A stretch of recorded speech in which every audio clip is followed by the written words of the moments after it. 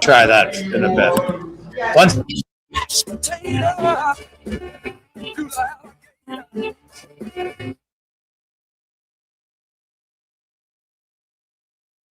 The Jason Gregor Show.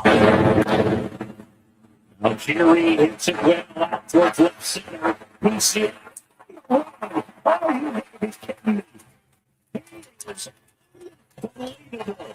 On Sports 1440. On ball to third. Oh, baby. There's one. Perfectly done. Presented by PlayAlberta.ca, Alberta's only regulated online gambling website. Runner goes on a fly ball to deep left center field. That is back, and that is very gone. Way back into the bleachers. Oh, now. His 8th home run of the year is a 2-run shot. And the Padres take an 8-3 lead. Day afternoon as we are coming to you live here at the quarry at the Mark Spector Charity Golf Course. So hope you're having a wonderful day. It was a beautiful day for golf today, no question. Lovely outside, and can't complain about the weather when it's been as wet as it has been. Shout out to everybody here, and they're raising a lot of money for Sports Central to get kids playing in games, which for many of us, if you had the opportunity in your life as a child to play some games, you just know how awesome it is to be part of a team. You know what? You probably remember certain games, certain moments. Maybe you're lucky enough to win at certain different ages of your life. But the one great thing I find about sports is it just it has us all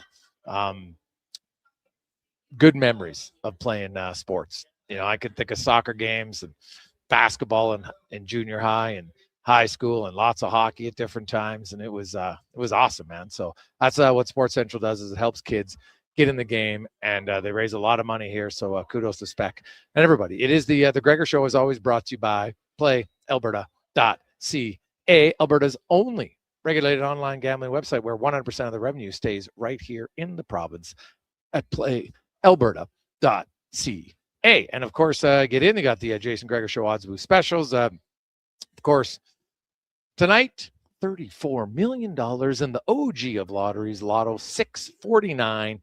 Get your tickets at PlayAlberta.ca. I'm Jason Gregor, Connor Halley. Back at Sports 1440 Studios. Declan Cougar running everything down there as well for Facebook, YouTube, X, Instagram, Twitch. So, fellas, Con Man, how you doing?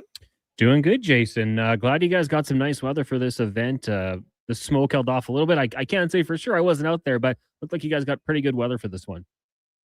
Yeah, can't complain. It was it was hot, but I'm not going to complain about that. And you know what? With the hot though, the mosquitoes stayed away. Like the first hole, you know, you tee off around 8:20, and if you got off the green, oh my goodness, it was a gong show. So, you know, luckily you're in a scramble, so you got at least one ball on the green usually. And well, I couldn't putt to save my life today other than once, but I did hit the green a lot, so thankfully it wasn't in the fescue. Because man, it doesn't matter how great shape the course is in. Once you get into the bush or the fescue, man, the mosquitoes are just nuts. But once it got really hot out, there was really no mosquitoes. So that was the benefit of today. No mosquitoes. It was hot. It was sweaty. I've had 4 bottles of water, Cons, and this is how hot you can tell. I haven't been in the washroom yet, so it's just you're sweating it out. So it's good. We're gonna have some guests join us live from down here a little bit later on. Nick Holden, who's a director of player development for the Vegas Golden Knights, he will join us down here. Got a few other guests that we're going to line up, especially in the first hour before they get to the dinner and everything else. Coming up later, Tyler Yaremchuk will be by. We'll get to some stats of the day for you. Jason Strudwick. We get to our roundtable at 4:00. We got Spec Owen Newkirk, as the saga known as Jason Robertson is officially over. He signs a 1-year deal for $12 million. Now, what's interesting about this is Dallas has offered $12 million for months. This offer has been on the table. Now, he obviously elected to go for 1 year because there's $9 million more in cap space next year automatically as the cap goes up to $113 million. But then there's, you know, Tyler Seguin's contract comes off the books. So he's obviously not going to be a $9 million player anymore. So I'm sure Robertson looks and says, hey, if I have another really good year, well, then next year I can cash in and get a long-term deal at a higher AAV. So he does the 1 year for $12 million, stays in Dallas, and the Stars probably, I would say, fairly happy with their roster right now, I would think. So we'll see where it goes. But it was a long time for, really, at the end of the day, not much really changed. He got $12 million, which had been on the table for a long time. He was looking for $14 million, didn't get it, and ends up taking this, which obviously is fine. So there you have it. 833-401-1440, 833-401-1440. You can text us. You can always email us, gregor sports1440.ca. Elsewhere in the world of sports, I heard it in the update. They're talking about the triple play last night, something you don't see very often. The Jays, oh my goodness, like it's bordering on unwatchable right now. Like they're lucky that they had such a great year last year. They had lots of season tickets, and everybody's purchased a lot of their seats, and the fans are still going to the games. They're having a great time, and that's I guess that part is awesome. But man, you look at the Jays right now, Cons. They're tough to watch. You almost kind of like, you know what? Maybe I'll go mow the lawn. Maybe I'll do some yard work. Oh, you know what? I think maybe I could go out back and look at there's the lawn. I got to drain it somehow. Like, honestly, you almost do anything other than watch them right now, because it has been a complete just reversal. They can't hit to save their life. It is it's painful, to be honest. Painful. Yeah. I mean, and yesterday we saw it in that first inning, right? You get the bases loaded with one out. You have an infield pop-up. You strike out. Gregor, I'm at the point where I'm getting excited about Max Scherzer Buffalo Bison's statistics. That's what's happening today. I'm not even looking at the Blue Jays anymore. I'm looking at Mad Max down in AAA. It's dark times right now for the Toronto Blue Jays. You're 100% right. Yeah. The Edmonton Elks roster is out, and obviously there is some lineup changes from last week. We'll start on the offensive line, as O'Donnell is out, and Corte is going to play center again, but Brett Boyko off of the 6th game, and he will play left guard. Played tackle last year. He has played guard before, both in the CFL and in the NFL. So he's going to line up at guard, and I think if he has a really good week, my understanding is O'Donnell, it's a 1-week injury. Also, him and his wife are expecting a baby anytime. So I guess there's always a positive. Is now I don't know if he would have been able to get home anyway, but let's say you're healthy and you go on the road and then something happens and you go into it, you never know, never guarantee, but this way he's going to be home and will likely be there at the birth of his child, which is obviously very, very important. Other news, very quietly, Cons, did you notice a change in the secondary as Williams is out as the starting halfback and Johnson's going to get his first start at the halfback position, number 32. Williams has just been okay. He's been okay. So they make the change there. Also, we've got Mogensen comes in for Pearson. So Mogensen will help out on special teams. That's another change. On the D line, it looks pretty status quo. Taylor, Fox, Brinkman, and Carney. And then the backups, Meyer, Smith, Curtis, Hubert. Those guys all rotate in. On the other offensive side, you have the other change will be at the receiver position, as Mathis is out and Kettle draws back in. So those are the changes for the green and gold heading into a huge game tomorrow night against the Saskatchewan Roughriders. And man, honestly, I can't wait for that game.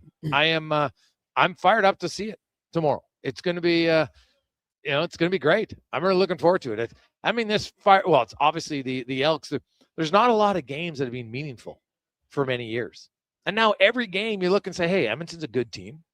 And this is as an opportunity for them to play well and potentially, move even 4 points up on Saskatchewan for first place. So it is that is a huge, huge, I think, opportunity for the green and gold. Bordering on Greg's, I've checked out a long time ago. The offense is offensive from PP. That's fair. That's fair, dude. You know what? You're wiser than me. It's hard. Like, a lot of times, like, it's hard to sit down and watch a full baseball game, especially while all 162 of them is what I meant. So, you kind of, you float in and out, and sometimes like, oh, hey, I want to see them hit or whatever. Right now, it's kind of like, well, why? It's like, I don't want to watch singles or infield bloopers, because that's kind of what the Jays are. Like, there's just no pop. Like, we talked about it going into the All-Star break.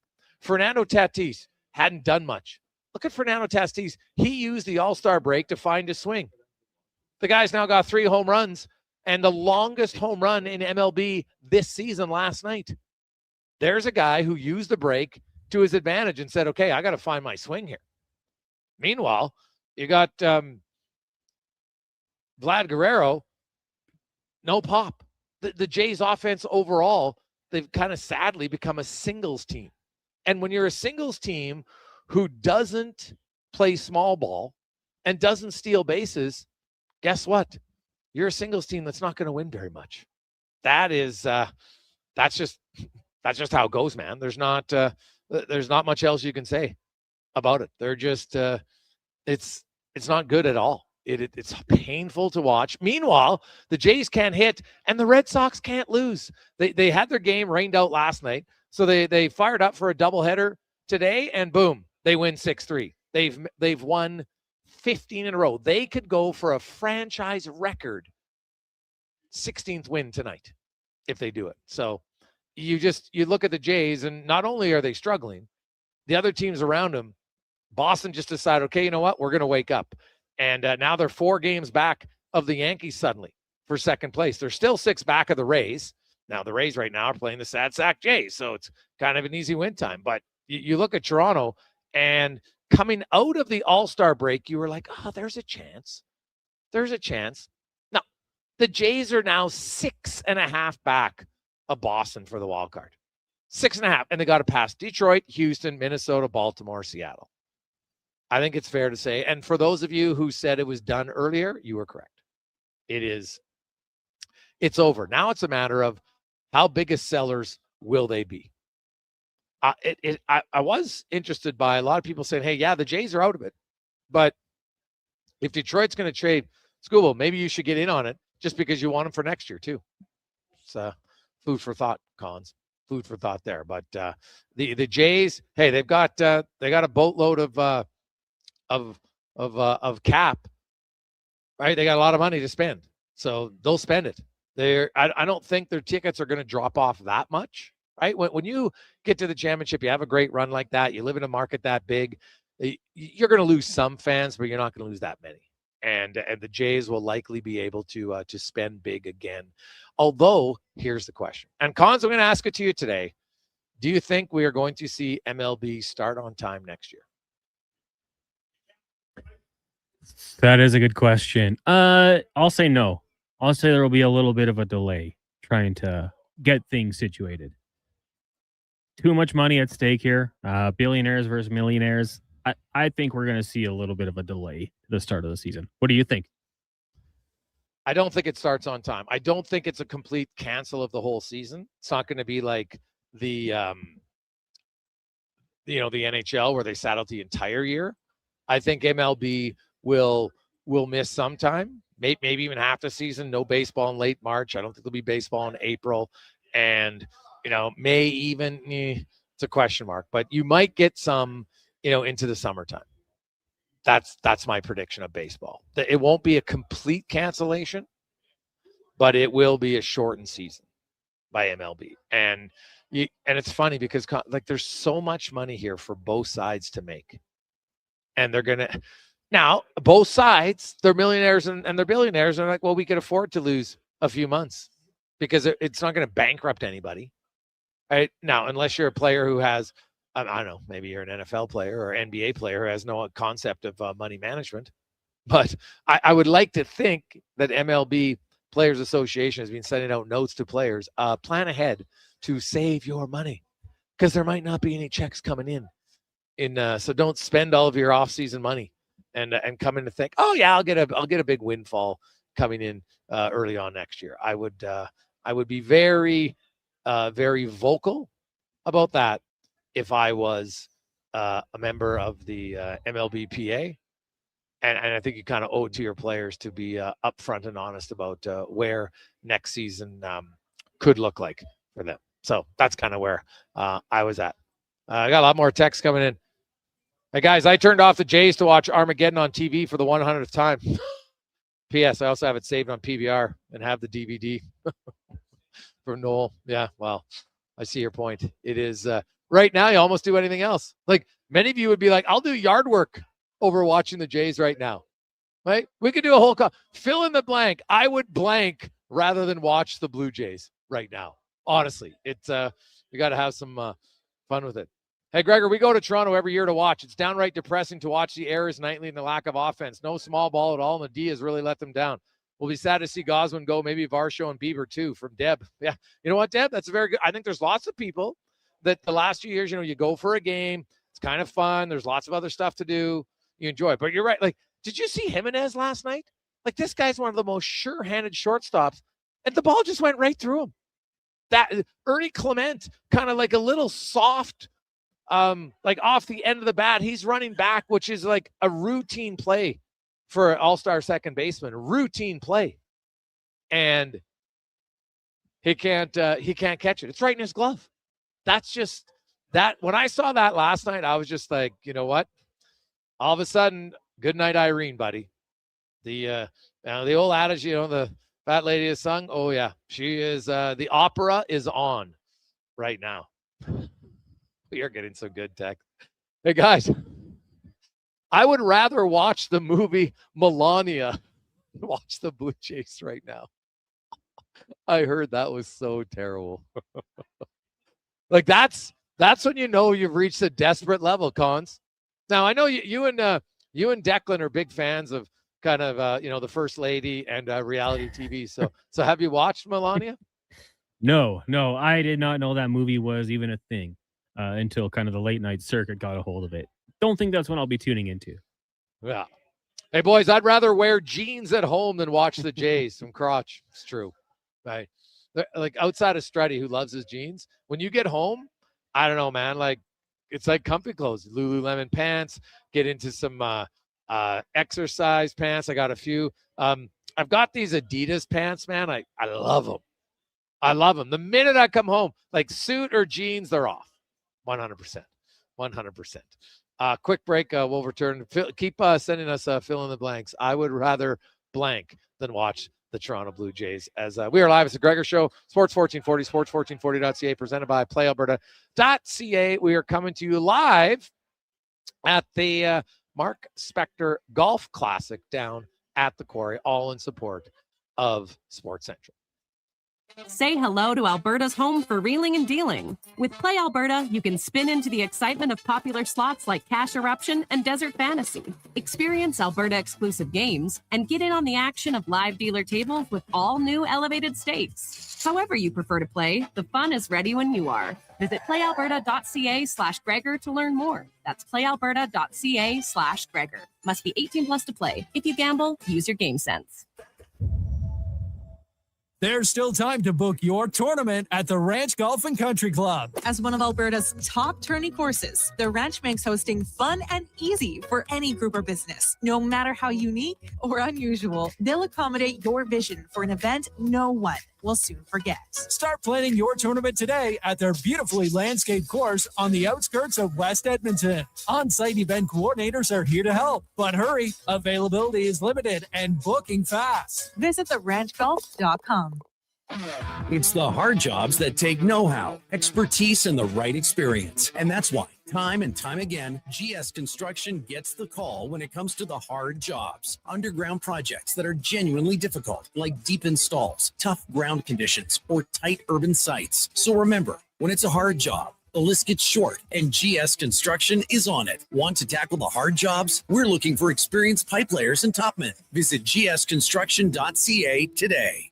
Struggling to find skilled workers? What if you could fill your talent pipeline with motivated, pre-vetted youth and receive funding to support your efforts? At Careers the Next Generation, we connect Alberta employers with interns in skilled trades, IT, agriculture, forestry, and more. All WCB covered, high school accredited, safety trained, and ready to contribute from day one.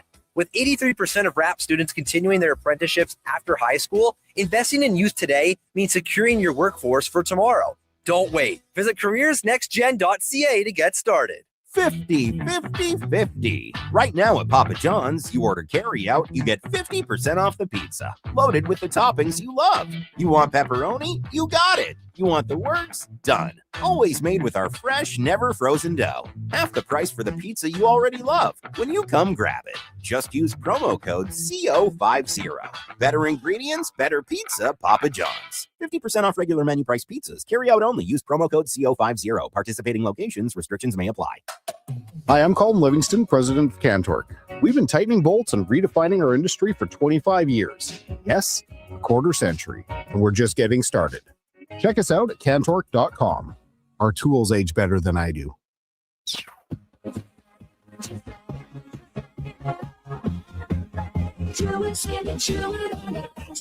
It's finally time to escape your four walls and see where your four wheels can take you. Sherwood Honda helps you head out on the road the way you want to, with the right vehicle, including freedom-seeking SUVs that give you the versatility to drive where, when, and how you want to. It sure would do some good to get out and stretch your horizons, and sure would be easier with Sherwood Honda. I missed one payment, then another. Now I feel behind on everything. I can't keep up. Falling behind happens to more people than you think, but there is a solution. My name is Parveen Middleton. I'm a licensed insolvency trustee at BDO here in Edmonton. Together, we can create a plan that fits your situation and helps you get caught up and back in control. Call 1-833-BDO-TALK or visit bdodebt.ca to book your free consultation and discover your debt-free future. Expand your brand with Fusion Promo Marketing. Fusion is your trusted partner for all things branded merch and apparel. Thousands of products perfect for businesses, sports teams, and corporate events. Fusion with a Z. Promomarketing.ca.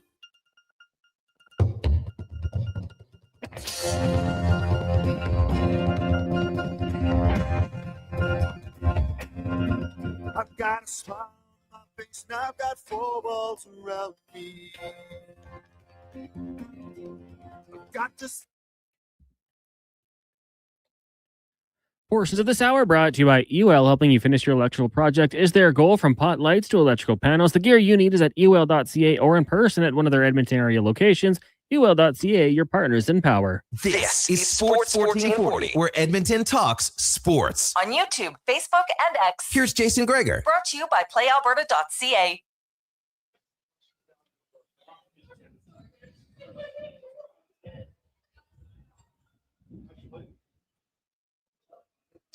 .223, welcome back.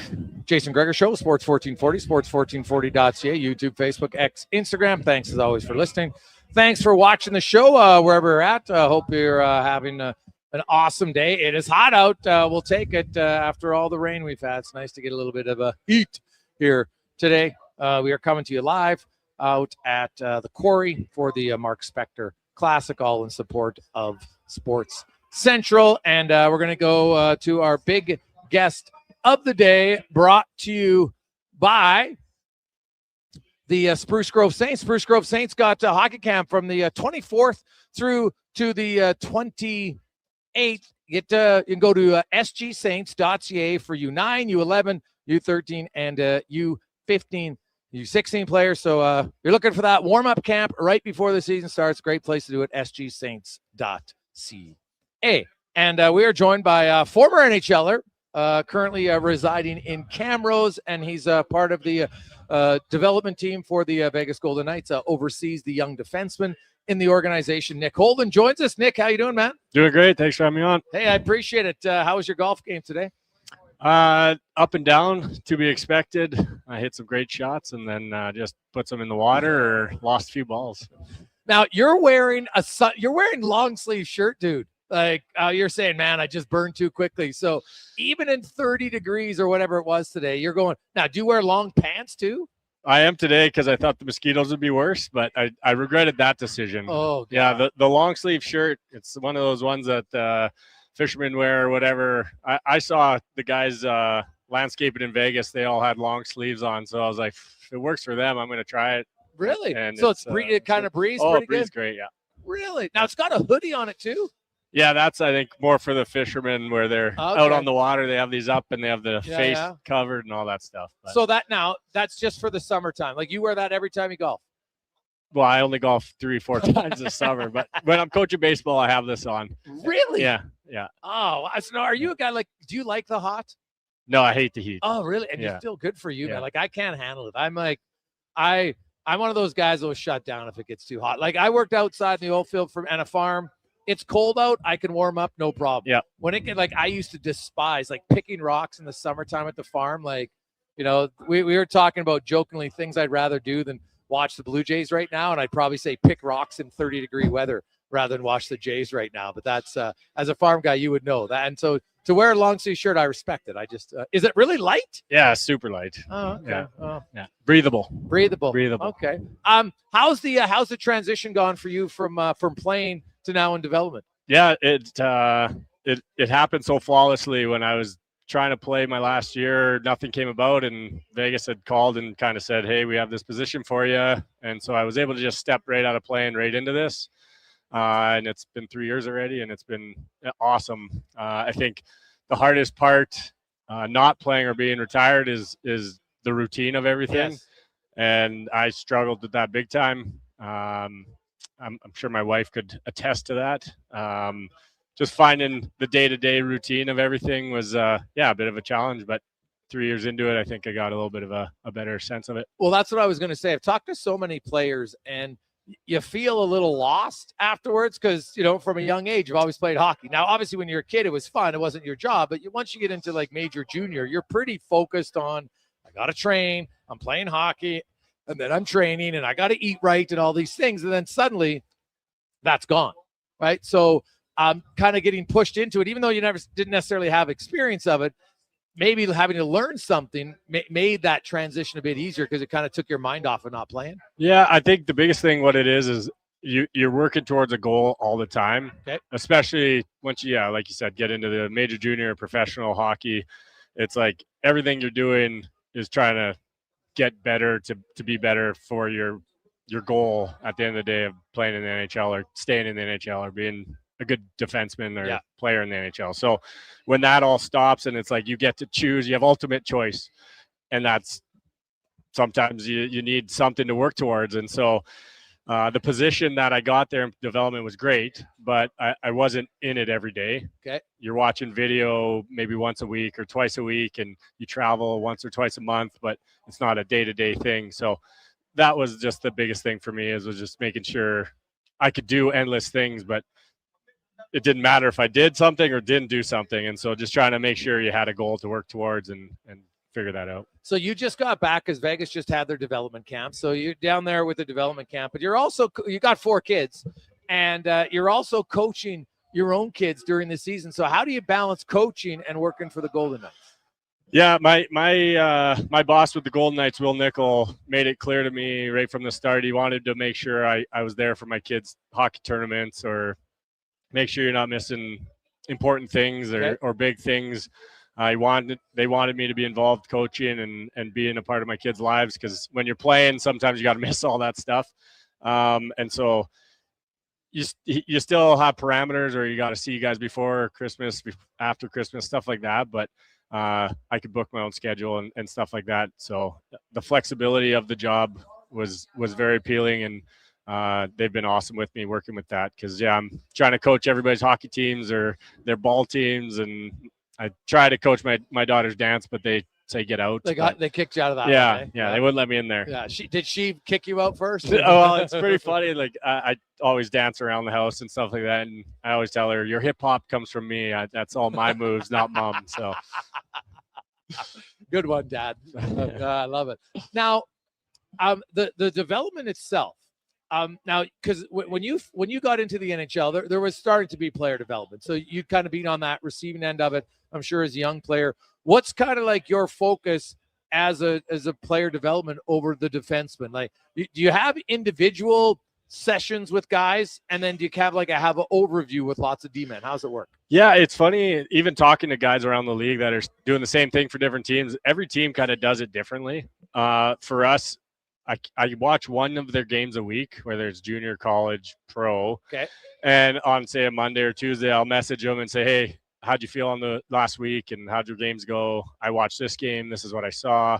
And for me, the on-ice stuff, you're looking for trends of things that maybe they're struggling with or things they need to work on. But the biggest part of the development piece for me is really the off-ice stuff. I think being a pro, if you can bring your best game consistently over and over again, that's what you're looking for. So if you can get rid of distractions outside of the on-ice stuff, because all these guys, everybody there is good. And so, yes, you're wanting to fine-tune your on-ice details and stuff like that, but that's going to be the AHL coaches or the East Coast or wherever you're playing that are going to help you with that. The biggest, it's off-ice trying to, hey, let's find routines, let's control what you can, get your mind right, and stuff like that. So when they go out on the ice, they can do their thing. Okay. Nick Holden joins us. We are live here at the Quarry for the Mark Spector Charity Classic in support of Sports Central. Nick Holden, former NHLer, of course, now working with the Vegas Golden Knights. When you're in player development, how closely are you watching the big team? Yeah, so far I haven't had anybody in development in the NHL yet, and so we watch the games at home when we can, but obviously busy, so not catching a ton of Knights games through the season. In the playoffs, obviously kids hockey's usually close to done, so catch a few more. But this year was actually pretty cool because a few of the guys, Braden Bowman and Kai Uchaz, who had kind of 2 years ago, they were in the development window or umbrella. They got games this year, and Braden Bowman did really well with it. And so you're almost the proud dad moment where you're like, hey, this is good job, you guys. Like, that's awesome for you guys. So not that I had any sort of help with those guys, but still cool to see them do that. Well, it's always good because you got to live out the dream. So you know what it means, and it doesn't matter if you play 10 games. Obviously, everybody wants to play 1,000 games in the NHL, but that's not realistic, right? Like, just, if you set out a goal is to get to the NHL, you have to celebrate it. So I'm assuming if you see one of the guys that you helped in player development, when you make sure to take time to just let them know, like, dude, that's a big deal. I know it's only one game, but it doesn't mean that you're done and you're not going to work hard. But at the same time, you still have to celebrate that because it's hard. The majority of guys don't get there. Yeah, it's such a small group that get the ultimate goal, right, of getting to play a game in the NHL or playing games. So yeah, it's such a cool experience for not just you, but your family, your friends, everyone that supported you, coaches, all that stuff. So yeah, we were definitely a small part of the celebration for those guys, but couldn't be prouder of them and how they played. The position itself has really evolved. There's really no longer, like, you're definitely not glassing out. Like, sure, every now and then, but it's not what's taught anymore, right? Like, even the best offensive defensemen have to block shots, and I could have a whole debate over if I think that's good or not. But just developing the position now, like, every guy, which is great, but every defenseman, like, from a young age, hey, you move the puck. Like, I coach U13, and I'm not coaching AAA or anything, but we're tier 1, it's decent. But you're like, hey, you guys make plays, right? Like, everything's changed now for the defenseman, and I find that a lot of your best skaters have to be D-men because you really want them to get up in the play and then get back. It's a lot of times you used to put kind of like the bigger, heavier guys on defense who couldn't move as well, but the game has changed a lot. Do you notice that in how you develop the players? Yeah, I think the biggest thing for me, it kind of trended, like you said. It used to be Darian Hatcher, who was huge and could box out or hold guys, and then it changed where it got smaller and really fast, and now you're starting to see the big boys come back because they can move as fast as the smaller guy. But yeah, everybody has to be able to make plays now. That is a basic skill that has to be there. You don't have that just simple glassing out anymore. You got to be able to find your option and make a play. Possession is so huge now. And so that's all obviously something I call it kind of like your pass completion rate. Right. And that's what one of the things I'm looking for with RD is how many times are you making your play that you're trying to make? And so whether that's making the wrong decision or actually completing your pass, and so that's, one of the things that all D have to do now. But the position has definitely morphed into, you can't just be a stay-at-home defenseman. Like, every D-man you look on all the rosters, they're all adding some sort of offensive upside. And so you definitely you can't just pigeonhole yourself. I'm not oh, I'm just a big stay-at-home defenseman. It's like you need to have more aspects to your game. Oh yes, it's and that's I think great. As a player, you probably have more young kids who want to think defense. Because as a coach, I know like this year we had 10 forwards, and because there's a shortage of defensemen, so you had 10 forwards and 5D, and I had to make some kids play defense. And sure, you ask first which kids want to do it because you don't want to ruin them. But I had a few kids who did it. And I found that it actually made them better forwards when they went back. Like they learned your thinking. And I do wonder, and I want to get your thoughts. Like, do you think more of us at U9 and U11, kids who just play center should not be like at U9, you should play defense or wing or center and learn everything? So I've had this kind of argument getting back into minor hockey now. I was coaching a U11 team in Camrose, and the kid looked at me. I was making kids play forward, left wing, center, D, everything. And the one guy he said he was a defenseman. Put him on forward. He's like, I don't know what to do. I'm lost out there. I said, okay, you're a D-man. The guy has the puck in the corner. What do? Oh, I go get the puck from him. I'm like, you're a forward. The D has the puck in the corner. What do? You go get the puck from him. So it's like hockey's hockey. Yes. It's just different areas of the ice that you're doing those skills. Yeah. And so I guess as you get older, yes, sure, you progress into maybe a defenseman or a forward. But even that, I think that's even a little bit off, because guess what? In my career, I played forward in the NHL. I was a defenseman, but my coach said, hey, can you play forward? Yeah, I went and played fourth line forward. Yeah. We have a guy that we've transitioned from D to forward. Yeah. And so it's not like this is a minor hockey thing. You want to have your skill set as wide open as possible so that when your coach comes to you with more ice time or whatever, hey, can you go do this? Yep. Yeah. Instead of being like, no, I can't. I'm a left winger. Right. Right. And so when parents have this vision of what their kid, or a coach has this vision of what a hockey player should be, or a centerman or whatever, it's like, I think you're hurting kids' development more than helping them. So I think it's totally true, because sometimes you don't know what you don't know, and you might have some better defensive instincts, or you might have, like, I get everybody wants to score. And I know for me, anytime there's like, I would switch kids in games. Like we were in a tournament once, we're getting blown out, so I just switched everybody. Yeah. And you know what? We stopped getting blown out, and the kids they just kind of had fun again. Yeah. And we still lost the game because we were down like 12-1, but the second half of the game was way more fun for lots of players. And some of the kids get, hey, could I try that position again? And I just think it's too early when I can only play center. And sadly, the worst part sometimes of the parents are oh yeah, no, my kid's going to be a center. That's all he's going to be. I'm like, well, that's where it's coming from. Yeah. I think it's definitely adults making the bad decisions in all this stuff. You let kids just go play, they're going to just go play. Yeah. And so when they go play shitty on the ice, guess what? You're not just a center iceman. Yeah. Right. You get back, you're getting up Yeah. and back. So for player development for you now with Vegas, so you had the summer camp. Now what do you do? So the next couple months, once development camp's done, it's like you basically have a summer. And then September, I think 11th is when our rookie camp opens up. And so I'll be down there September 10th and then roll right into it. I'll stay through main camp and then into our AHL camp, just because Henderson is rated in Vegas there. Okay. So yeah, you're there for a couple weeks. And at that time, you're not doing a ton of stuff. You're just, again, around as a support for them. Sure. Making sure, again, trying to take away some of the nerves or the off-ice worries and help them. Hey, this is where the training room is, so they're not stressing about it. Or, hey, I need my skate sharpened. Well, this is where that is. And stuff like that, kind of just helping them so that, again, you want their best product on the ice, right? So you go to rookie camp then for Vegas? Yep. Yeah. Yeah. And would you stay for main camp too? So I usually, what I had done in the last few years was I went to rookie camp, which is where all our prospects are. And then I'll stay for the first couple days of main camp because I like to see them up against the NHL players. Yeah. And then I'd come home.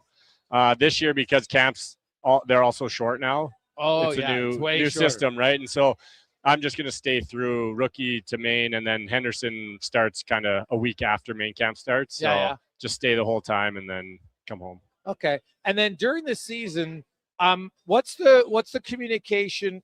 Do you communicate with the coach ever? Do you communicate with management? How does that work? I just a lot of communication with my boss, Will Nickel. Okay. And then I'll touch base with our D coach in Henderson. Okay. Yeah, I try and touch base with him once a month at least, maybe a couple months, just to check in. Like, hey, is there anything that you're worried about, or what do you think? What are you seeing? When I go to our East Coast and our AHL team, I'll go on the ice with those guys. Okay. I'll be there for a practice. The junior guys, my boss talks to their coaches. I just deal with the players. Okay, yeah. So I don't know. I don't really have much to say to those guys, I guess, at this point. But yeah. So, like, do you go watch? Let's say if they're the WHL and they're playing in Red Deer, they're playing in Edmonton. One of your guys is there. Do you go watch them and then talk to them afterwards? Yeah. So anytime that I have a couple Western League guys this year, in the last couple of years, I had one in Prince George, and then the OHL I had a guy. So yeah, you'd go in for those guys. Usually, you try and catch 2 games. Okay. And then you'll just meet with them afterwards, and hey, how'd the game go? I like to start with that, where it's like, want them to self-evaluate, right. And then, okay, I saw it the same, or you're way off, and kind of these are things I saw.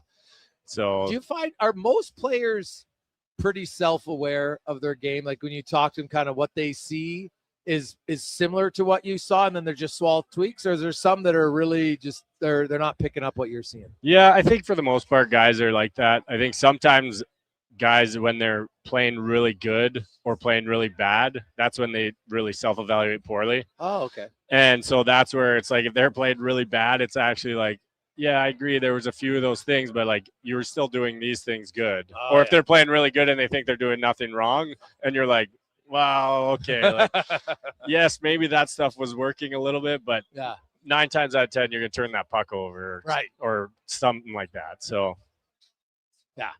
and Nick, lastly, so do you have like a long-term plan when your kids are done? They're like, okay, Dad, like you've graduated, you're not coaching us anymore. Do you want to get into coaching or management at a higher level? Do you have a plan? No, I mean, right now my youngest guy's 7, and so we got a few years left.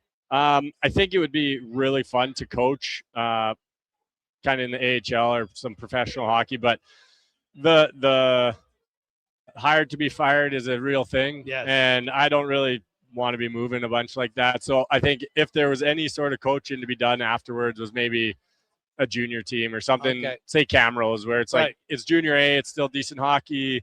I can be involved right around my area. Yeah, and you can really help and influence kids, because if you have a good junior coach, man, could be such a monumental boost for players. Yeah, and I'll be curious to see what that league or junior A leagues look like in, say, 10 years, because obviously junior hockey landscape and college, all that's changing and stuff. So maybe there will be a team, maybe there won't be, who knows. But yeah, I think that would be something that if I was going to coach somewhere around home, that I can live at home and then do that still. So awesome. Well, Nick, always great to see you, man. Thanks for coming out to spend some time helping raise money for Sports Central. Really appreciate it. We'll let you go get some food, and we'll talk to you again soon. Sounds good. Thanks. Awesome. That's longtime NHLer Nick Holden now. He's oversees all the young defensemen in the Vegas Golden Knights organization. We'll take a quick break, and we'll go from a defenseman to a former NHL goalie next on The Gregor Show, presented by PlayAlberta.ca, coming to you live at the Quarry for the Mark Spector Golf Classic. Legacy Heating and Cooling is serious about cooling. In fact, we offer multiple ways to cool your home. So you better call Legacy. Call Legacy. If you're looking for traditional air conditioning, we got you. Call Legacy. Or ask us about a heat pump to help you heat and cool. Call Legacy.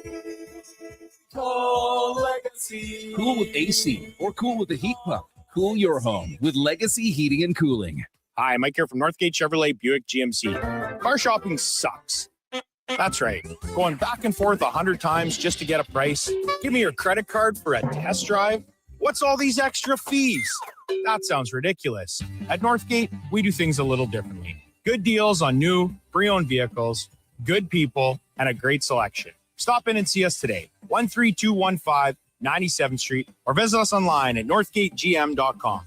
You're in Northgate country. Whether you're a craft beer connoisseur or more of a wine aficionado, there's always something new to discover at Sherbrooke Liquor, a unique family-owned independent liquor store. The selection, incredible. The non-alcohol section is also very impressive. Sherbrooke Liquor, expert, knowledgeable staff with a passion for unique finds. More than just a liquor store, we're a community. Alberta's best, the one and only Sherbrooke Liquor. wine, spirits, and oodles of beer. Visit SherbrookeLiquor.com.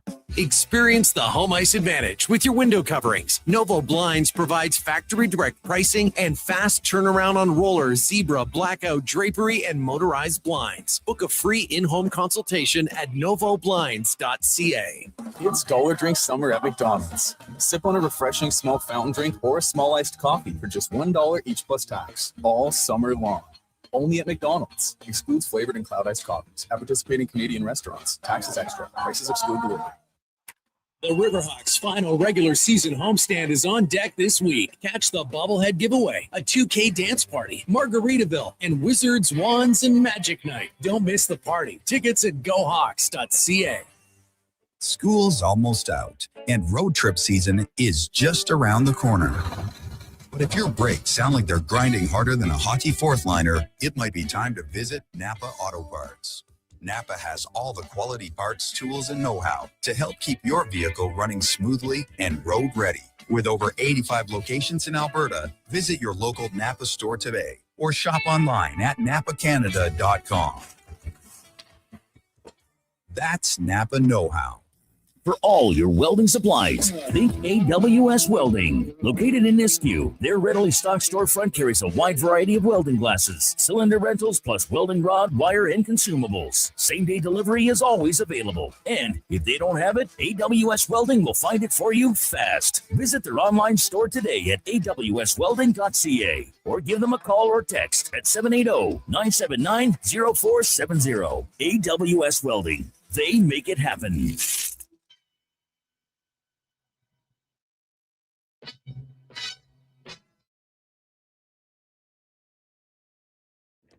Portions of this hour brought to you by Sherbrooke Liquor, the best place for wine, cocktails, and beers from all over the world. Also a variety of excellent non-alcoholic options. See more at SherbrookeLiquor.com.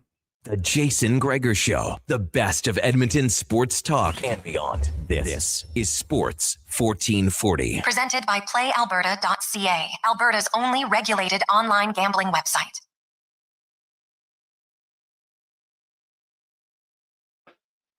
We continue on Wednesday afternoon, a beautiful, hot Wednesday afternoon, coming to you live at the Quarry for the Mark Spector Golf Classic, all in support of Sports Central. What a fantastic charity. And, man, they're moving into a whole new facility after many years where, you know what, they're going to be able to help even more people. They do a ton in the community for bike drop-offs and everything else, and just a very organized tournament here. So a big shout out to everybody at Sports Central and all the listeners who I know many of you over the years have made donations to it, whether it's dropping off bikes or equipment or anything else. And, you know, to get kids playing sports, it's absolutely fantastic. The Gregor Show is always brought to you by PlayAlberta.ca, Alberta's only regulated online gambling website, where 100% of the revenue stays right here in the province at PlayAlberta.ca. And we're going to get to the oil report now, brought to you by Go Auto, with over 17,000 vehicles to choose from. It is your number one place to shop. You're looking for cars, trucks, vans, SUVs,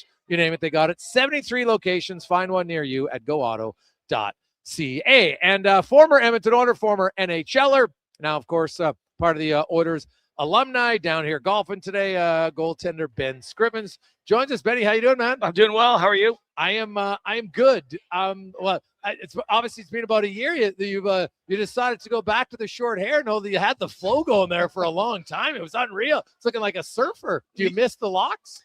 You know what?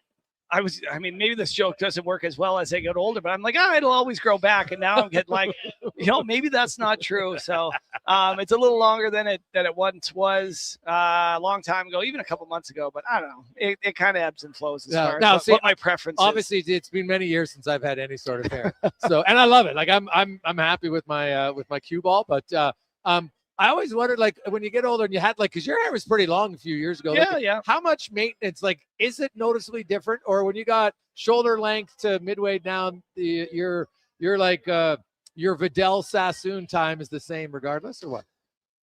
Yeah. I mean, Well, that's a good question. I didn't know that we're getting into hair care here. I'm probably not the best person to ask, but like, you got to make sure that it's clean. If you're not shampooing and doing your regular like cleaning, then it's pretty obvious that it gets kind of like oily and greasy and like heavy, right? That body now, to it. Did Struds ever ask for a transplant?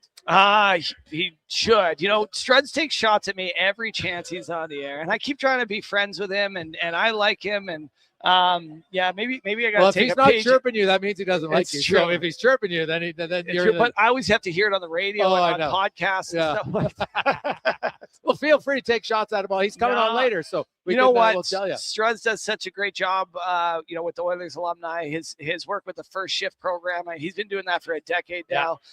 Influenced so many young kids in terms of their hockey development, and then I get to reap the benefits with Colby's kids and that next stage.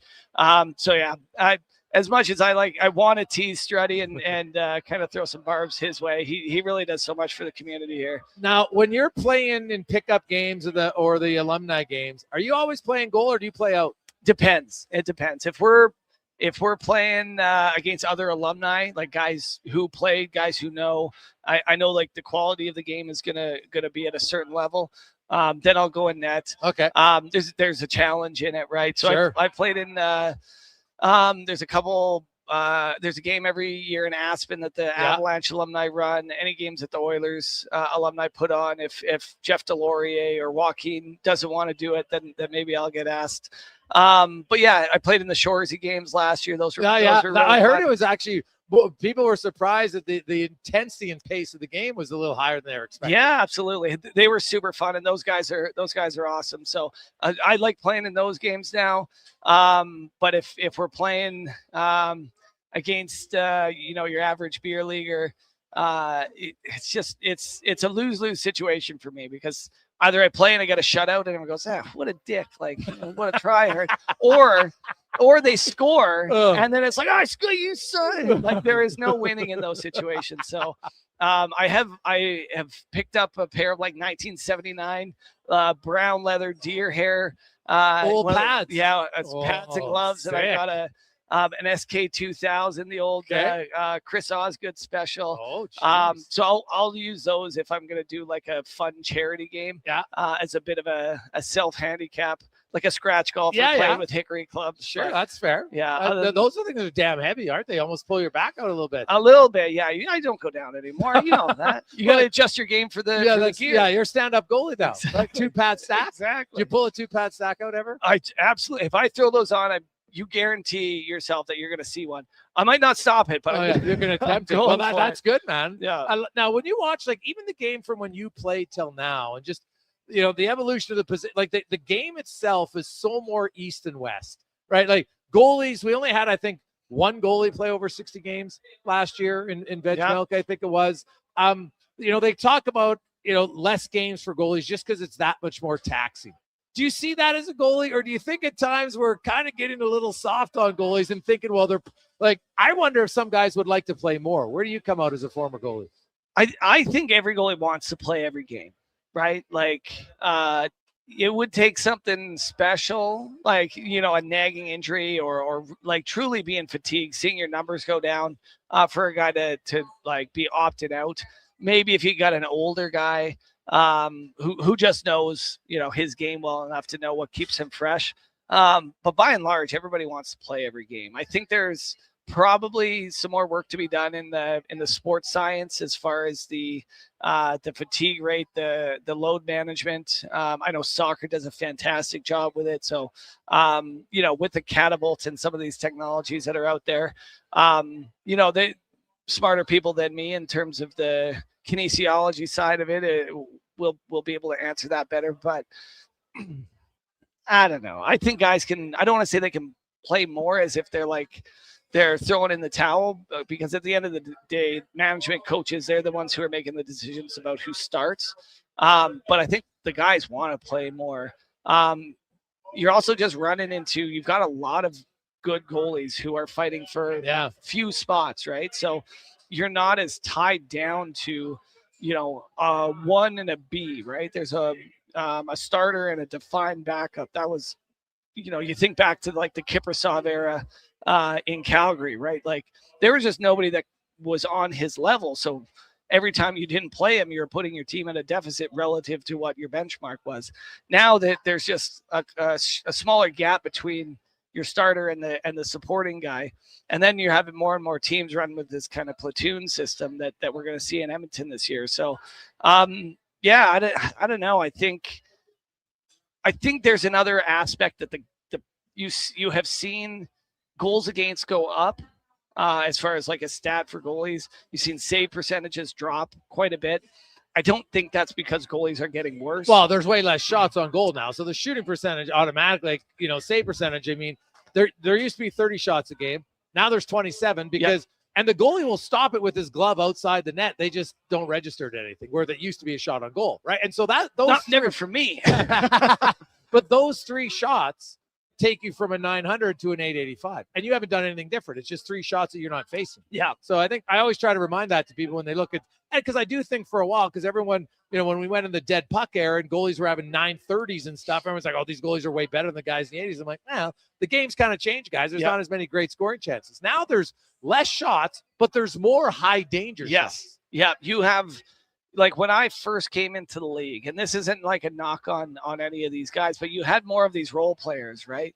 You had the true heavyweights of our time, right? And those guys could skate circles around anybody that in your small hockey world, right? Those guys are all legit players, but just relative to the rest of the NHL, they're not really generating a ton of scoring chances. But they had a very specific role they were filling. You have seen the league transition away from that, right? Yeah. It transitioned into the guys like Lucic, like Wayne Simmons, those guys who were two-way threats, but they were like a heavy middleweight, right? They could chuck them and they could hang in with the big guys, but they kind of replaced all of those guys because they could do stuff on the ice as well. They're putting up 30 points or more a year. So now you transition to where we are today, where your fourth line is just young skill guys who are learning how to check, right? I mean, Tortorella's talked about it when in his time in Philly, that the NHL is more of a development league than it's ever been, right? It used to be, the Detroit Red Wings system where you were overripe before you even got a sniff at the NHL. Now you got guys coming out of college saying, I'm not going there, I'm not going here. I'm playing my first year in the NHL, or I'm going to go somewhere who will put up with that so that they'll get me 5 years later in my prime, right? So that, I think, that skill, that rising tide has floated a lot of the offensive stats because to your point, there's fewer shots. There's fewer shots because more goals are going in too. So you're not getting as many rebounds off of the saves. Fair point. In part because the guys who are shooting they can shoot. Everybody can shoot now, right? Your third and fourth line guys are still zipping pucks, right? So you don't need as many offensive chances to generate some good looks, and more of those good looks are going in. Ben Scrimmons joins us. I want to ask your thoughts. The Oilers are going to run a 3-goalie system, at least to start the year. Who knows how long it lasts? But Freddie Anderson, Tristan Jarry, and young Devin Levi. And I just look at, so Freddie Anderson's last 4 years, he hasn't started more than 34. He's played 34, 35, 22, and 16. They're not going to overplay him at his age. He's not going to want to be overplayed, so I understand all that. But a young guy like Devin Levi, who did not play an NHL game last year, was in the American League. Now he requires waivers. But let's say he gets 20 games.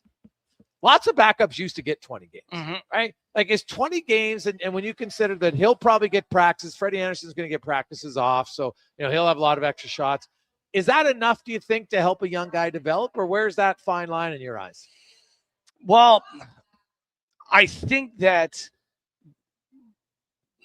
it's a good question. What's going to be the best for his development? The best for his development would be to get the most amount of shots, highest quality, the most amount of opportunities to perform. That's not going to happen. So what is the next best alternative, right? He's going to have to find a way to make a development plan for himself with the goalie coach, with the coaching staff, so that he's on the ice early, he's on the ice late, he's getting the shots where he can. A good 3-man system, there's a very clear understanding about the pecking order, right? Whoever's starting the next game They get their net. They get as many shots as they want. Like, it's their preparation time. The other guys are splitting the remainder, right? Yeah. They're getting the scraps. But even in getting the scraps, there is now, like, who's your number 2? Who's your number 3, right? And if Devin Levi's the number 3 and Jari wants more shots because he's trying to work through some stuff, now you got Devin kind of sitting on the side waiting. Yeah. That's where he needs, you got to be on the ice early. You got to be on the ice late. Movement drills, like there's stuff that can happen and will happen.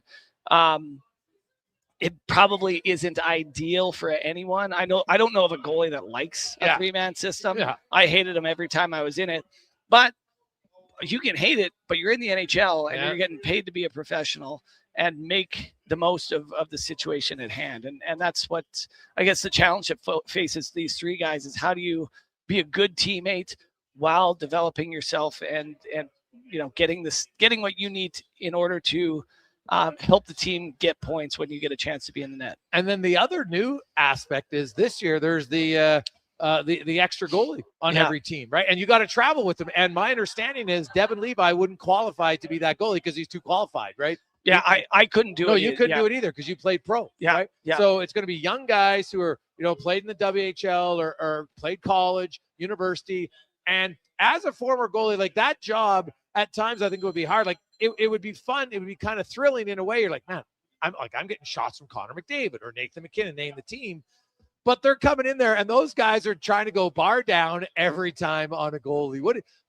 What type of, if a guy came to you and say, like, you'd have to do it just for the experience, right? Just to say, because you're probably going to go on the road now with these teams and stuff. Like, it would be kind of fun, I would think, for a 20 to 25-year-old. I think you need the right personality in there. Okay. All right. It sounds bad, but you can't have a guy with ambition, with hockey ambition. Oh, fair. This is not a position that is a leapfrog into a pro contract somewhere else. Yes. Right? This is a guy who's 25, 26. He maybe played in the coast for a year and just wasn't getting an opportunity or found something better to do career wise. But like, there can't be any thought that you're going to transition this into, I might get a start here. I might get a chance to actually play and show somebody what I've got. This is truly like I'll tell you off the air the analogy that I got, but it's not a good one. But like, you are truly just like a support person. Yeah, you're a beer leaguer, really, who gets the opportunity to get shots from Connor McDavid. That's basically the difference. And you're going to have to realize too that, like, you can't be a fan, right? This is where the personality piece comes in. Like, you cannot be someone who goes to Connor and said, hey man, so what was it like playing in Erie against like, you can't be a hockey. We need hockey nerds, but you can't be a hockey nerd because your role is not to be a information gatherer. You're not paid to be a friend. You cannot ask these guys for autographs. Like, you're going to have your relationship with them, sure, and you'll get to know them. But like, you've got to be a fly on the wall because you are just there to support the group, right? You're truly, I don't think you're going to practice because they've got 3 goalies. You are the emergency guy in case something happens that is like a disaster. Edmonton might be I don't even know what the rules would be if, I don't want to jinx it or anything, but like, say the 2 guys that dress for that night go down. Do you have the 3rd guy who can go in, or do you have to use the e-bug? You have to use the e-bug. Okay. Yeah, you have to use the e-bug. Okay. That's my understanding. So it's somebody who's not on your roster. Yeah. Right? Because you wouldn't qualify because the e-bug, there's a certain level of skill that you can't have had before. So it's basically eliminating each team. They basically want each team to have their own e-bug now. And he goes, my understanding is he goes with the team. So he goes on every road trip for that specific reason. I agree. Yeah, absolutely. So again, it's really interesting. I think whoever gets this job, like, you could feasibly, you could have this job for 20 years. Yeah. I don't know what they're paying. $100,000. Call it 100, call it 150, like bad. whatever, right? Probably getting some benefits. You're probably you're going to NHL games, you're traveling on You're going to get to eat all the food. But you're sacrificing a career advancement somewhere else, right? Yes. But if you get the right guy in this role, right? Somebody who is not a fan, right? Who's not going to bug the players, who has who has no ambition hockey-wise, right? That this is not a stepping stone into something else, right? Who is just there to like enjoy the game. I want to help the team develop, like compared to like a video coach, right? Yeah. Like you're not getting interviewed, you're not doing press conferences, but you are getting a lot of the grind time, cutting video, preparing for meetings, blah, blah, blah, all that sort of stuff. One of those unsung hero positions, right? But like the reality is you got 3 goalies ahead of you who are all on NHL contracts. We talked about Devin Levi having to develop. Like there is no point where you're going to be getting a couple shots here and there. Yeah, right? yeah. There's probably most of the year he's not even going to dress. Yeah. Right. He's just going to be around. Yeah. Like right? on other teams where they only have 2 goalies, he'll probably get used way more. 100%. Yeah. 100%. Yeah. But here in Edmonton, just doesn't seem like that's how it's going to be. Yeah. Which is why you need the right personality in there. Yeah. But like, again, if you're that right guy, it'd be a great 20 gig, years. man. Yeah, It'd be a $2 great million gig. bucks over 20 Like years. all the stories that you could tell, right? But you can't be that guy. No. Right? But you could not tell your friends, hey, so-and-so is injured, this or that. Like you can't be that guy who thinks he's going to be scooping at all. Like you would have to you can't be a fan. Yeah. You'd have to be part of the organization. You're going to understand that you're in the circle of trust and you can't get outside of it. Yeah, exactly. You're going to have everybody in there and their brother. I get people asking me for Connor. I'm like, you guys know that I don't know Connor. Like I've chatted with him a couple times. Very nice guy. But like, if I'm getting an autograph from him, it's probably for my kids, like not for, so-and-so twice removed. Right. Yeah. But like whoever this guy is and has this like direct contact, you will have to know and like really understand. And like, if you mess this up once, they're going to find somebody else. There's a lot. The thing is, there'll be lots of people who would want that job. Right. There'd be lots of goalies who are like, hey, you know what, man, the dream's over, but now here's just the part to like, it's like you're playing fantasy hockey. It's like you're at a fantasy camp for a year, right? But if you can't tell stories, it's almost like the disqualifying factor should be the guy who wants it the most. It's like it'll be fun. But I'm very interested to see kind of what they do with the goalie rotation this year and kind of how that plays out. Benny, really appreciate your time, man. I'll let you get in there, have some lunch. Thanks so much for this and continue all the great work with the alumni. Thank you so much. Appreciate you having me. There you go. That's Ben Scrivens. I'm Jason Gregor. It's the Gregor Show presented by PlayAlberta.ca. We'll take a quick break. Let's get to the Con Man and a Sports 1440 update brought to you by Legacy Heating and Cooling. Home to no payments, no interest for 1 year on your AC or furnace. Stay cool all summer. LegacyHeating.ca. This is a Sports 1440 update. Jason Robertson and the Dallas Stars will avoid the salary arbitration after the high-scoring forward signed a $12 million contract for next season. Robertson, who has 490 points in 456 regular season games with the Stars, could become an unrestricted free agent for the first time next summer. The Blue Jays in action once again tonight, taking on the Rays. First pitch, 5:07 from Toronto. We'll join that game in progress following the Gregor Show on our AM feed. Couple games underway right now. Brewers up on the Mets 4-2 in the ninth. Nationals lead the Rockies 1-0. Diamondbacks and Athletics tied at 2 apiece. The Reds trail the Mariners 3-2 heading into the sixth, and in the fourth, Angels and Cards are scoreless. Later tonight, Dodgers taking on the Phillies, Guardians hosting the Twins, Pirates and the Yankees, Braves up against the Padres. Orioles meet the Red Sox in a doubleheader. That's game 2. In game 1, Red Sox victorious by a score of 6-3, and it was the Royals over the Giants 5-4. Riverhawks in action tonight again, hosting Kamloops down at Remax Field. First pitch just after 7 o'clock. Coming up in hour 2 of the Jason Gregor Show, live from the Mark Spector Golf Classic. We'll be joined by Tyler Yaremchuk of Oilers Nation, and to get to the stats of the day, I'm Connor Halley. This has been a Sports 1440 update. This is Sports 1440, a Stingray radio station broadcasting on Treaty 6 territory. Download the free iHeartRadio app and listen to CKJR wherever you go. Yeah, it's me again. And if you're sidelined with a sports injury, you already know nothing's more frustrating than being told to just rest. At Leading Edge Physiotherapy, we get athletes moving sooner with our zero-gravity treadmills. You can run, train, and rebuild strength with up to 80% less body weight, so your injury heals while your confidence comes roaring back. When your sports injury is yelling, whisper back. LeadingEdgePhysio.com, because life shouldn't hurt. The Brick's 55th birthday bash continues with big savings store-wide. Save on furniture, mattresses, appliances, and electronics. Plus, take 55 months to pay with 0% interest on furniture and mattresses. Or 36 months on appliances and electronics on approved credit. Find up to 30% off bedroom packages, up to 40% off select mattresses, and don't forget, you could be one of 275 winners with over $155,000 in prizes to be won. Hurry in, the birthday bash ends July 29th at the Brick. Saving you more. You don't just need property services. Thanks for watching you the need show. problems handled. HireGood provides cleanup, debris removal, site monitoring, and safety attendance across Edmonton. We reduce issues on your property, keep spaces safe, and take pressure off your team. We resolve real problems for businesses while creating real impact because our team is built on second chances and they show up every day ready to prove it. Visit hiregood.ca or call and mention Jason Gregor for a first-time discount. HireGood. Stable jobs create stable lives. Albertans love to debate the best way to enjoy summer sports. No. Playing on the field is the best, man. No way. Watching from the sidelines, way more relaxing. You're both crazy. Checking out the game from the Bro Zone is where it's at. But there's one thing every sports fan agrees on. Wilhauk Beef Jerky. Wherever you catch the action, load up on Alberta's best beef jerky. Wilhauk Beef Jerky. Because you can't have summer fun with salad. Only available in Leduc.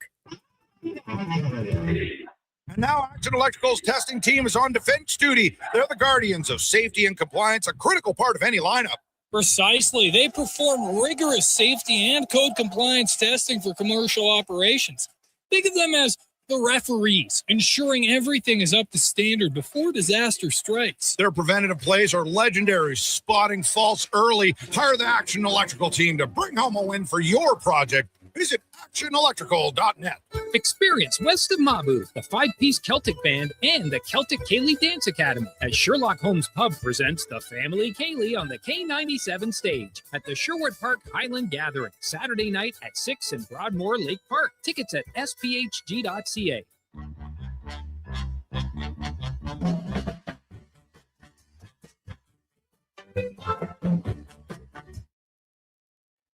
Portions of this hour brought to you by Crystal Glass, your clear choice for residential windows, locally manufactured and installed. Crystal Glass provides a beautiful product and incredible customer services for all of your residential needs. Call 310 Glass or visit crystalglass.ca for a quote. The Jason Gregor Show, the best of Edmonton sports talk and beyond. This is Sports 1440. Presented by PlayAlberta.ca, Alberta's only regulated online gambling website.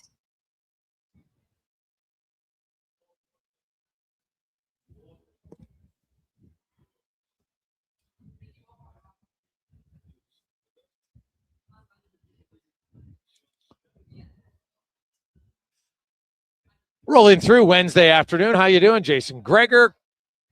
It's the Gregor Show presented by PlayAlberta.ca, where tomorrow, well, you check out there, of course, you got the Lotto 649, 34 million for the gold ball jackpot tonight, as well as a guaranteed classic jackpot of 5 million. We got a little CFL Elks action for you on the Jason Gregor Show. Yeah, you can get into to that as well. We'll have a few other more in-depth ones tomorrow for the Elks as well. Also, we will get into a little bit of fun on PlayAlberta.ca tomorrow. A little surprise thing, so we'll tell you about that. We got Yaremchuk coming up in a bit. We got our Sats of the Day, our roundtable. Struddy will be back from holidays. We got Speck, Owen Newkirk. Of course, Jason Robertson has signed on with the Dallas Stars. Is this just kind of like a mutual agreement? Let's do a one-year deal, and then we can go long-term in the new year at some point. There's going to be $9 more million in salary cap for Dallas. Not to mention Tyler Seguin comes off the books. Or was this just both sides saying, you know what? We're not going to last much longer anyway, so let's just go with 1 year and move on. So we'll see what it has to do. So there you go. 833-401-1440, 833-401-1440. You can always text us.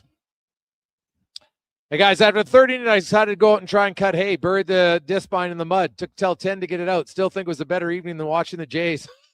From Steven. Oh my goodness. Disc spine in the mud. Now, city guys are like, what the hell are you talking about? Let's just say that is some haying issues that you don't want to get into. And I'm telling you that in most years, that would never be a problem. But fields now, I can only imagine how much more alert you've got to be as a farmer in the fields, because everything is just so saturated, at least in where we're at, Edmonton and area. I know that up north, Alberta, it's like bone dry, which is kind of freakish. But, we have more water than we can use right now. Like, I wish there was a time where somehow, like, you could save it, right? And I know that, put in a bid. And so next year, if I've said we had you know what? We've got all that water reserved. Let's just pull some of it out, and all of a sudden we'll go with it. So that would be ideal. It doesn't really work that way. I guess unless you got like a big storage bin at your house, then you probably have no do it. Hey, Greg's, I'd rather cut my lawn with no tarp on, no bug spray, than watch the Jays, from Chris. See, that's a good one.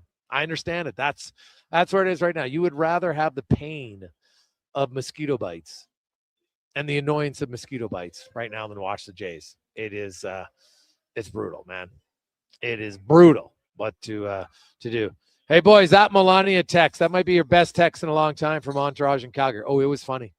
I agree, because I heard that show was beyond terrible, which doesn't surprise me. Like, come on, how could it be any good? How could it be any good? So it doesn't surprise me at all that people were fired up. Hey, boys, I'd rather get an old school prostate exam than watch the Jays right now. I would rather deadhead my petunia plants than watch the Jays, from Gary. I'll be honest, Gary. I'm not a real big flower person, so I'm not even sure what deadhead, but it doesn't sound good. But I'll get it. I'd get it. Hey, guys, I'd rather sing all by myself at karaoke than watch a Jays game, from Kenny K. Hey, guys, the boss asked if anybody wanted to volunteer and wanted some OT. I volunteered rather than watch the Jays meltdown. Dallas and Fort Sask. Well, exactly. Make a little extra kick. Why not? That makes sense. Makes sense. I get it.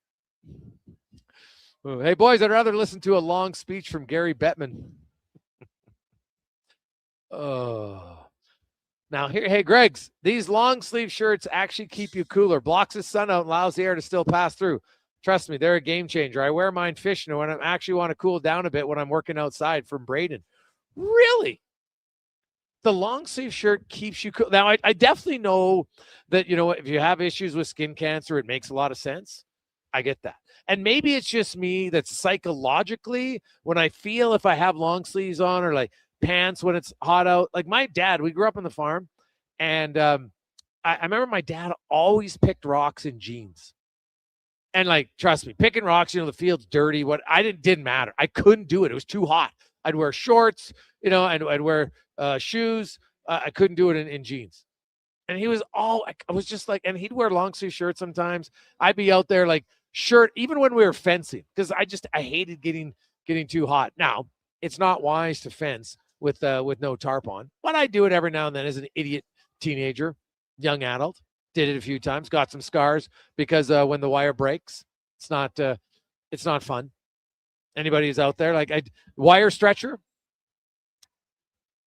our wire, like, oh God, I wish I had a video. If you had like a safety video of how not to fence, we probably would have been there. I used to, because we had the big bucket on our old Massey Ferguson tractor, bucket with the front end loader, and so we'd put a spool of wire around, and I would take a crowbar, put it through the spool of wire so it would sit across the two bars on our on the bucket.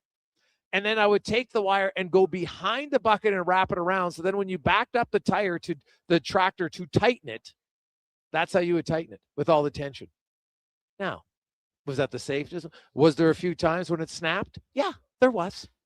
But I'm telling you, that was just a different time, man. Like, it was a different time. Now the wire stretcher and everything you had, even when I was older, the ones we got were way better. But I remember my dad and I specifically many years, and probably without being, so if I was a late teenager, like late 80s, early 90s, oh God, but I had a video of that one. Wouldn't have it wouldn't have, that would have been a winning video on how not to be safe. Just a different time though. I never got hurt. Hey guys, I'd rather drink China Whites with Struddy than watch the Jays. P.S. Don't like China Whites, like Struds. I'd rather watch the Yankees than watch the Jays from Jonathan. Oh, that's when you know it. Well, now this one's actually good. Hey guys, I'd rather watch the Maple Leafs than the Jays right now. Oh, now this one, how many guys, maybe gals, but how many of you can relate to this one? I'd rather give my wife control of the remote than watch the Jays. Do you sit with the remote in your hand, Connor Halley? Yeah, I do. Yeah. Or exactly. it's on my side. Yeah, totally, isn't it? Oh, like my son's at the age now where it's like a battle to see who can get downstairs just to have the remote. Like, it is weird, man. Like, my wife's like, you two are idiots. Because I'm watching TV sometimes. I don't change the channels. I don't like channel surfing sometimes. But every now and then I'll be like, why is the remote in my hand? And I just got to let it go. It is a weird thing. Like, Gary, that's legit, man. That's legit. Many guys listening right now and many wives are probably like, yes, that is so true. That is very accurate. Growing up with siblings as well, I think also led me to that path. Oh, wow.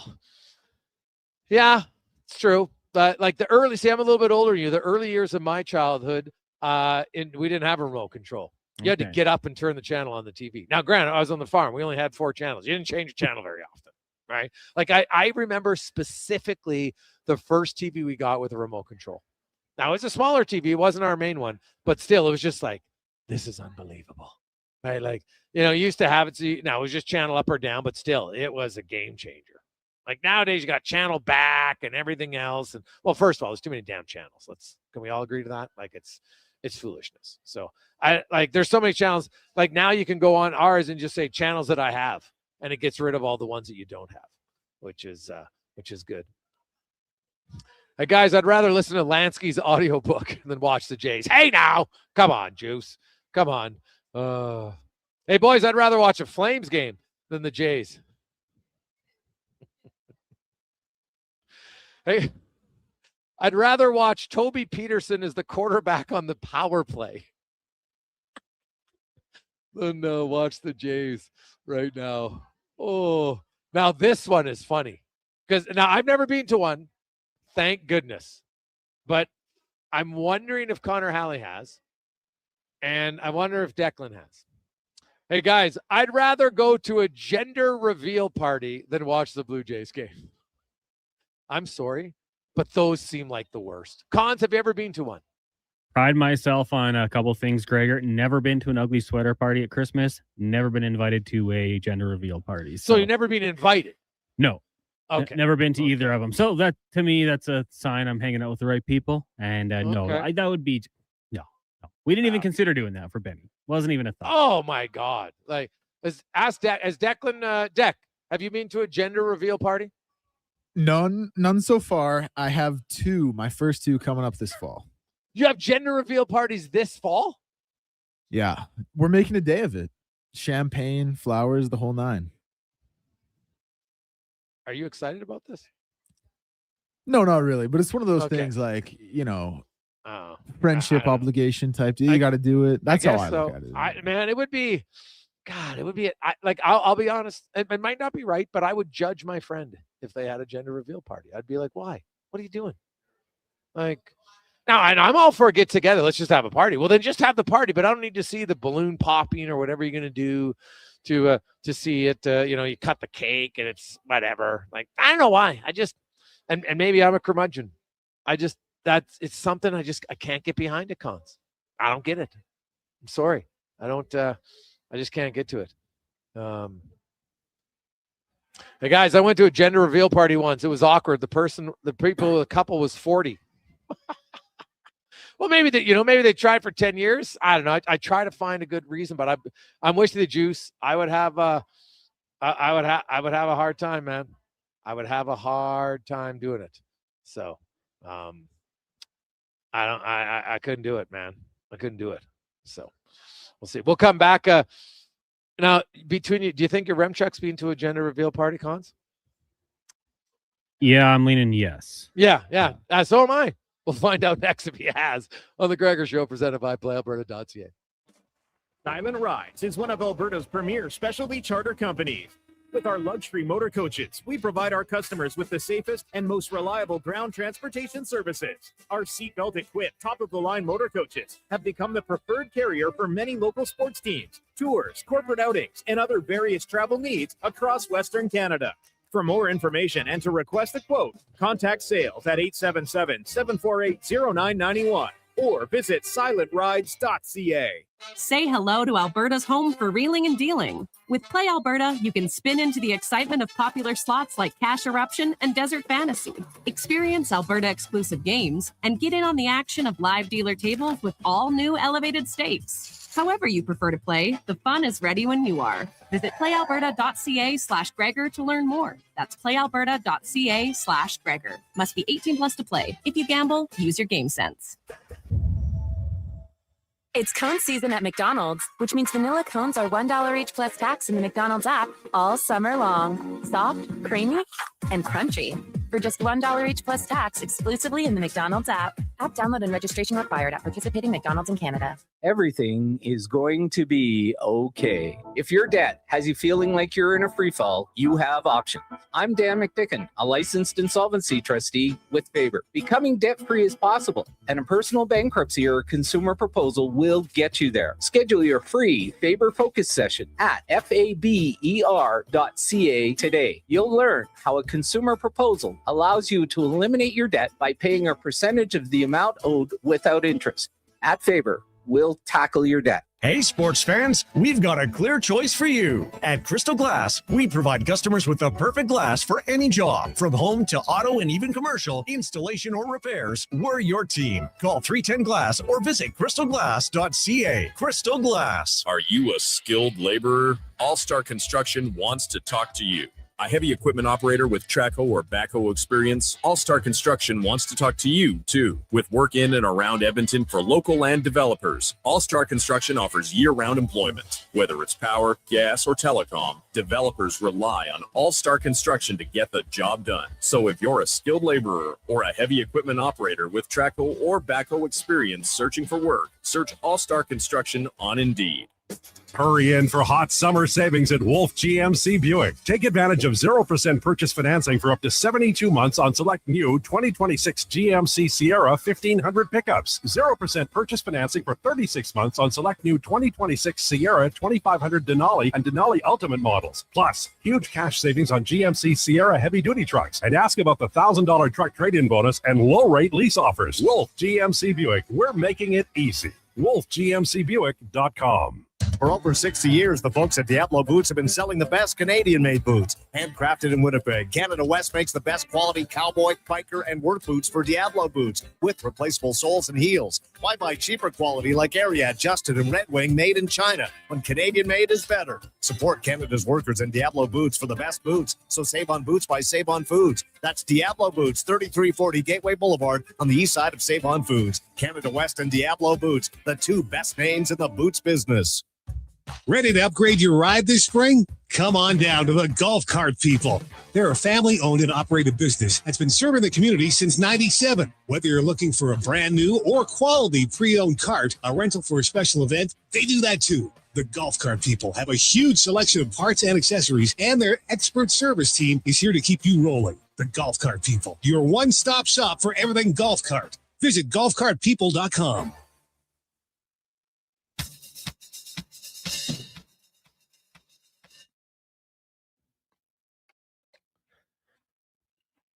Portions of this hour brought to you by Papa John's. Calling all pizza lovers at Papa John's, you can get a large one-topping pizza for only $14.99 using promo code L1499 at papajohns.ca or on the Papa John's app.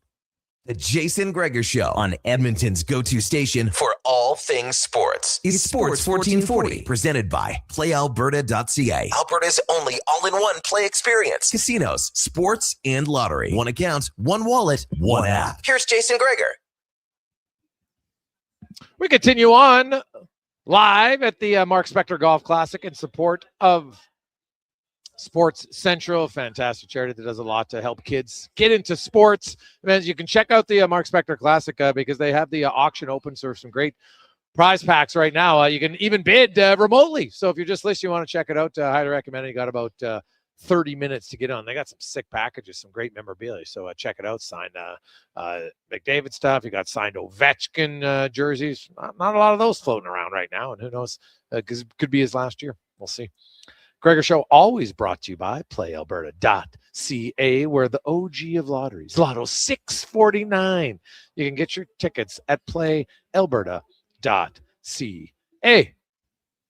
Now, time now to go in the room, brought to you by Action Electrical. 53 years. They've grown, developed into one of the most diversified electrical contractors in the province. If you're looking for solar, they are the ones. Commercial especially, they can get you all through the savings, the grants, and more. Check it out, actionelectrical.net. As we welcome in from Oilers Nation and Daily Faceoff, Tyler Yaremchuk joins us. Ty, how you doing? I am doing good. Did not love the last segment about how depressing the Jays are. That is not a reminder I need on a daily basis. It's Dude, brutal. there's some funny answers, man. I'd rather watch the Milani movie than watch the Jays. That was that one. And the one, though, that really hit home was I'd rather give my wife control of the remote than watch the Jays. So that one hits home. I don't know why, but I like having the remote control. I just like it. I just like having it. So my son now feels that he's old enough to have it. So it's always a race, kind of a joke, but it's a race to see who gets downstairs just to have it. Yeah, that's fair. My thing with the Jays right now, my problem is I booked a trip to Toronto in the middle of September at the beginning of the year, being like, all right, going to watch this team in a playoff push. It's going to be a lot of fun. Now I'm sitting here looking at my wife being like, we're going to go watch a last place baseball team? That's our holiday this year? That's brutal. Touche. Now, have you been to a gender reveal party? No, I haven't. I can kind of understand, wow. I guess, for sure you would have been to one. I guess like I'm the age and all of that, but none of my friends have started having kids yet. I mean, we're in our late 20s. We're all 28 years old, but we're not quite there yet. Do you think they would have a gender reveal party? Because lots of people who have it, but because you're laughing. You have a friend that you know that would have a gender reveal party, don't you? Yeah, maybe one. But like neither of my sisters did. Their kids are pretty young. Like they didn't do that. So I think there's maybe one. I definitely wouldn't. That is not my jam at all. Oh, okay. Okay, good. Because that's that like I will judge people. Like not harshly, but I would judge you if you had a gender reveal party. That's fair.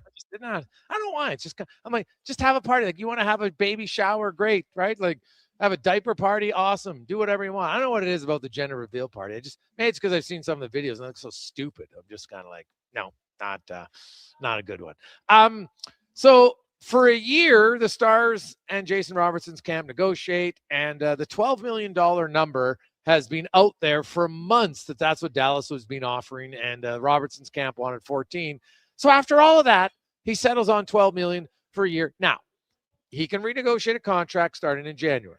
The salary cap automatically goes up $9 million next year, and Tyler Seguin's $9 million contract comes off the books. Even if he resigns, he ain't resigning $9 million. So do you think this is like Robertson clearly likes it in Dallas, but didn't like it enough to go 12 years longer term? So, or do you think this is just the beginning of the end in Dallas and Robertson?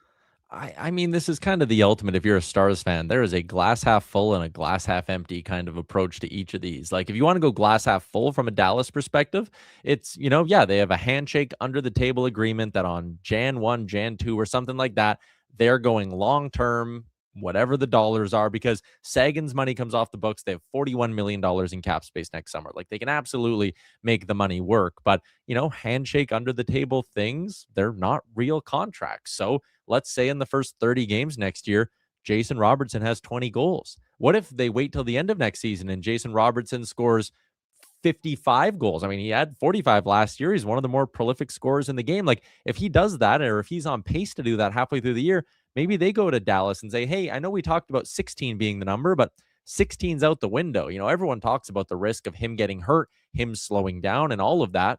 He's also eligible to be a full UFA next June or next July. So, I mean, the risk here, I feel like, is maybe more on the Dallas side of if he scores 50 plus, he could sit there and say, no, it's not 15 or 16 anymore. It's 17 or 18 or maybe even more than that. Because all of a sudden, Robertson has the negotiating power to say on July 1, he already knows Seattle was willing to give him $120 million over 8 years or whatever it was, that insane deal he turned down. Like, I think this puts a lot of power in Robertson's camp. Like, even if he struggles or gets hurt, there will be teams next July 1st who will say, whatever Dallas's best offer is, we're willing to beat that. Yeah, it's true. It'll be interesting to see. But Dallas's team for this coming year, they're going to be a contender again. I don't think there's any question about that. And, good for them. Arbitration is a great thing because it basically is just, it's a means to an end. We always see it. There's very few players that actually go to arbitration. But when you file for arbitration, it's almost like, hey, now we're going to have a deadline. And the NHL loves deadlines, and they always find a way to it. So, we'll talk to Newkirk later on about the Dallas Stars. Meanwhile, you got the Edmonton Elks, who are on fire. They're 5-1. They're going into Saskatchewan, and obviously it will be an emotional night as they honor both the young men who passed away in that car crash. One of them obviously was a member of the Riders in Delkey. But you look at what's your expectations here? Do you think the Riders, like, this is like, man, we're fired up here, we're playing for a fallen teammate, or do you think the emotion gets the best of them at times and you almost like you peak and then there's just like that drop off? What do you think happens in this game? Yeah, I mean, Corey Mason, that staff, you feel for him because obviously, they lost a player that they coach and a friend and a leader on that team. But what a tough task they have to try to get this team. You're right. Like, which way does the motivation kind of go? Do you go in this game being a bit more fragile, or if you're struggling early, like, what do you even say to a team at halftime if you're Corey Mace and you're down by 2 scores or more than 2 scores? Like, I think it'll be, a really delicate team in Saskatchewan, and how that first quarter goes will probably dictate how the game goes. Like, if they come out flying, then that might be where they get a lot of we're playing for them, we're doing this thing.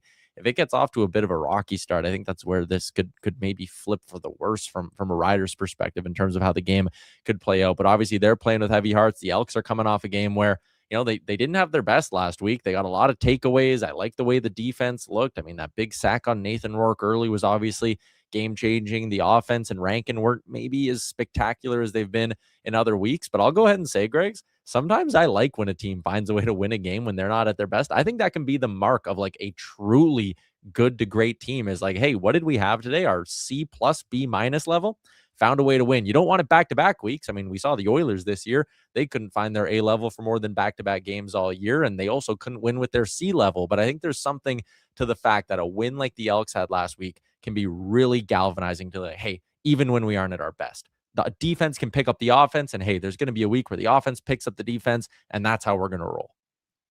Well, you know what? You never criticize a win that bad. This, what everybody, especially in a short season where, you're a third of the way through the year. Now you got 5 wins in the bank.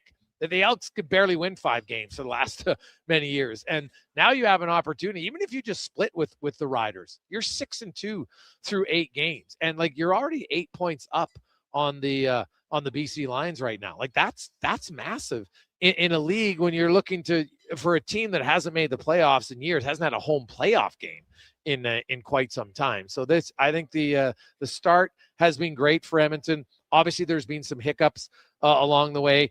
They are getting some guys back from injuries, which is key. Now Boyko comes in, O'Donnell's out, but O'Donnell's injury, in my understanding, is only a week, and he will be back for next week. I think him and his wife are also expecting a baby this week, so maybe a little bit of good timing for him to be around for that. And if he comes back, and then maybe if Boyko plays well, you could put Boyko and play him at right guard next week, and now suddenly you've got even more flexibility on your cap. Mogensen comes back in. He's not going to start on defense, but he'll come in and he'll help on special teams. Now, even Royce Mechie, after his Achilles, is coming in, and that gives him some depth. And the one move that hasn't got talked about much, though, but is that even when they're winning, their defense is playing great. Kobe Williams has lost his starting job. Johnson's going to get the start at halfback tomorrow. So watch for 32, and I'm curious to see if the Riders try to pinpoint him in some of their play calling tomorrow night. Yeah, and to what you were talking about earlier with, like, you have some injuries, you deal with them, you win in spite of them. It just gets other guys involved in the fight. And in a sport like football, you never know when injuries are coming, but they're coming at some point. So as you head down the stretch, if you can point to a guy and say, hey, remember what you did for us in week 5, week 6, week 7, and maybe we're into the playoffs or we're into a late game where you're playing for a division title or something like that. The fact you can point and go, we have guys on the bench that we've leaned on at different points and gotten good results. I think that's important. And I'm sure, again, that's a position that'll flip-flop throughout the year too. It's a short season, but still 10 plus games left in this year.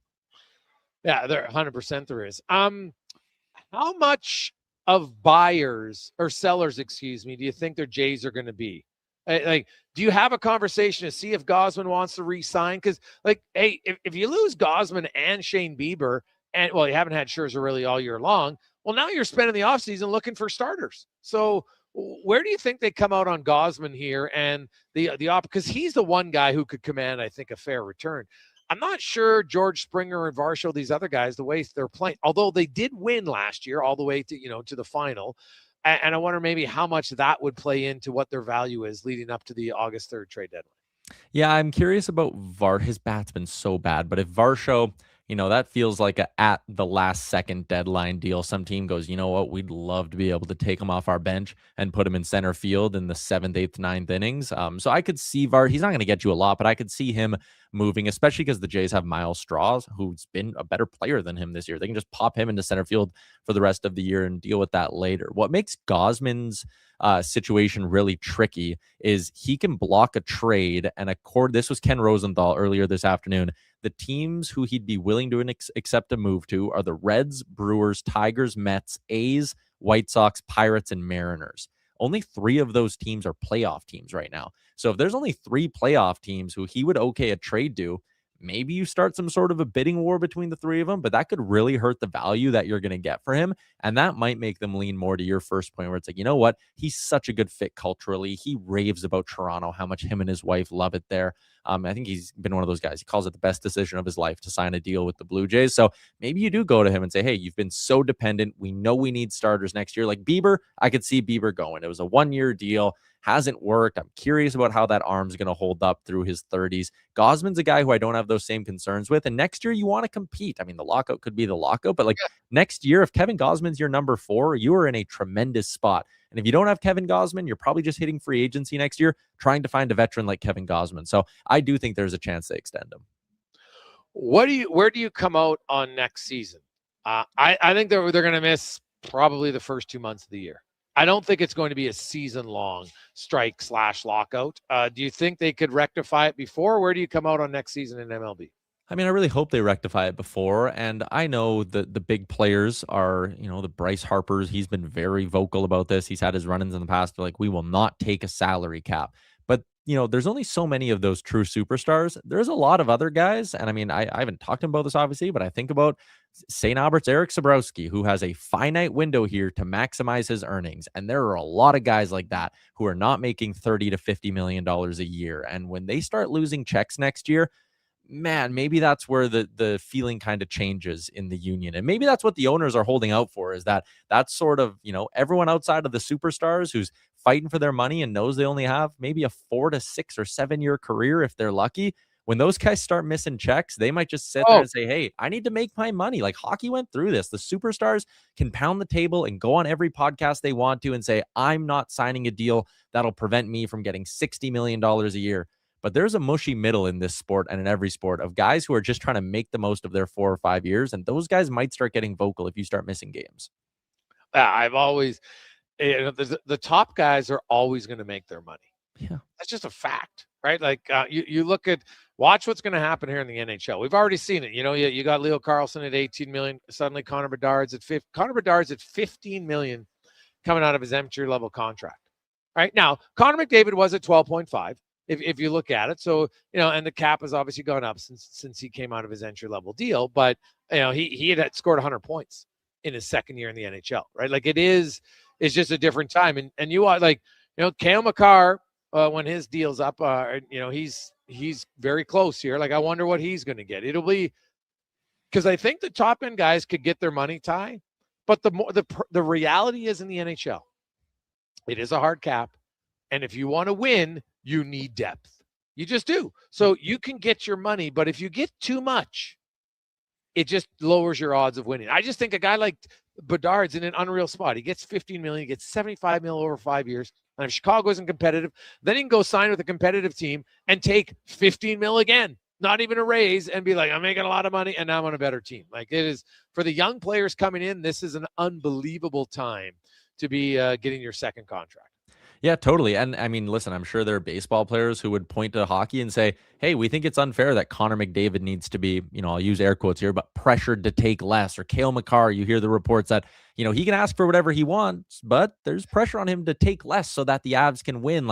And maybe that doesn't exist in a world where there's no cap like baseball, although like even Ohtani had to do the deferred money and all of that stuff. So I don't know. On the flip side, if for the owners, because they're the ones who, when they go out and do their PR with all these stories, it's competitive balance. That's the issue that we're trying to tackle with the salary cap. And if that's the case, if it truly is competitive balance, then make a proposal where the floor is $175 million and go to Miami and go to Pittsburgh and go to all these cheapskate owners and say, if this is really about competitive balance, those guys can start actually paying like they want to run a major league sports team. Those guys can start paying with a high cap. Because when I see the numbers and it's like, oh, $100 million floor, it's like, well, yeah, no kidding. The players not going to accept a $100 million floor. Too many teams can slash payroll and justify being down there. So that's the flip side of this thing too. Like the owners and players, it's cliche, but like they just have to find a way to come together, and it's for the betterment of the sport here if they can make this work.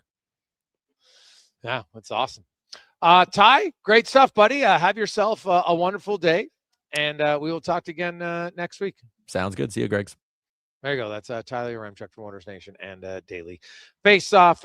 833-401-1440, 833-401-1440. We'll take a quick break. We'll come back. We got some stats of the day. We'll get to the roundtable and more. It's the Gregor Show coming to you live today at the Mark Spector Golf Classic, all in support of Sports Central, fantastic charity that helps kids get in the game here live at the Quarry. It's a Gregor Show presented by PlayAlberta.ca. Legacy Heating and Cooling is serious about cooling. In fact, we offer multiple ways to cool your home. So you better call Legacy. Call Legacy. If you're looking for traditional air conditioning, we got you. Call Legacy. Or ask us about a heat pump to help you heat and cool. Call Legacy.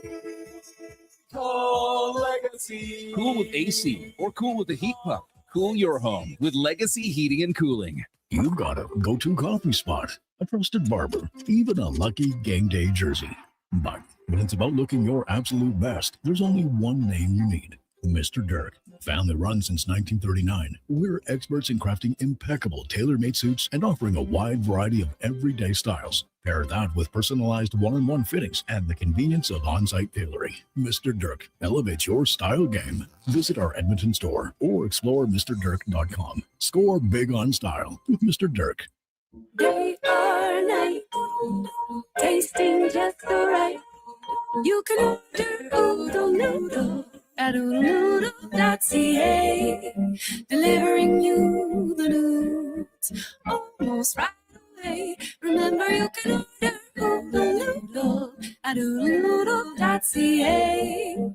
So sit on your couch all day and order oodlenoodle.ca. Oodle noodle. Scott McGilvery here, HGTV host and renovation expert. The one upgrade I know homeowners will love: better, fresher Culligan water straight from the tap. Culligan's AquaCentral reverse osmosis filtration system takes your water to the next level. With up to 7 stages of filtration and 14 filter options, they're certified to reduce over 90 contaminants.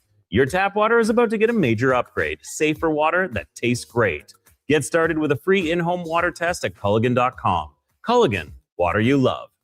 At GS Construction, people grow with the company. 50 years of experience doesn't live in a binder on a shelf. It lives in our people at every level, passed down on every site. Many of us started with a shovel in our hands and built whole careers here. The work is honest. The company's been around since 1974. So if it all sounds good to you and you want to grow with us, GS Construction is currently looking for experienced pipe layers and topmen. No shovel required. Visit gsconstruction.ca today. Attention Alberta construction pros. For over 50 years, Japa Equipment Rentals has been your go-to for top-notch equipment and stellar service. Whether you need rentals or expert maintenance, we've got you covered. Stop by our Edmonton or Calgary locations today. Feeling overwhelmed by debt? Concerned about what the next few weeks or months will bring for your finances? My name is Parveen Middleton. I'm a licensed insolvency trustee at BDO here in Edmonton. You don't have to navigate this alone. Together, we can review your options and build a personalized plan to reduce your payments and get you out of debt, so you can breathe again. Call 1-833-BDO-TALK or visit bdodebt.ca to book your free consultation and discover your debt-free future.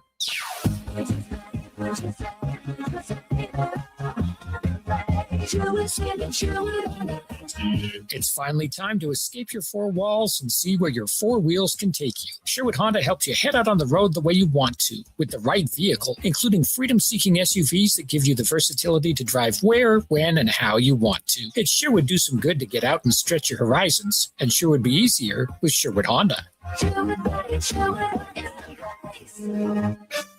Come on, shake your body, baby, do that conga. No, you can't control yourself any longer. Come on, shake your body, baby, do that conga.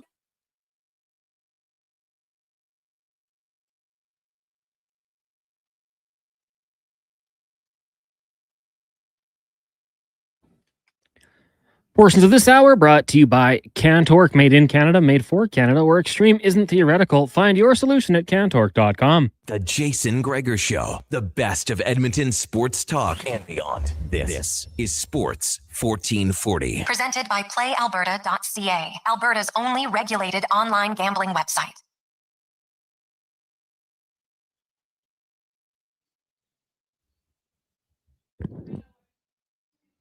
We continue on. Jason Gregor, Connor Halley, Declan Kruger with you. Sports 1440, Sports 1440.ca, YouTube, Facebook, X, Instagram, Twitch. Thanks for listening. Thanks for watching the show. Always Deck is monitoring, so give him a big thumbs up. Hit the subscribe button. It's a great day. It's a great day to do it. You could, push us over the top. We keep getting to milestones every day, so that would be fantastic. So we appreciate it. It really costs you nothing to do, which is what makes it so unique. Coming up, we got the round table. It is the Gregor Show presented by PlayAlberta.ca. And oh my goodness, the Jays could if I'm looking at Toronto, like they don't have a prop bet on, but the spread is like over 7.5. The way the Jays are hitting, like that seems pretty unlikely. Pretty unlikely, I would say. And the Jays to get even over 2.5 runs, man, that would be a challenge for sure. So we'll see if they get to a 3 spot tonight. Can they score 3 runs? Dare to dream. Imagine if they actually had like a bunt in their repertoire. I know it's crazy. I know it's great. Now Tampa Bay's different. They play small ball better than anyone else, so I understand that. But I do think that it is odd to watch the Jays. Just they're struggling, and it's like they don't change anything. Oh, let's just keep swinging away and thinking eventually we'll swing our way out of it. Like, I don't know, try a bunt single here or there, sacrifice bunt, get a guy into scoring position, put him in the third base. Because the Jays, how many times have the Jays had bases loaded and 1 out and didn't push even 1 run in? It's wild how many times that has happened this year. Absolutely wild. Anyway, let's get to our stats of the day, brought to you by All Star Construction. Founded in 2009, they just continue to expand and grow, and they are growing again and hiring. It's a great company to work for. Hydrovac operators, equipment operators, backhoe operators, and hey, if you're just starting out, construction laborers, they got it all. So you can check it out at Indeed.com and look up All Star Construction. And some stats of the day. Let's get to start with the CFL. Now, here's the categories that the Elks are leading in through 7 weeks of the CFL season. They've obviously only played 6 games, but they average 5.8 yards per rush, most in the CFL. How about they've had the best starting field position, 41.2 yard line. That's where they start. An average drive for the Elks is the 41 yard line. The opponent's starting field position, 34 yard line. Points allowed, 23. The opponent pass efficiency of 81%. Opponent touchdown drive percentage, only 15.9. That's the lowest in the league, and the Elks, of course, are ranked number 1 on defense. Like, their defense is really good, man. Really good. Justin Rankin update. He's got 50. He's on pace for 1566 rushing, 1,029 yards receiving if he wants to become the first ever member of the 1,000 club. He could become the first ever member of the 1,900 club. No one's ever had 1,000 yards rushing and 900 or more yards receiving. We'll see. Last year, the Riders, they were pretty good against Rankin. held them to 82 yards in 2 games and 57 yards. So an average of 41 yards rushing and 23.5 yards receiving. So, hey, the Elks, they're going to need more from him. And that's not just ranking, offensive line, play calling, everything goes into it. This will be the last time this year that the Elks face an opponent coming off a bye week. They played Winnipeg coming off a bye. They beat them. They played BC coming off a bye. They beat them. Now they're looking to beat the Saskatchewan Rough Riders. And here's one of the best numbers about the Elks if you're watching the games. Last year, for the entire season, the Elks led for a grand total of 408 minutes. Through 6 games this year, they've already led for 258, which, if you do the math, that would put them to lead for over 770 minutes. Okay, like that's a huge improvement for the green and gold this year. And when you play with the lead, you got a better chance to win. Now let's get to some MLB numbers for you. Just one MLB hitter has got the Triple Crown since 1967. Okay, that was Cons. Do you know the last guy to get the Triple Crown in Major League Baseball? Top of my head, no. Miguel Cabrera, 2012. He was the only player to win the Triple Crown since Carl Yastrzemski did it back in 1967. But what about Yordan Alvarez right now? So he's currently leading in batting average at 326. Second place is Yandy Diaz at 312. He leads in home runs with 33. Second place is Junior Caminero, 29. He leads in RBIs with 75. Ben Rice is second with 68. Now, to make it even more tough, now that's being the Triple Crown in the American League. But since 1901, only 5 players have led all major leagues in both categories. And Alvarez is currently tied for the major league lead in home runs. He's 1 back in the RBI column, and he's just 6 points off the lead in batting average. The 5 players, in case you're wondering, who are basically led the entire league, not just the AL or the NL when it came to a Triple Crown. Ty Cobb, 1909. Roger Hornsby, 1925. Lou Gehrig, 1934. Teddy Williams, 1942, and Mickey Mantle in 1956. So if you're watching, and right now you can't watch the Jays, but you might want to watch Alvarez. He is absolutely killing it right now. Absolutely kill. I think there's 7 players in baseball total who have a batting average over 300 right now. That's it. Like it is. I know, and everybody talks about on base percentage, everything else. Hey, you still want a guy who can hit and get on base. And how about Nolan Arenado? He's the newest member of the 2,000 hit club, but he's only the 6th player in MLB history to have 2,000 hits, 350 home runs, and 10 gold gloves. Cons, do you think you could name, you are Declan, both of you, get your mics on. Could you name, honestly, I only got one of the 5 guys who are part of the 2,000 hit club, 350 home runs, and 10 gold gloves. You have any idea on them? Ripken? No. Throw Declan's money. Declan? You got any? Oh, it was 2,000 hits, 350 10 gold home runs, gloves, 350 10 homers. golden gloves. Yeah. I mean, I'm trying to think who was winning gold gloves and batting like that. No. Ryan Howard? No. I'll say this. This guy of your area, and you guys would have both watched him, maybe the smoothest swing I've ever seen. Griffey? Yes. See, it's great when you say it, you know right away, right? Yeah. Ken Griffey Jr., Mike Schmidt did it, Johnny Bench, Willie Mays, and Al Kalina. I obviously didn't know Al. Obviously, Schmidt, I should have got that one. That one kind of annoyed me. Willie Mays, Johnny Bench, a little bit before my time, but still. Only 5 guys have ever done it.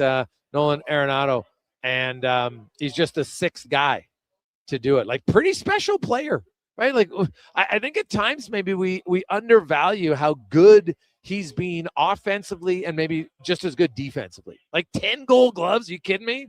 That's pretty damn good. 350 home runs. He's got some pop and he got some hits too. So kudos to Nolan Arenado joining a very unique club with Ken Griffey Jr., Willie Mays, Mike Schmidt, Johnny Bench, and Al Halley. When we come back, we're going to get to the round table with Halley and Kruger. We also have Struddy back off of holiday. Speck will join us a little bit later on and more. We are coming to you live from Speck's tournament, the Mark Spector Classic, all in support of Sports Central. We'll take a quick break after we get to Connor Halley and a Sports 1440 update brought to you by Go Auto. If you're looking for a vehicle, look no further. GoAuto.ca. They have over 17,000 vehicles to choose from. 31 brands, 73 locations. You'll find your ride at GoAuto.ca. This is a Sports 1440 update. In case you missed it, Jason Robertson and the Dallas Stars agreeing to a contract to avoid arbitration. It's 1 year, $12 million. Robertson has 490 points in 465 career regular season games with the Stars and could become an unrestricted free agent for the first time next summer. In the majors, the Jays in action. First pitch 5:07 taking on the Rays. We'll join it in progress following the Gregor Show on our AM feed. Right now, Diamondbacks all over the Athletics, 14-2 in the seventh, and in the ninth, Rockies trail the Nationals 8-0. Got the Reds lead the Mariners 5-3 heading into the bottom of the ninth in Seattle, and in the seventh, Angels trail the Cards 1-0. Later on tonight, Dodgers, Phillies. You got the Yankees and the Pirates in game 2 of their doubleheader. Yankees falling earlier 5-3. And the Rangers take on the White Sox. Earlier today, Royals over the Giants 5-4, and the Brewers get past the Mets 4-3. In town tonight, the Riverhawks are in action once again, taking on Kamloops. First pitch just after 7 o'clock. Coming up in hour 3 of the Jason Gregor Show, we'll get to the roundtable, ask 5 questions, and we'll be joined by former NHLer Jason Strudwick. I'm Connor Halley. This has been a Sports 1440 update. Sports 1440. Stingray Radio Station. CKJR. Broadcasts from West Edmonton Mall and Wetaskiwin. Download the free Stingray music app and listen wherever you go. Well, get ready for a silly hockey fans. Your partner in power just skated onto the ice. EWEL.ca, the new e-commerce website for electrical wholesalers Edmonton, is ready for the power play 24/7, 365. UL skates to where the puck will be in 5 years. Now that's forward thinking. Killer selection, slamming products from the best brands, and legendary service. Don't sit on the bench. Get your account today at EWEL.ca and win that project. Plug into your partner in power. Get an EWEL.ca account today.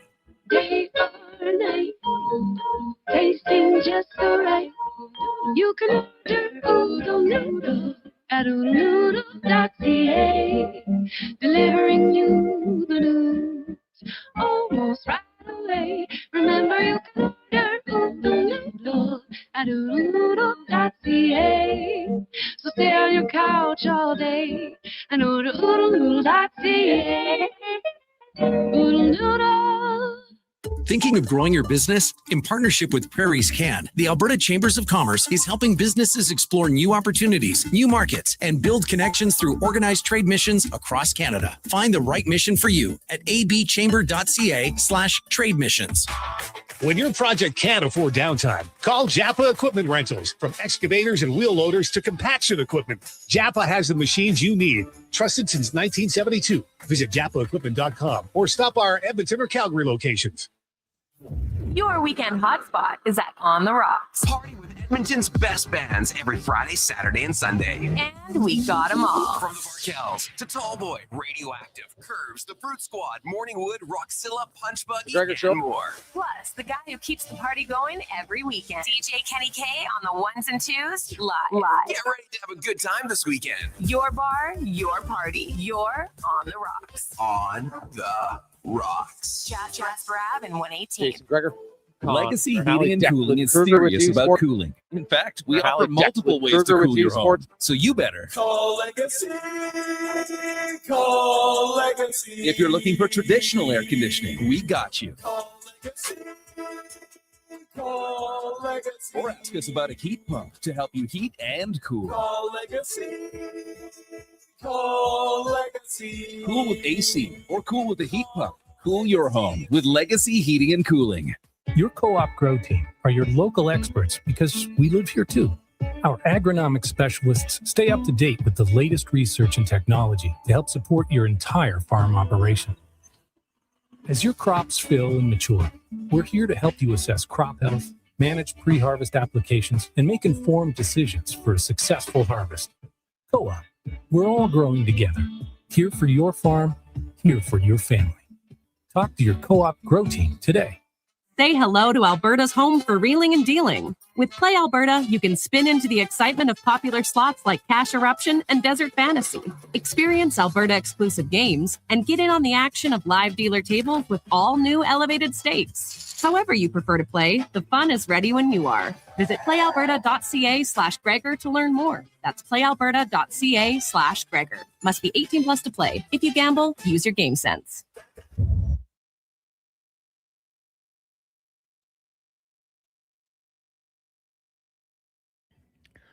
Portions of this hour brought to you by Leading Edge Physio. From weekend warriors to professional athletes, kids playing soccer to grandparents in the garden, rotator cuff tears and tendonitis to post-surgical knees and hips. We fix your body. Life shouldn't hurt. LeadingEdgePhysio.com.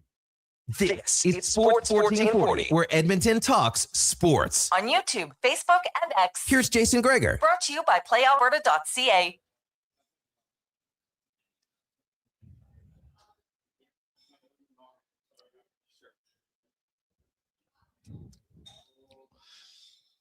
We roll through Wednesday afternoon, hot Wednesday. Man, even the smoke seemed to go away a lot today, which was fantastic. Mosquitoes were down.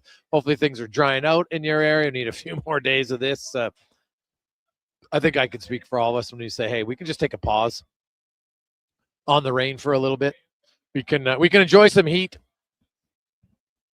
Even when it's 29, 30, 31, I don't care. Put on your sunscreen.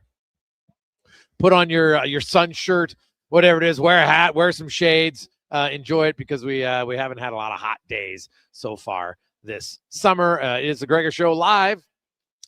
Here, as always, presented by PlayAlberta.ca, Alberta's only regulated gambling website where 100% of the revenue stays right here in the province at PlayAlberta.ca.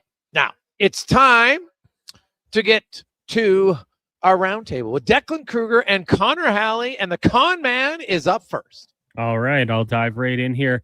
I want to just look at the Boston Red Sox and their winning streak. It is absolutely incredible what they've been able to do as of late. 15th earlier today. Now they got another chance at the doubleheader. But the one thing I do believe, and you guys can agree or disagree, we'll talk about it. I think Major League Baseball, of the 4 North American sports, is the easiest sport to go on a run. Just because of, well, one, it's not as physical as the other sports. You're not having, and I know you play every day, but you're not taking the bumps like you would in football and hockey. Even in basketball, there's going to be more injuries. You have a fresh pitcher every game, which certainly is a benefit. You're playing day after day. A lot of times when a team's on a hot streak and they get a couple days off, we say, oh, man, they just wish they could keep on playing. In baseball, you get that opportunity. Now, Boston Red Sox have done it over the All-Star break as well, which is adding to it. I really don't want to make it sound like I'm diminishing what they have done. But when you look in other sports, the longest NHL winning streak, 17 games. In the NFL, actually 23. The Colts did that over 2 seasons in the Peyton Manning era. In the association, we've seen it quite a bit. The Lakers did 23 straight. In Major League Baseball, that we've seen 7 winning streaks over 20 games. In the association, 6. Again, I just think when you look at all the things involved here, if there's a sport where it's easiest to get on a run and go for a few games, a multiple game winning streak, I think it's Major League Baseball.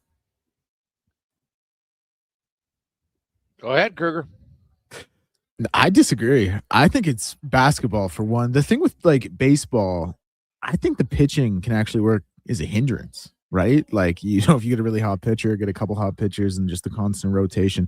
Obviously, the schedule and the lack of physicality helps, but I always, for things like this, kind of defer to basketball just because I think, like, if you have a really good team and a really good player who can just dominate the ball, like, they can carry you for a long stretch. So I think football would be the toughest to do it because of the physicality, hockey in there as well. But no, I think basketball overall easier to do. Well, if you look at it, the Lakers do, I think, have the longest streak, right? At 33 games. Yeah. Hockey did have 135. That was with Philly when they had ties, which is still pretty damn impressive. I kind of have a tendency to agree. Like you're in the NBA, your 5 starters are usually your 5 starters every game. So if you get a great starting 5, you just kind of dominate. In baseball, you're having a different starter every day for 5, and then it goes again, and then you got to bring in your relievers and everything else. And yeah, your bench has to play in the NBA, but I'd probably agree with Dak. I think the NBA is better suited for it because there is fewer players that impact a win in your game for the NBA. So I would go with the NBA as well. Now, if we ask which one's the hardest, I'd probably go football because you only play once a week. So it's hard to maintain momentum, right? Like you're feeling good about yourself, but yeah, you feel good. You can win 4 games in a row. That's a month, right? A lot of the other, you're playing, well, in baseball, you play like 25 games sometimes in a month. And I think when you're feeling it, sometimes that can be better. So I would actually think football, whether it's CFL, NFL, might be the hardest one to go on a run. But I'd probably have to agree with Deck that I think the NBA is easiest. That's fair. And, football for sure, for a lot of the streaks, like you look at the longest one, it's going over 2 seasons, right? With all the turnover in teams, it makes it very tough. The Colts with the longest 23, Patriots at 22 or 21, and they did that over 3 seasons. So really impressive. Declan? What about when the Patriots did over 3, but they won 16 games one year? Yeah, so they won 3 to wrap up the year. This is just regular season. Oh, and then they went 16 and then they went 2-0 to start the next year. Okay. That's it. Yeah. Interesting. Good for the Colts. The Dolphins ended it, actually. Might have been their last win. Declan? Yeah, so this is just kind of a continuation from our conversation yesterday when we were talking about the WNBA and the face of the league, and it did get me thinking about other faces of the league in the 5 major leagues we cover here, or main leagues we cover, I should say. And I wanted to think about it, obviously, from my perspective, like who I think of when I think of the faces of the league, but maybe more importantly and more specific to this conversation, like if I polled 100 people who weren't really that familiar with the sport, like who would they think the face of the league is? So for the NBA, this was the only one I had co-faces of the league. I had LeBron and Steph. If I had to give it to one, I'd give it to LeBron, but I think Steph has done enough to work himself up into that conversation as well and that status as well. In the MLB, I have Shohei. In the NFL, I have Patrick Mahomes. In the NHL, I do have Connor McDavid, but this was kind of a funny one because I was thinking about it and I was like, I bet if you polled 100 random Canadians, like you're still getting a decent amount of Sidney Crosby shouts. Then obviously like the American thing, it's a little bit weird. You have the Kachuk brothers going on Hannity talking about Israel. Like I don't really want to touch that, but I don't know. I guess it's just a factor into the conversation. And then in the CFL, I still went with Bo Levi Mitchell because I think his longevity is something that has really contributed to it. But if someone wanted to push back and say Nathan Rourke, I'd understand that as well. So I just wanted to know where you guys came out on potential faces of the league. Yeah, I mean, I think there's some that are kind of locks for me, like LeBron for sure. I like Steph, though. Steph's doing some things, but LeBron's been in Space Jam. He's out there. To me, he would be the clear-cut face. MLB, Shohei, yeah, how can you argue with what he's done, how good he's been? The CFL one's tough for me. Like, I don't know if the CFL would have a majority. Like, if you were to go around the league, like a couple of years ago, go back 15, 20 years, you might say, like, Anthony Calvillo, Ricky Ray, big names in the CFL. Now I don't know if I'd have one quite as much. Patrick Mahomes,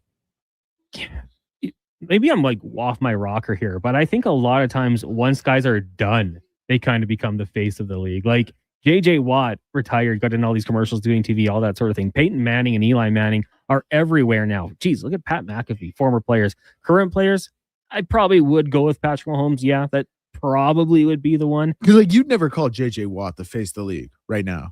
But like when you think like if we had this conversation outside of the segment organically at the water cooler, you wouldn't say JJ Watt's the face of the league. I mean, he's everywhere though. Like he's become so popular, right? And like what he does on social media, so many people know. I don't know if you guys saw that story of him meeting up with that guy in New York for a pint.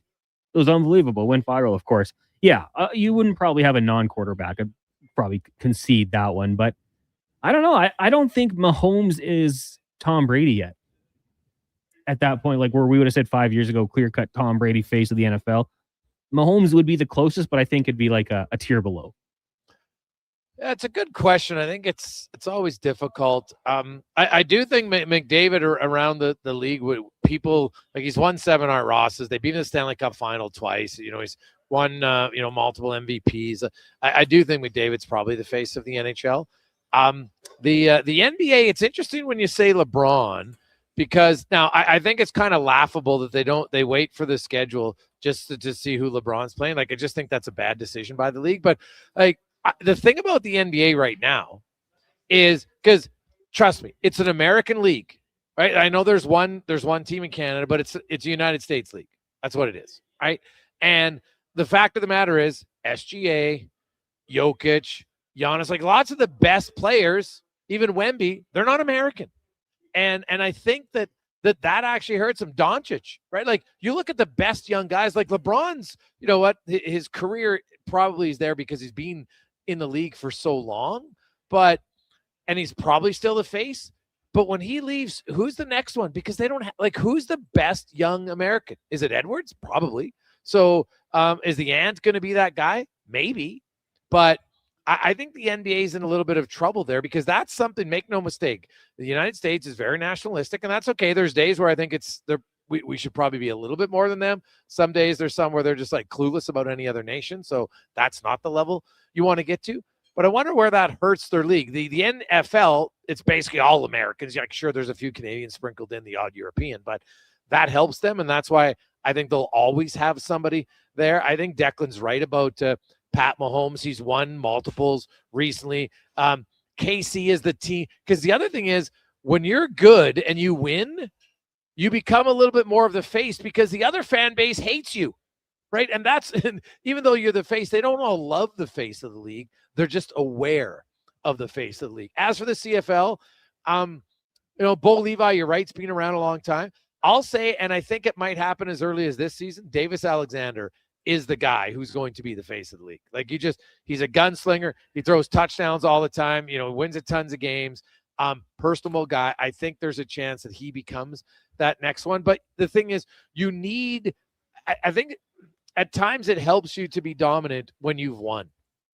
That just helps, like, especially in the NFL, because I find football fans are so much more regionally passionate about their team that when, like, even Jalen Hurts for a while, because Philly had that success, and people, like, they found ways to want to break down Jalen Hurts, but everybody talked about him. He wasn't the face of the league, but he was talked about a ton, right? And I think KC helps Mahomes because he also is teammates of Kelsey, whose wife is Taylor Swift, and that helps Mahomes, make no mistake about it. Kelsey might get some votes. He just went casual sports fans because of the Taylor Swift impact. Yeah, that's fair. Like, you're right. His popularity's huge. Yes, that is very true, right? Like, there's a lot of non-football fans who know him because they're Taylor Swift fans. That's very valid. So, but what do you guys make of the NBA, honestly? Like, when LeBron leaves, who's it handed to? Like, Steph's pretty old now, and they're not, like, Golden State really hasn't been competitive for a few years.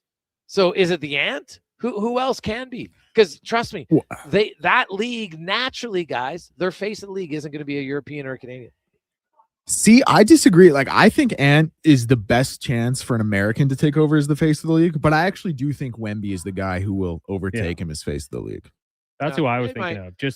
He stands out literally and figuratively, so that probably helps him. Yeah. And there's something to be said, like, his passion. Like, I think that can resonate with people. Like, it's more of a transition of, like, it's cool to care. He's obviously, like, defensively, he makes that part of the game exciting, which for a lot of people it isn't. He's an absolute freak just as a person, like 7'5", built like an alien. Like, there are just, I think, a lot of qualities that can't be duplicated he has that I think draw people to his game, and therefore that's why I think he's going to be basically. What about Jalen Brunson being in New York and winning that championship and taking less money? Does he take the torch ahead of Ant? I think he has a way better shot than people maybe give him credit for or had ever given him credit for due to his game. But I just think he's a little bit more like Ant is a personality on the mic. Like, he's talking to fans while he's on the court, talking about Rudy Gobert and his contract. Like, Jalen is a little bit more head down, do the dirty work, play his game. And I do think there needs to be like a little bit more of a crossover, I guess, with people that he just doesn't really lean into. So that's why I think Adam would have a better chance than him, but I still think it would be Wemby. To you guys, has there been a non-American who's been the face of the NBA? If you go back and look, like Dirk was big, but LeBron was still there. Yeah. I mean, it's I don't kind of think been so, no. Jordan, Shaq, Kobe. Well, yeah, it Larry was like Bird. it was Wilt and Bill, then it was Kareem for a little bit, then Magic and Larry, then Jordan, then Shaq and Kobe into LeBron. So Yeah. No, I don't think so. If Wemby can put a few sentences together, be a little charismatic, I think he could be the next one or the first European. Yeah. To do See, it. like SGA is just not flashy enough for what the league wants, right? And he's a mid-range shooter, which they hate. So, and maybe some think he's a little bit of a flopper too. So that too, yeah. yeah. We'll take a quick break. Guy who's a flopper in his own right joins us next. It is the Gregor Show, presented by PlayAlberta.ca, coming to you live at the Mark Spector Golf Classic. It's dollar drink summer at McDonald's. Sip on a refreshing small fountain drink or a small iced coffee for just $1 each plus tax, all summer long. Only at McDonald's. Excludes flavored and cloud iced coffees. At participating Canadian restaurants. Taxes extra. Prices exclude delivery. The job isn't done until the last load is hauled, and having a semi-trailer out of commission is not an option. Whether replacing or adding to your convoy, Edmonton Trailer has a huge inventory of new and used semi-trailers, trusted by the gravel, logging, oil field, fluids, and freight industries. Find a trailer right for you online or at one of their 3 locations. For sales, service, parts, rental, and finance, when you're in it for the long haul, Edmonton Trailer. The Bricks 55th Birthday Bash continues with big savings store-wide. Save on furniture, mattresses, appliances, and electronics. Plus, take 55 months to pay with 0% interest on furniture and mattresses. Or 36 months on appliances and electronics on approved credit. Find up to 30% off bedroom packages, up to 40% off select mattresses. And don't forget, you could be one of 275 winners with over $155,000 in prizes to be won. Hurry in. The Birthday Bash ends July 29 at the Brick. Saving you more. Are you a skilled laborer? All-Star Construction wants to talk to you. A heavy equipment operator with Traco or backhoe experience, All-Star Construction wants to talk to you, too. With work in and around Edmonton for local land developers, All-Star Construction offers year-round employment. Whether it's power, gas, or telecom, developers rely on All-Star Construction to get the job done. So if you're a skilled laborer or a heavy equipment operator with Traco or backhoe experience searching for work, search All-Star Construction on Indeed. Come for Canada's largest trade shows, the biggest names in entertainment, exhilarating sporting events, and more. And stay for the experience at the Edmonton Expo Centre. Looking for the perfect place to host your next big event? From trade shows to galas, meetings, and concerts, the Edmonton Expo Centre has the space, event expertise, and service to make your next event unforgettable. With over 522,000 square feet of flexible event space, in-house catering, and operational expertise, they bring your biggest vision to life. Learn more at EdmontonExpoCenter.com today. Hi, Edmonton. The legend has been reimagined. Check out the all-new 2026 Subaru Outback. With Subaru's legendary symmetrical full-time all-wheel drive, impressive cargo versatility, advanced safety technology, and an IIHS top safety pick award or higher for 17 consecutive years, the Outback delivers confidence wherever adventure takes you. Whether it's the daily drive, the mountain getaway, or anything in between, the all-new Outback is built for the journey. Test drive it today at your local Subaru dealer. Welcome to Uncommon. Hey, Gary, is that your dad? No, this is Evan, the new sales rep I hired. Oh. First impressions matter, but when hair loss takes over, it can feel like you're not being seen for the maverick you truly are. Hi, I'm Dr. Vance Elliott. At Advanced Hair and Skin Surgery, we know that hair loss is more than just a cosmetic issue. It's personal. Let's discuss all the cutting-edge options available so you can make a great impression every time. Book a free consultation today at drvanceelliott.com. Performance by Action Electrical today. Their projects team kicks things off, designing and building with unmatched skill. Then the service team swoops in for those crucial repairs and maintenance. And don't forget the testing team, ensuring everything's safe and sound before the solar team scores with sustainable energy. A complete team effort. Have Action Electrical bring home a win for you and your project. Visit actionelectrical.net. Bashaw Concrete Products. From concrete and septic tanks to blocks, precast water pads, Jersey barriers and aggregates. Farmers, contractors, homeowners. Plan your next project at bashawconcrete.com. Family owned, over 60 years pouring. Bashaw Concrete Products. Once again, start here. bashawconcrete.com. If you change your mind, take a chance. Portions of this hour brought to you by On the Rocks. It's Wing Wednesday at OTR with 69-cent wings starting at 5, plus drink specials all day and karaoke at 9. Jasper Ave 118th or online at ontherocks.yeg.com. This is Sports 1440, where Edmonton talks sports. On YouTube, Facebook, and X. Here's Jason Gregor. Brought to you by playalberta.ca.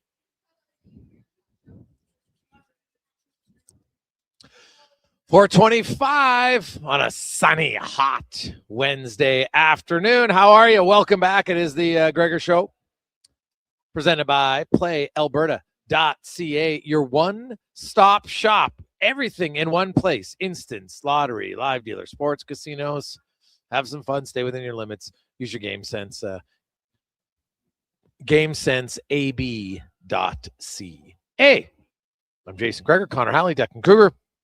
Back at Sports 1440 headquarters. We are out here at the Mark Spector Golf Classic as they are getting set to wrap things up here. Big luncheon, raising a lot of money for Sports Central. So thanks everybody who played, who bid on all of their packages.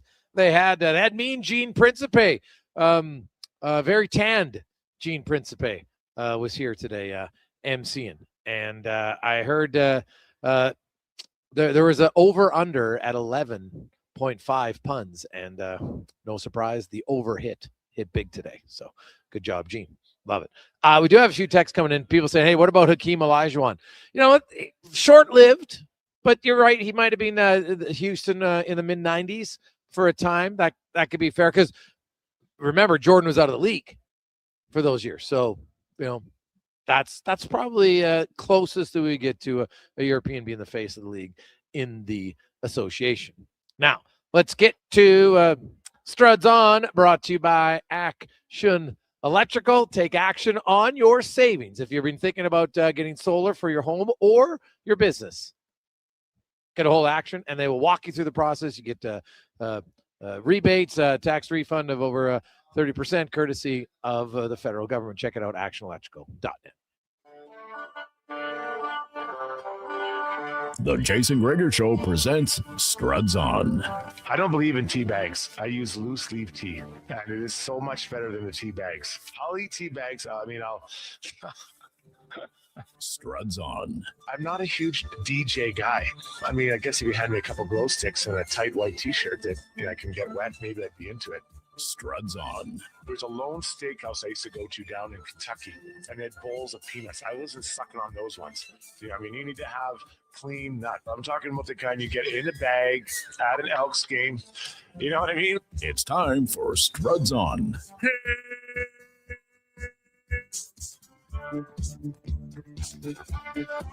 Struddy, happy Wednesday. How you doing?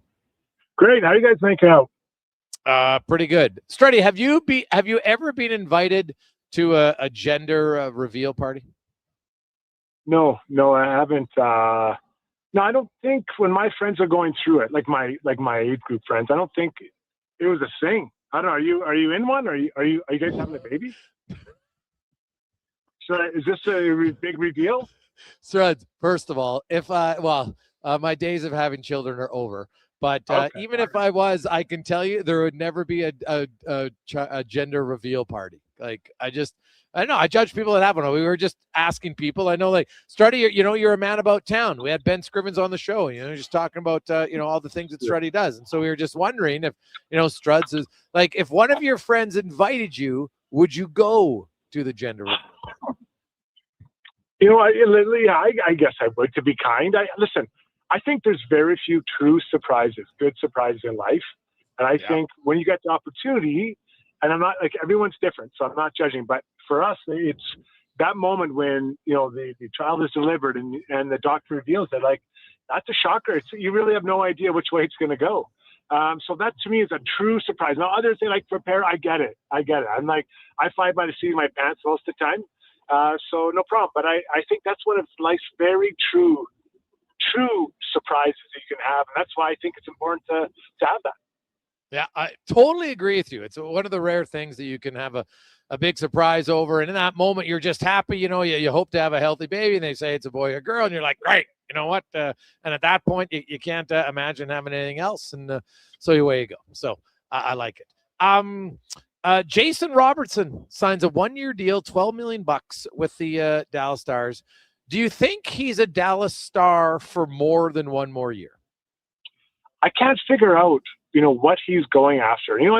This situation a little bit less of the Star, but remember when Kawhi, it looked like he was going to sign in Toronto, and then, where was he going to go? Then no one really knew what was going on. And then all of a sudden, bang, he ends up with the Clippers. Like, he has some kind of agenda, and it's his right. So I don't want to make it sound like it's a bad thing. As a pending UFA to be, he has a right to use this. That's what the deal is. That's the way the CBA is oriented. But I get why he didn't want to go to Seattle. Like, I'm not even gonna challenge that. The money was great, but I get that. He doesn't want to go there. I don't know who the center is going to help elevate his game. There was talk about Pittsburgh. Their centers are really good players, but they're older and getting near the end of their career. So I don't know that that's a fit either. But what does he want with Dallas? It feels like the money was close-ish. And maybe he wants to hold out for that extra 3, 4, 5, 6 million. I don't know what he wants extra a year, but Dallas is a pretty good place to play.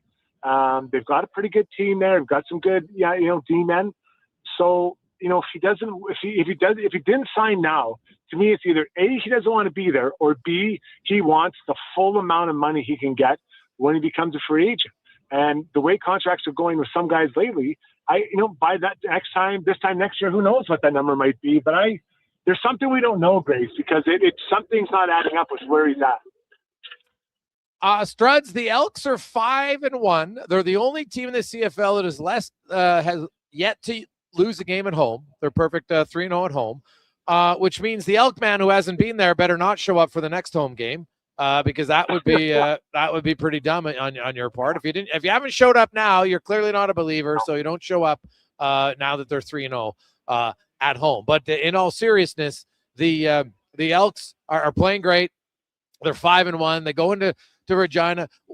Now, I know it's hard to try to guess on what it would be like to be in someone else's shoes, but when you look at everything that's going on around the Riders with the unfortunate passing of Jaden Dahlke and obviously him that collision Bishma Rajaguru also losing his life in that. How do you think Saskatchewan handles that as a player, as a team? How do you think that's going to go tomorrow night? Yeah, you know what? I've been thinking about those guys, and I've fortunately never had to deal with anything like that when I was on a team, and I feel terrible for the family and the team and the fans. There's so many people that are affected. But what I think is just the range of emotion. I mean, there's going to be so many emotions, ranging from, should he even be playing this game, to we're missing one of our captains, to, why would this happen? Like, so many things. You're trying to now get it focused in on a game. And these guys are professional athletes, and they are, the elite of the elite of focusing. But this is a long way past, I'm in a slump, or, we've lost the last 3 games. So I just think the range of emotions, and I think, to be fair, the team they're playing against, right? I think for the Elks, you're still human. You still know how people might feel. Like, imagine if that was your team or your family member, how you feel. I can't even imagine that, and trying to move forward with the game. So I think it's going to be an emotionally charged game for sure for the Rough Riders, and then for the Elks, you're trying to keep your focus and keep going. And keep delivering on what's been a really good year. But, Greg, you and I talked a while ago when they brought in Morris and Ed Hervey, Killam. I mean, these are people that have a vision for what they want. And if you don't want to be a part of that vision or aren't capable of living up and being a part of that vision, you're out. And they've done that. And quite frankly, Ed's had done it everywhere he's gone. But now these 3 guys seem to be totally in line, from what I'm seeing on the outside, and the players are getting in line too. So I mean, consider where they were to start the year last year. And it's the same group of, president, GM, and coach. And now the change they made, they got these players to leave. Fajardo's doing his thing. It's fun to watch. And, I think people will return to Commonwealth to watch because, they're winning. But it's a good culture they're recreating there. Well, for sure. It's one where they've wanted, there's a few things that they've done, right? Like Chris Morris come in and, they wanted a professionalism, I think, put back in the organization. Ed Hervey, when it comes to some players, that they wanted guys who are committed, who are team players, and lots of guys who wanted to be in Edmonton, right? Like they've had lots of their players now who have moved here and are living here, and I think that's a big thing. That was always a big part of the green and gold success. Not every player, but you had a good chunk of guys who made Edmonton their home, and they're in the community. And I do think that's something that resonates.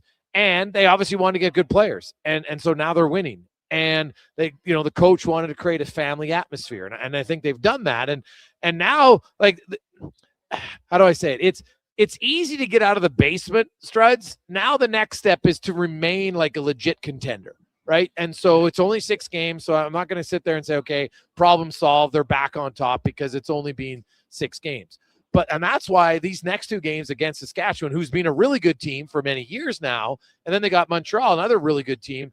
This is kind of like the real test of just how good this team potentially looks. So it's easier to be the person who's chasing someone. Think of a race. You're trying to chase someone down and you're motivated. When you're being chased, is your motivation the same? I'm not suggesting the Elks have lost their motivation, but it's not quite the same. So now the key is consistency of practice, of attention to detail, of all those things that have got you there. But, from little I know and met with Morris and Ed Hervey and those guys, they're not going to let that off. Like, if anything, they're going to double down and push harder. And I remember I had a teammate named Scotty Gomez, and Lou Lamorilla was the GM in New Jersey. And he said that when things were going badly, Lou would be there, talking to guys, building them up, trying to get them going again.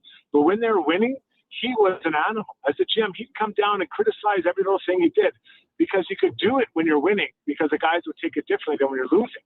And so I'm sure with that coaching staff and this management, they're like, hey, we can keep tweaking things and getting a little bit better here or there, trying to stay healthy, all these types, refine our systems and refine our plays or whatever it is going to be. So it's exciting, because I don't know that anyone expected this type of start, but now they had it. That consistency has to stay in their game.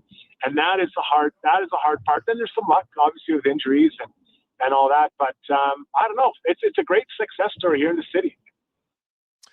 For sure. And it's one that I think the fans wanted to see it. They're slowly starting to come back to games. I fully expect next Saturday be the biggest crowd of the year, probably pushing 29,000, and hope they continue to build on it afterwards. I'll be honest, it's been a while since, I've looked forward to an Elks game just to kind of see what's going to happen. I'm curious. Boyko is going to play guard now. This will be his first game of the year. O'Donnell's out. Sounds like he's only out for 1 game.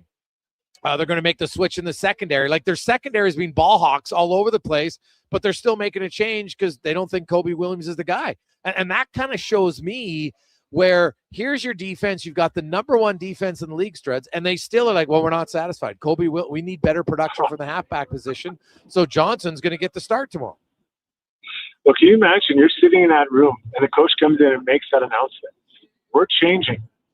What? What do you mean? We're doing really well. And he just says we're changing. We want to do this. And maybe he explains to the group why or not. But that gets the attention of not just the players on the defense, but on the offense, that, we're striving for more. This isn't good enough. This level is great. We got to whatever level this is, level 6. Well, we want to be a level 7 or 8. So we're going to keep pushing. And I can tell you, when you're in the room and they make a change like that, when things are going well, it grabs your attention big time. So, I think that's a challenge directed at the team to say, hey, we're not done yet. We're continuing to strive to improve. And if we think we can tweak to get better, anyone's open to change. Yeah.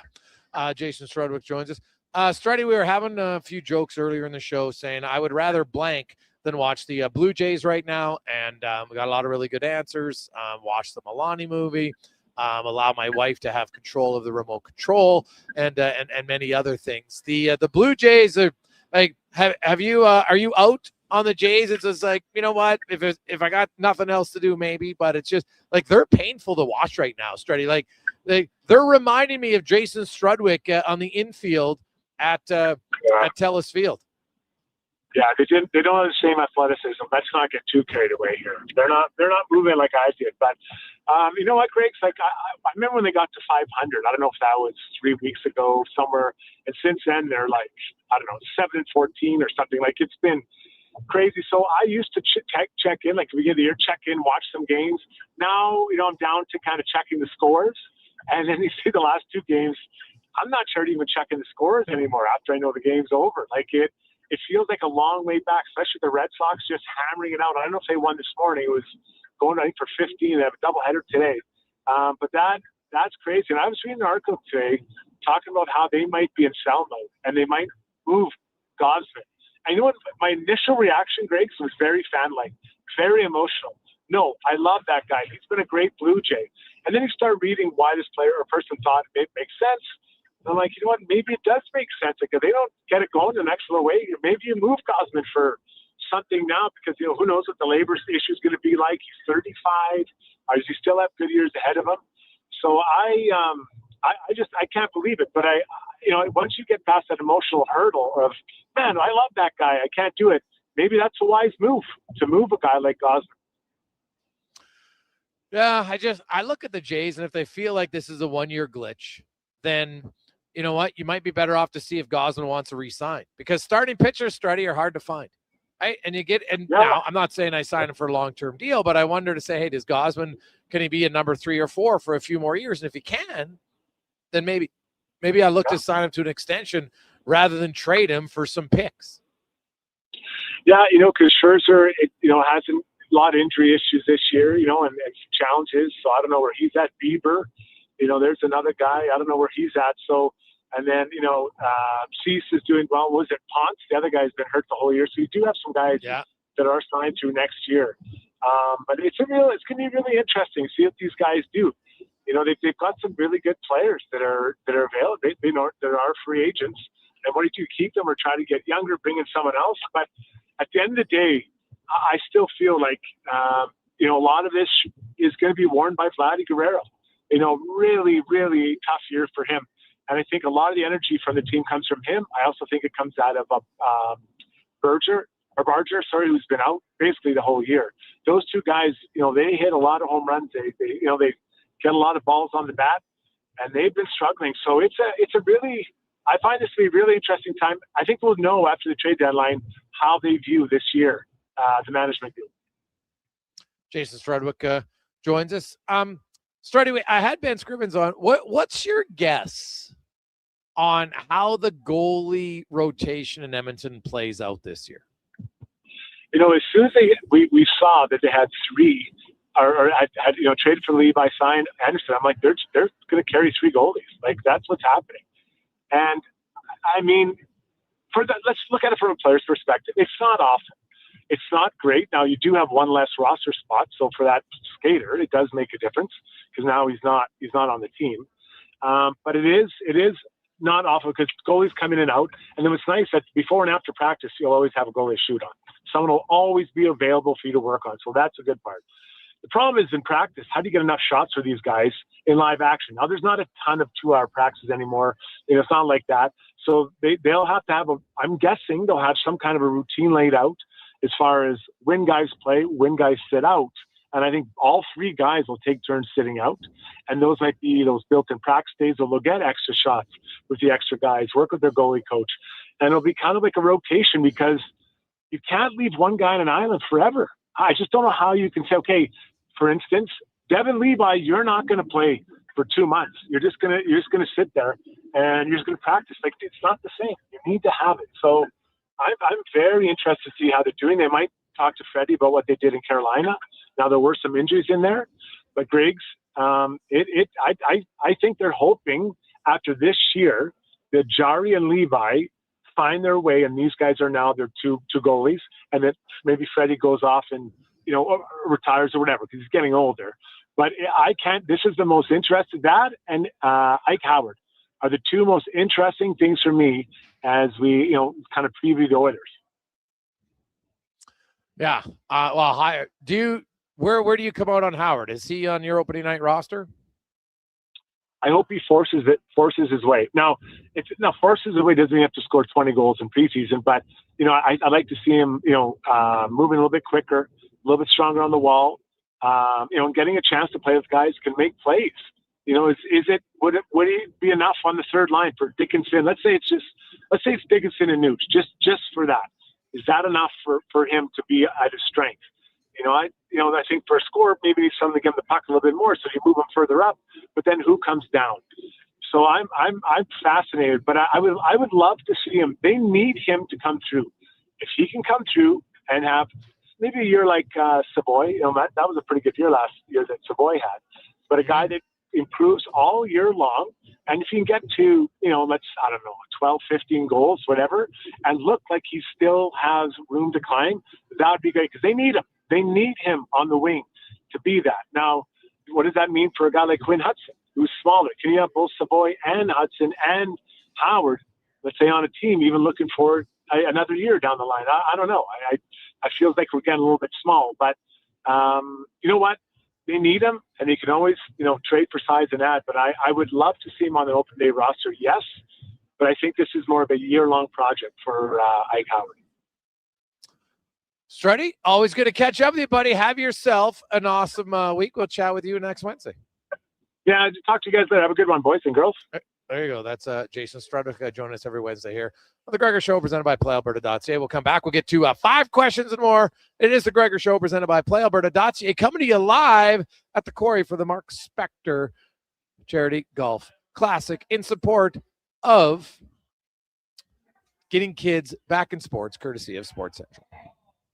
Wondering what you can afford? Let Go Auto do the math with our free car loan calculator.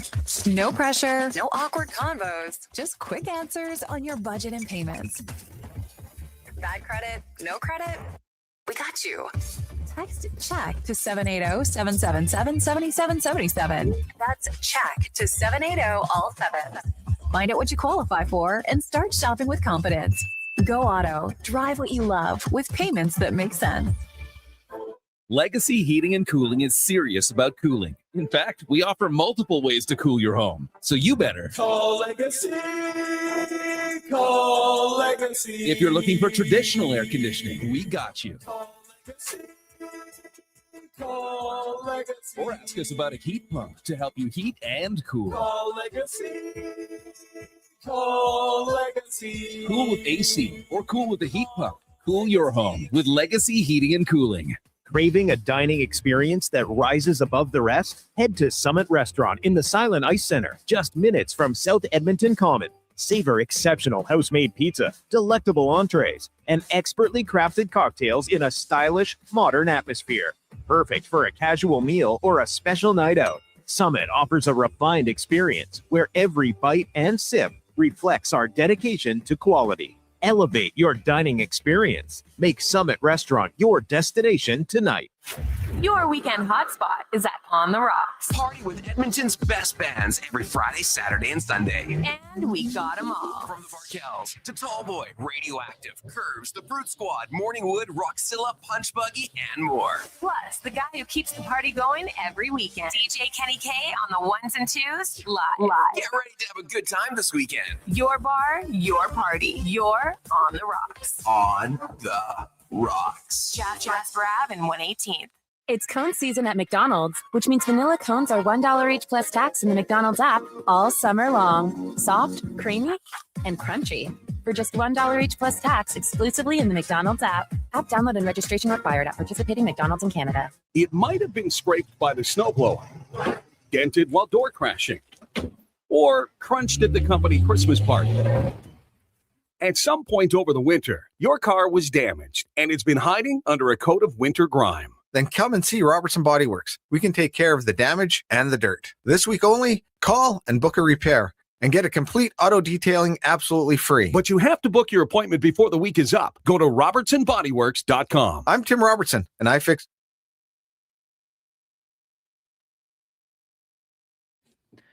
Portions of this hour brought to you by Crystal Glass, your clear choice for residential windows, locally manufactured and installed. Crystal Glass provides a beautiful product and incredible customer services for all of your residential needs. Call 310 Glass or visit crystalglass.ca for a quote. This is Sports 1440, where Edmonton talks sports. On YouTube, Facebook, and X. Here's Jason Gregor. Brought to you by playalberta.ca.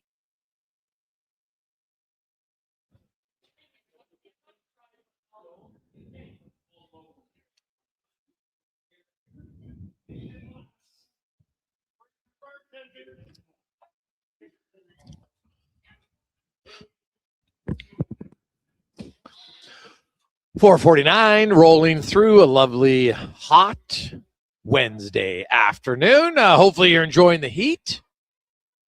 Get hydrated. Get some screen on. Tonight's the night to get outside, enjoy it, because, man, we haven't had days like this very often this summer. So let's hope no rain today. We'll just take a day off from that. That would be nice. It is the Gregor Show presented by PlayAlberta.ca, where, of course, you want to try your hand at casinos, live dealer, lottery, instants, sports, and more. They have it all in one place. That's playalberta.ca.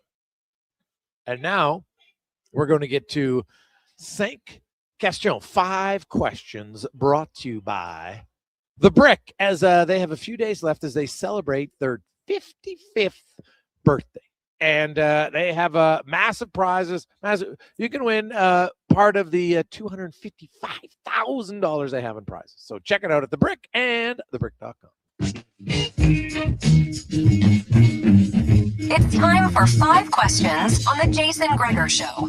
All right, Jason, question number 1. Of course, this offseason, Darnell Nurse was traded. Since 2019-2020, he has worn an A on his sweater. So I want to ask you, there's an opening. Who do you think should deserve to wear the A next season for the Oilers? So I think the easy answer is Zach Hyman. I don't think it's probably going to be a real big discussion. I think it'll be Zach Hyman. Good pick. Yeah, I mean, for me, one of the things I would do, because I know Leon Draisaitl's been alternating, I would be having the A on him full time. I think that's, at this point in his career. Oh, well, they could just do that. Yeah. They could just go with him. The other guys, I do wonder about Evan Bouchard. He's younger. Yeah. And maybe he gets in the rotation as a younger guy instead of Zach Hyman. That could happen. Bouchard's a pretty quiet guy. And maybe you do want a defenseman rather than 4 forwards. So that's something else to consider. Yeah, and I do think that Zach Hyman, the letter, no letter, he's going to lead. So I kind of like going on the back end there with Evan Bouchard and giving him a little bit of a boost right there. Question number 2 for you. Give me an X factor for tomorrow's Elks Riders game. X factor. Honestly, I'm going to say Brett Boyko. They you know what? O'Donnell's played really well at that guard position. And there was a drop off in the game when he went out. I look at Boyko. Boyko can come in, and it's his first game of the year coming off the broken hand. And if he can really solidify himself at the guard, not only does it help for this game, but it sets it up for when O'Donnell comes back that you could have Boyko play to the right side. So I'm going to go with maybe an unheralded guy and say Brett Boyko, because if he has a good game, then there's a chance that Rankin has a better game. Yeah, hey, 100%. I think in this game it's going to be coming off a team who's a little bit rested, of course, very emotional with what they've gone through. Give me special teams. I've said this before, but I'm going Javon Leake. A big play to maybe sway field position, maybe hit the end zone. Give me the kick returner and punt returner, Javon Leake. Question number 3 for you. Jason Robertson will be a Dallas Star for at least 1 more year. If you had to predict his next contract, what do you think it'll look like? Well, here's Robertson, man. Like in his last 5 years, he went 41, 46, 29, 35, 45 goals. Right? 79 points, 109, 80, 80, 96. So pretty consistent when you look at it for a goal scorer and a point producer. So do I think he's a 90-point guy again? Yeah. I think he could probably score 40 goals for the 4th time in 6 years. And he'll only be 28 years of age next year. Now, he'll be 28 when this season starts. My apologies, because his birthday is later this month. I think his birthday actually might be today. Look that up. It might be today, if I'm not mistaken. So maybe he just turned 27. So yeah, he'll be 28 next year. So I will say his next contract is $15 million. Yeah, I mean, I kind of like what they did here. Just get it done, and then into the next season when you kind of reevaluate things. I'll put it right in that ballpark as well. Let's say maybe they're a little generous. $16 million. Keep him there in Dallas, and he's an Oilers killer, so that'll be good for them. But yeah, I think he'll be locked up for a good time in Dallas. You can't let that guy leave. Question number 4 for you. The Kansas City Chiefs unveiling renderings for a new dome in Kansas worth apparently $3 billion. Do you like the Kansas City Chiefs going indoors?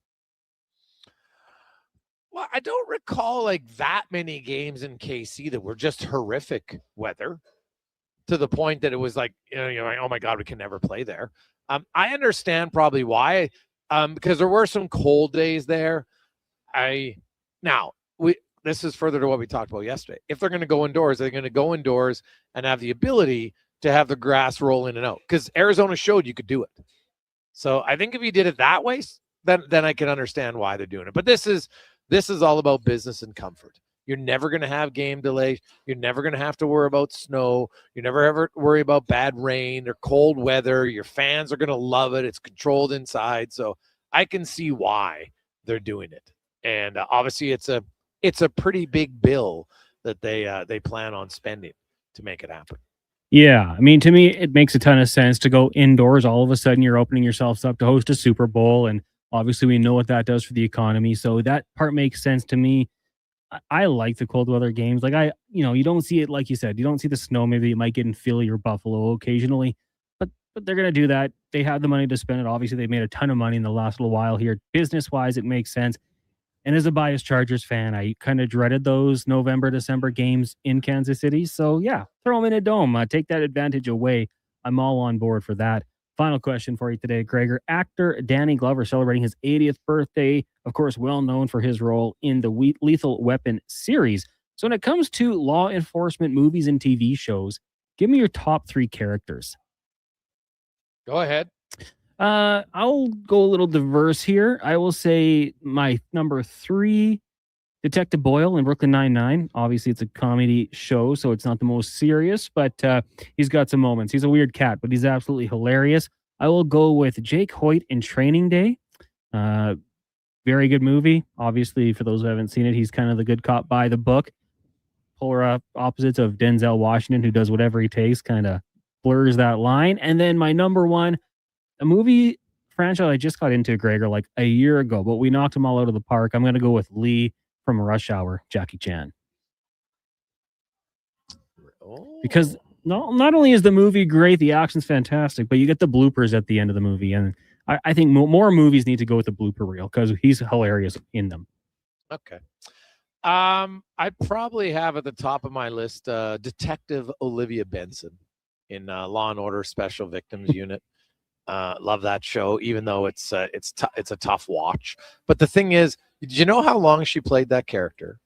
And how I read the story how she actually had lots of victims who actually reached out to her just because they felt comfortable watching her character and they believed that her character was that empathetic for her. She actually started a whole wing to help out and started a whole foundation to help out victims of sexual crimes. Because she became she became that engaged in it. So she would be number 1. I'm going to go Inspector Harry Callahan / Dirty Harry Callahan from Dirty Harry, which was classic.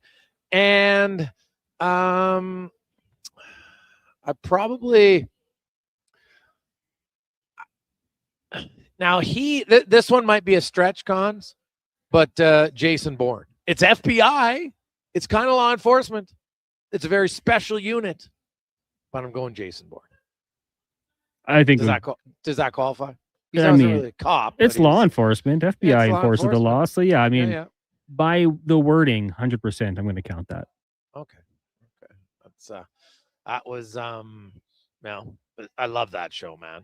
I absolutely loved it. So anytime it's on, I will watch it. It's a no-brainer for me. I love it. Like even the Renner one, I like it better with the more. The other one would have been Derek Morgan in Criminal Minds. You ever watch that show, Cons? No. You've never watched Criminal Minds? How close is it to Law and Order? Oh, no. Totally, very different. Because my problem with these guys, there's no court. They're catching like serial killers. Okay. Dr. Spencer Reed, super smart guy. No, it's not close to Law and Order. Because my problem with Law and Order and most crime shows, once I watch the opening scene, I'm hooked. So it becomes very time consuming for me. But I think the Duke is a big fan of Criminal Minds as well. Like ran for a long time, right? Yeah. And Criminal Minds though is like, it ran for like 16 years, I think. From like 2005 to 20, if I'm not mistaken. But it was awesome. Like it had, I remember my wife would be like, why do you watch this stuff? Like, it's just, the writers come up with some of these stories and you're all just like, they got to be based on somebody somewhat realistic. Because how could you just imagine people like that? And then you read stories in true life and you're just like, okay, I see the connection here. But it was just very, it was kind of eye-opening. You like to try to figure out what's going on, how they're going to catch him, all that stuff. And they didn't always catch everyone, which is kind of what I like sometimes. It was rare, but the odd time they didn't, I was like, okay. Hey, guys, what about Frank Drebin? Oh, my God. Gons, have you seen Naked Gun? Oh, yeah. Yeah. Okay. Yeah. Leslie Nielsen? Yeah. Oh, Leslie Nielsen. He is so funny. So that's it was that he was hilarious. We got a lot of texts coming in. Jack Bauer, 24. Well, pretty good. I thought John McClane would get some more love. Well, I thought about John McClane. I did, but you know what? It's a Christmas movie, so don't really think about his law enforcement. Just kidding, just to fire people up. Let's take a quick break. Mark Spector will join us. We are live here at the Spec Celebrity Golf Classic, all in support of Sports Central, who have done an amazing job helping so many families and kids just have the opportunity to play sports. And what an opportunity that is.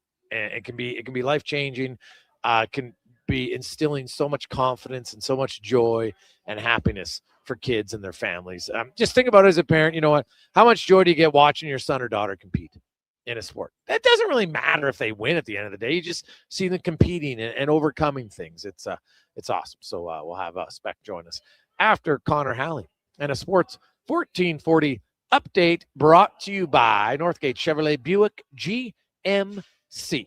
Employee pricing. It's a thing this month. You got 9 days. Stop in this weekend. Get yourself an unbelievable deal. You pay what they pay. NorthgateGM.com.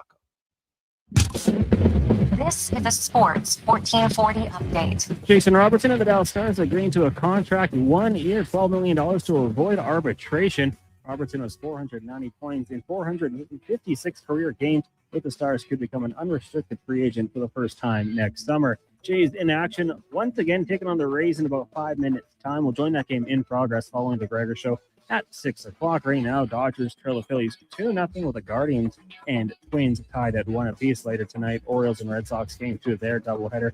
Also the Tigers and Cubs, Rangers, White Sox, and the Marlins Astros. Earlier today, Red Sox did double up the Orioles 6-3 to improve their winning streak to 15 games. Also, Brewers over the Nets 4-3. The Giants helped the Royals 5-4. Diamondbacks all over the Athletics 15-5. Well, the Mariners falling at home to the Reds 5-3. Riverhawks in action taking on Kamloops again down at Remax. First pitch 7 o'clock. Coming up in hour 4 of the Jason Gregor Show, we'll be joined by Mark Spector of Rogers Sportsnet. Owen Newkirk will join us to talk some Dallas Stars, and we'll hear Cam Tate's 2-minute warning. I'm Connor Halley. This has been a Sports 1440 update. Sports 1440 in West Edmonton Mall and Wetaskiwin. CKJR is a Stingray radio station. Download the free radio player app and listen wherever you go. It's Dollar Drink Summer at McDonald's. Sip on a refreshing small fountain drink or a small iced coffee for just $1 each plus tax, all summer long. Only at McDonald's. Excludes flavored and cloud iced coffees. At participating Canadian restaurants. Taxes extra. Prices exclude delivery. Well, get ready for a silly hockey fans. Your partner in power just skated onto the ice. EWEL.ca, the new e-commerce website for electrical wholesalers Edmonton, is ready for the power play 24/7, 365.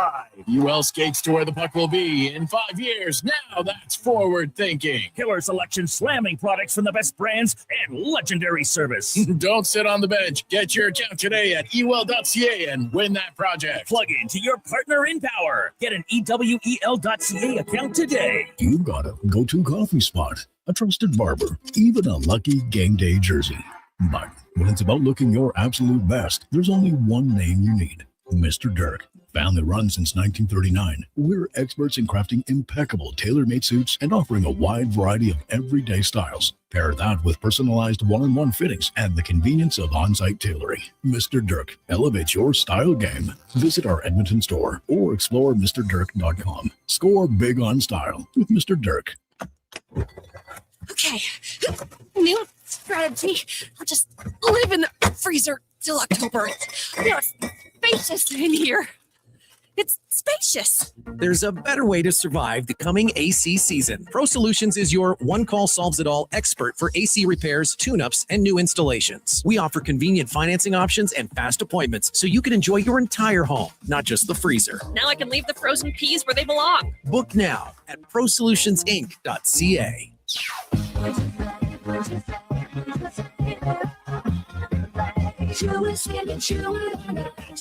It's finally time to escape your four walls and see where your four wheels can take you. Sherwood Honda helps you head out on the road the way you want to, with the right vehicle, including freedom-seeking SUVs that give you the versatility to drive where, when, and how you want to. It sure would do some good to get out and stretch your horizons, and sure would be easier with Sherwood Honda.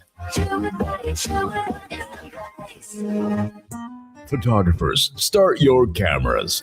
Vision Credit Union's annual photo contest is back. We're asking you to show us the people, places, and moments that made you glad you chose this rural life.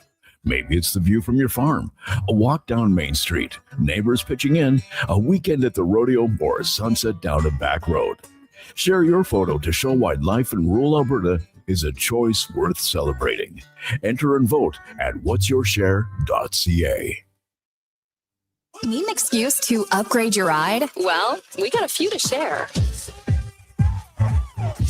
Go Auto has over 18,000 new and used vehicles ready to test drive right now. With more than 70 locations, your perfect match could be closer than you think. A family-friendly SUV for soccer practice, a fuel-sipping commuter, or a hardworking truck that's ready for anything. Trusted brands and a team that's actually happy to help. Explore thousands of vehicles today at goauto.ca.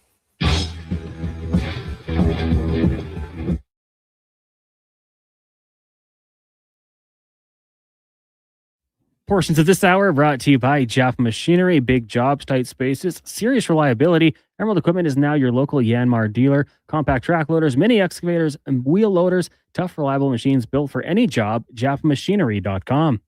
The Jason Gregor Show, the best of Edmonton sports talk and beyond. This is Sports 1440. Presented by PlayAlberta.ca, Alberta's only regulated online gambling website.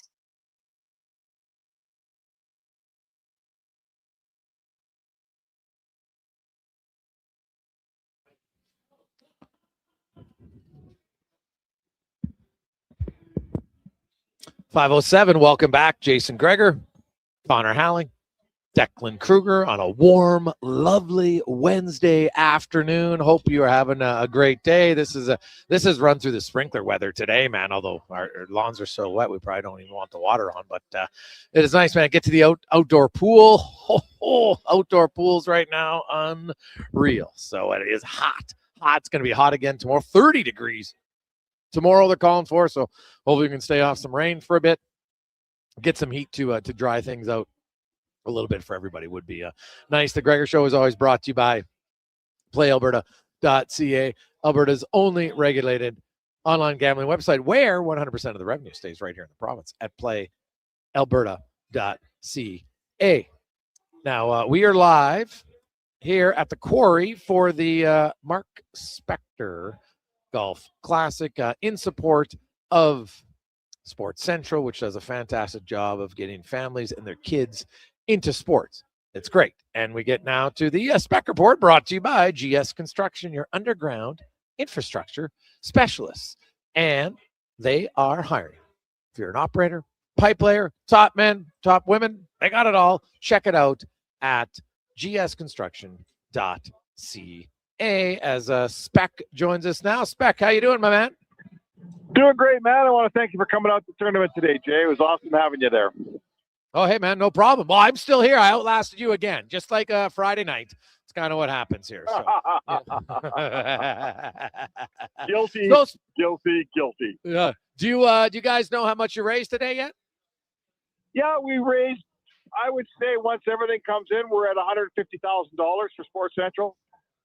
That puts us at, we've had 13 tournaments, and we are now at about $1.8 million we've raised for Sports Central. We're going to try to kick it up and make that whole 200 G's next year, but really, really thankful. Jay, you know how it is, how hard it is to raise money right now. It's groceries are expensive, gas, everything's expensive, man. And to bring in $150,000 for an organization like Sports Central, we're real proud of that. Oh, that's awesome, man. You should be. That's it's fantastic. I know the crowd was fired up. You had Mean Gene here doing the auction. You couldn't, you kind of squeeze in a great day for golf. It was really hot out, which is okay, but with all the rain and everything around it, it was kind of some luck to get a nice day of weather to golf. Oh boy, how about the quarry? Like, shout out to the quarry. With the weather we've had, I mean, the water table is about 6 inches below the ground right now. And when it rains, like, there's nowhere for water to go anymore. For those guys to put together 27 holes today, that 27 good greens, 27 fairways that were all playable, like, good for everybody at the quarry, man. That was yeoman's work, my friend, yeoman's work. Yeah, very true. Spec, there's lots of, there's some alumni for the Green and Gold that were here, some alumni for the Edmonton Oilers and others. And just talking to some of the alumni, like, you can just see there's, a little bit more pep in the step of the Green and Gold alumni now that their team is back to being competitive again. Oh, for sure there is. And, little things, right? Like, you're proud to be a former Elk or Eskimo. And I mean, you always were, but it's just a little easier when the team's holding up its end of the bargain, right? I had a long talk with Dwayne Mandruzak today, Jason. You know Dwayne. I've known Dwayne for pushing 40 years here. Like, this guy is the walking Edmonton Eskimos history,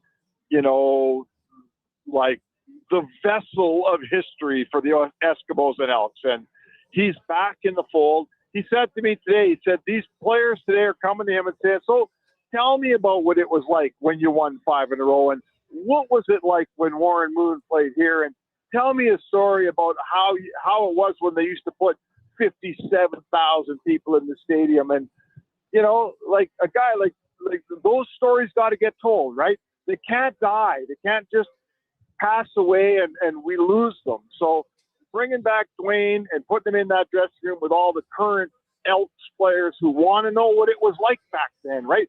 Warren Moon played here. What, are you kidding me? I never knew Warren Moon played here. Well, yeah. Not only did he play here, but he was part of a team that won 5 Grey Cups. So it's really cool. There's a real renaissance going on there, and I think our city and the football team is so much better for it. Yeah, it is. It's long overdue, and you read about the psychology of pro sports teams in markets and what it matters to fans. And obviously, Edmonton went to some dark days way back in the 90s, and they even had the decade of darkness, and fans came through it. And obviously, even though they've been heartbroken by 2 Stanley Cup final losses the last few years, it has made them much more enjoyable, I think, than watching the decade of darkness. No question. You still got McDavid and Draisaitl for at least 2 more years, probably longer. And if you have them in the team, there's a chance every year. And really, as a fan base, all you want is a chance to look and say, okay, like when the season begins, I'll say this: the Edmonton Oilers will be top 8 best teams in the NHL. They're a legit player. They're a legit cup contender. Now, whether or not they win the cup, so much has to happen. Are they healthy? Yada, yada, yada. How's the season go? But when the season begins, make no mistake, the Edmonton Oilers are one of the top 8 teams in the National Hockey League. It's just how it is.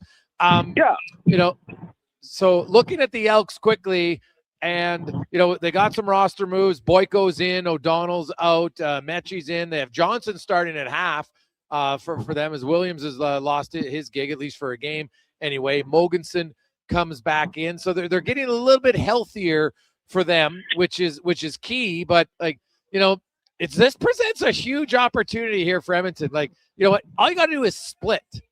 And, you're 6-2.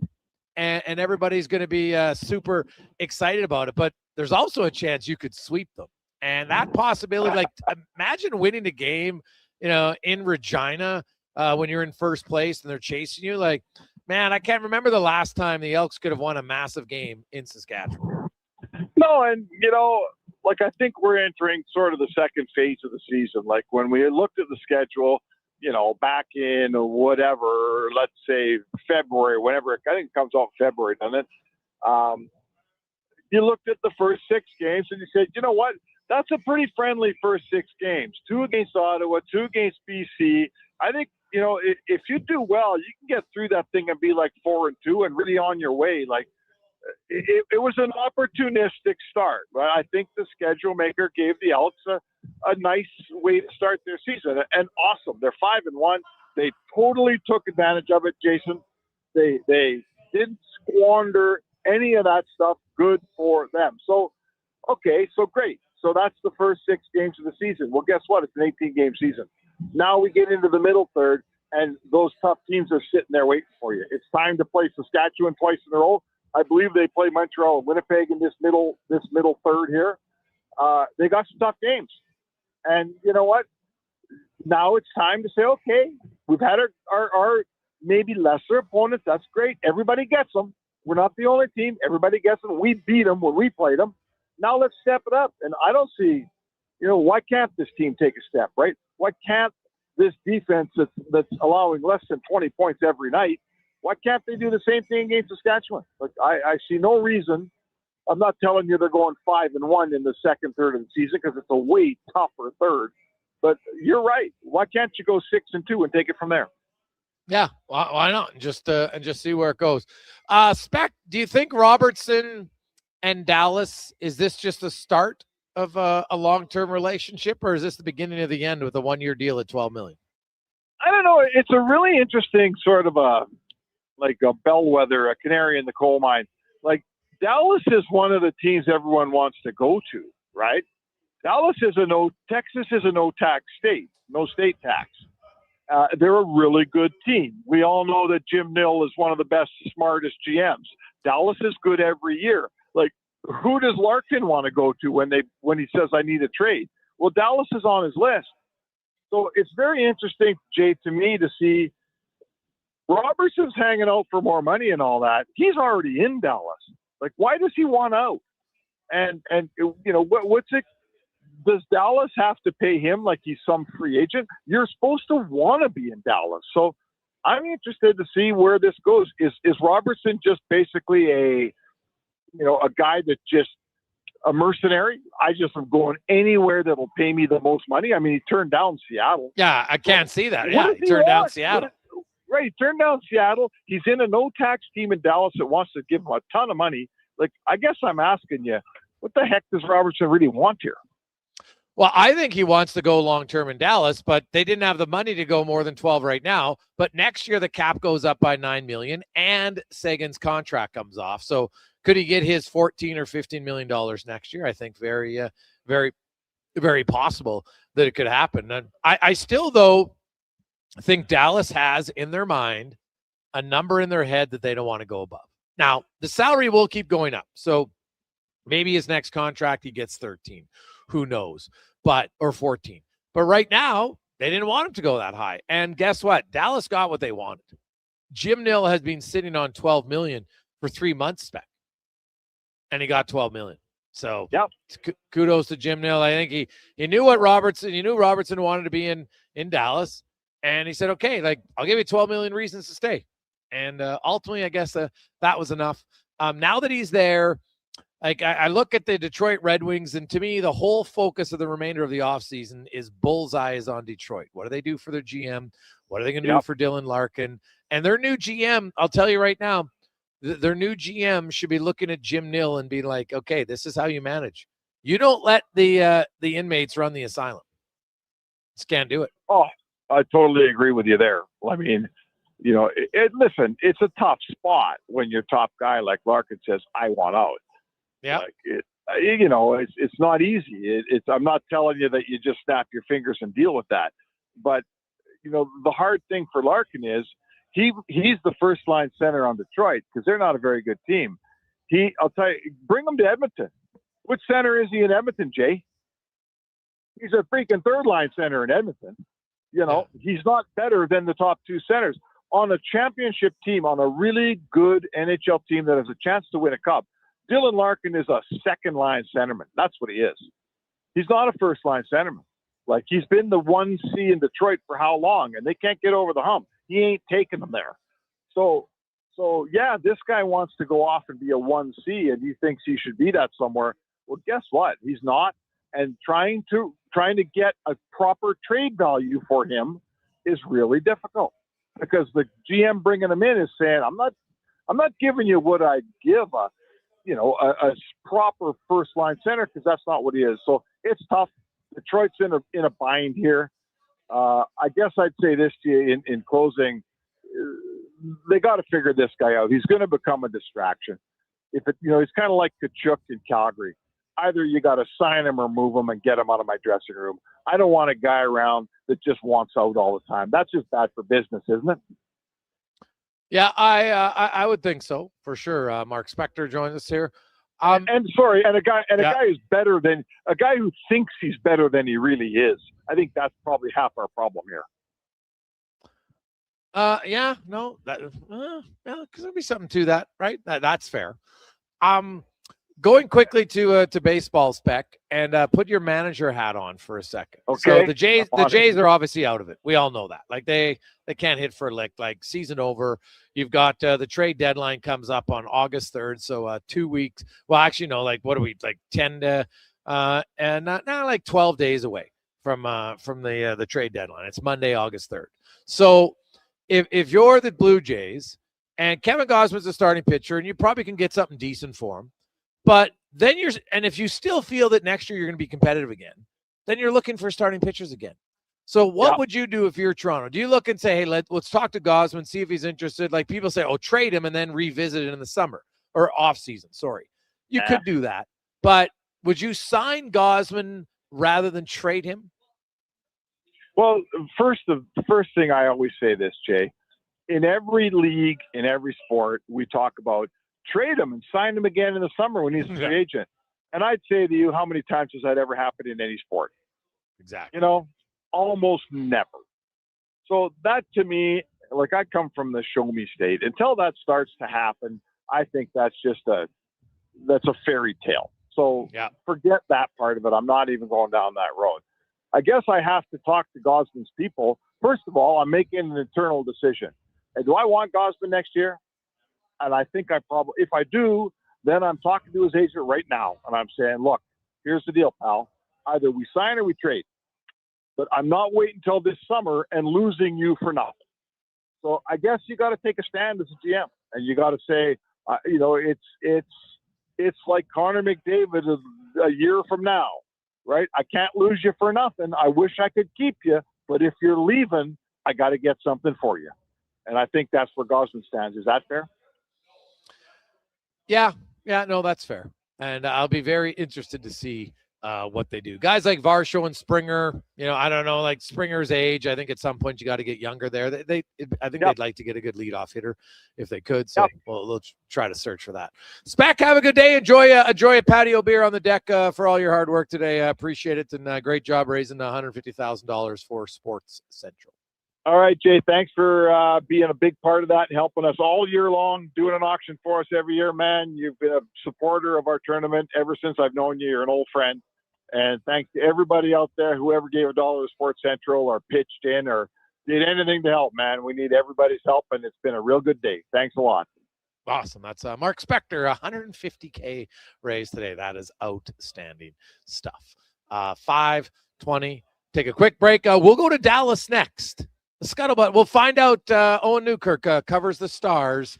What's next for Robertson? Is this the easiest path to get to a long-term deal, or is it just an option and the negotiations will continue on starting in January? We'll find out on the Gregor Show, presented by PlayAlberta.ca. Say hello to Alberta's home for reeling and dealing. With Play Alberta, you can spin into the excitement of popular slots like Cash Eruption and Desert Fantasy.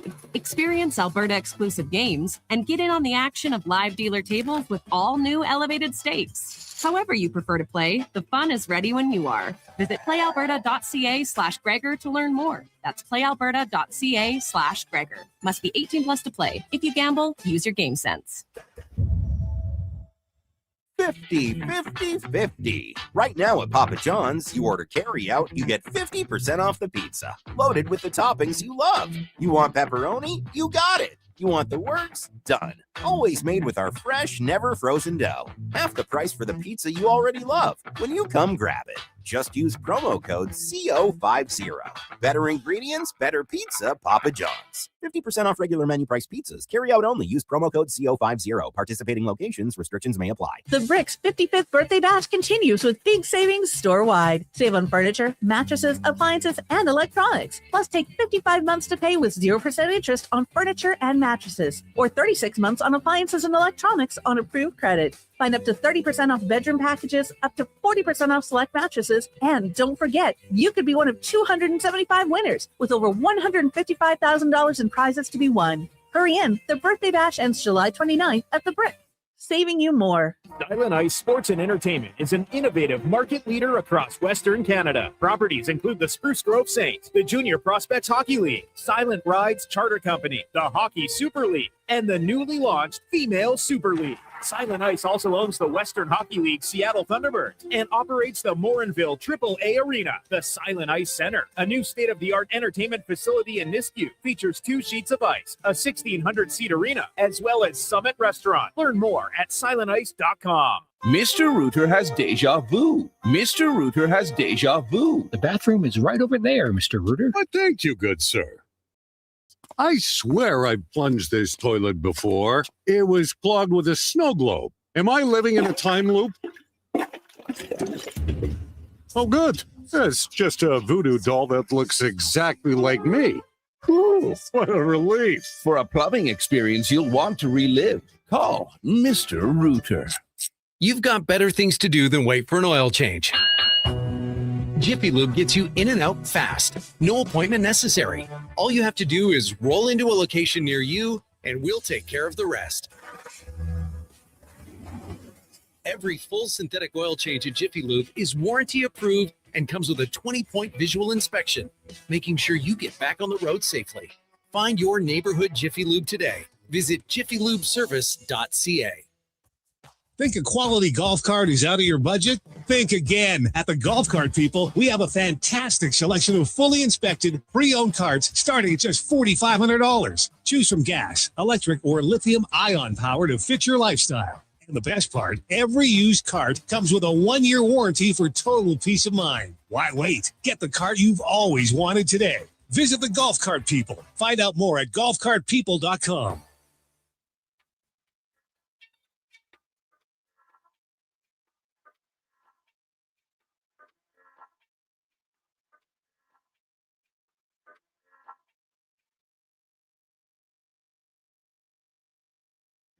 Portions of this hour brought to you by Cantork, made in Canada, made for Canada, where extreme isn't theoretical. Find your solution at cantork.com. The Jason Gregor Show, the best of Edmonton sports talk and beyond. This is Sports 1440. Presented by PlayAlberta.ca, Alberta's only regulated online gambling website.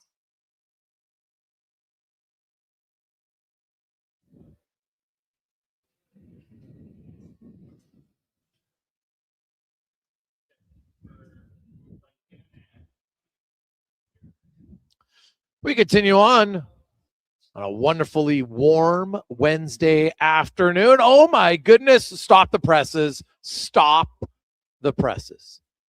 The Toronto Blue Jays have a lead after 1 inning. You know why?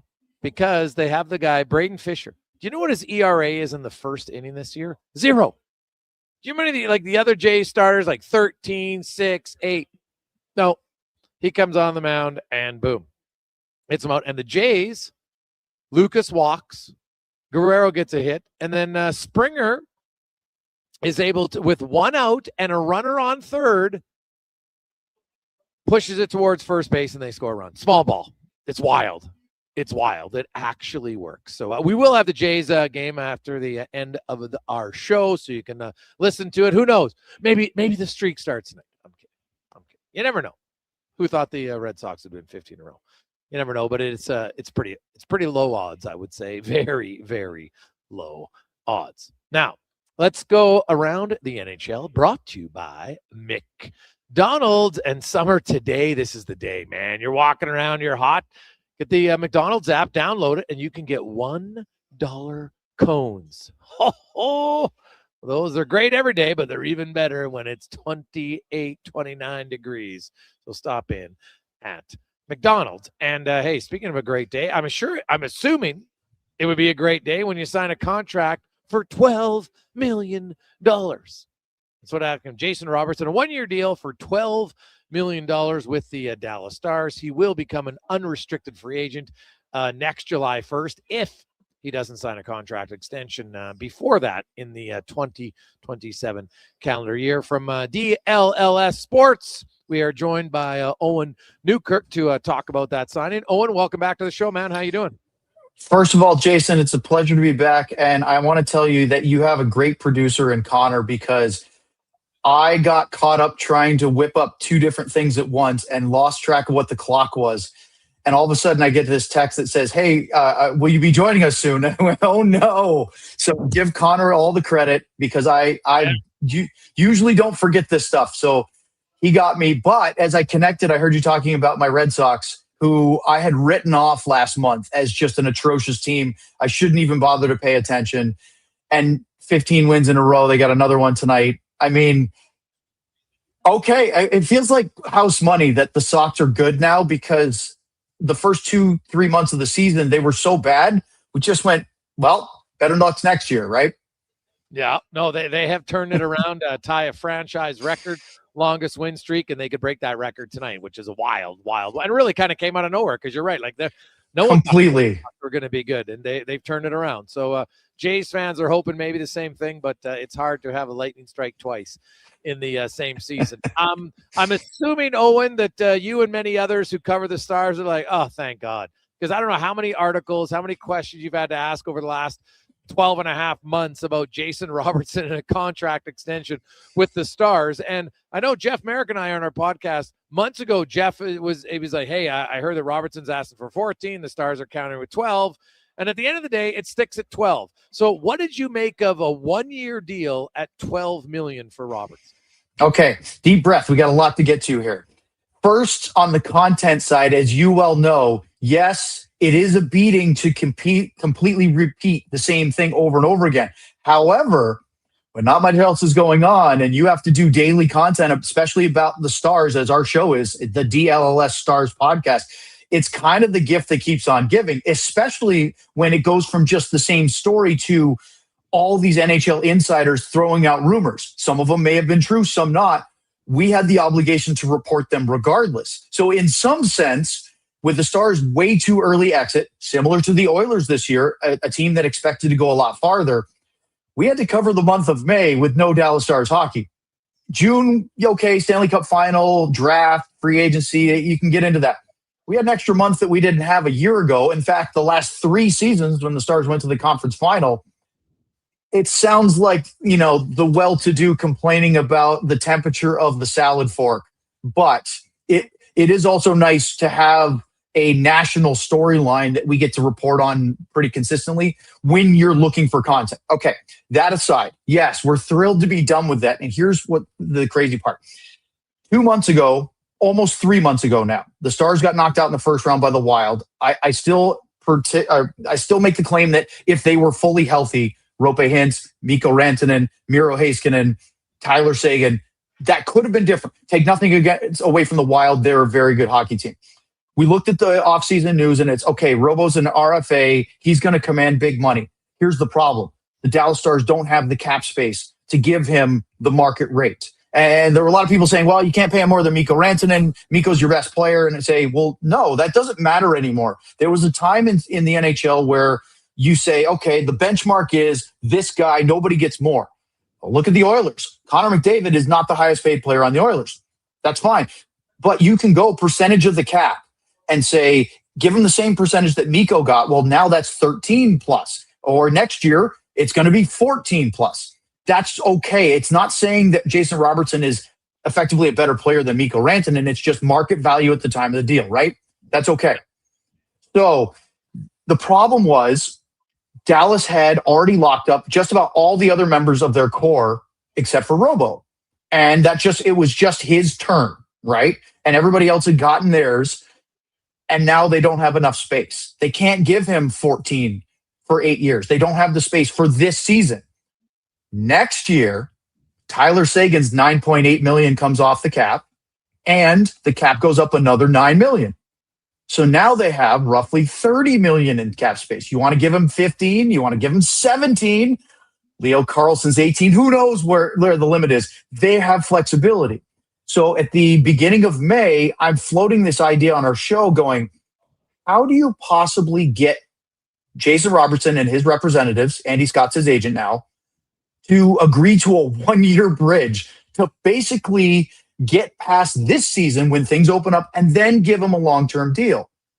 And everyone we talk to on the show and to others go, yeah, they'll never go for it. There's no way you're getting a player of that caliber and his agent to agree to take a 1-year deal and assume all that risk. Well, as it turned out, the only way this worked is because he was an RFA.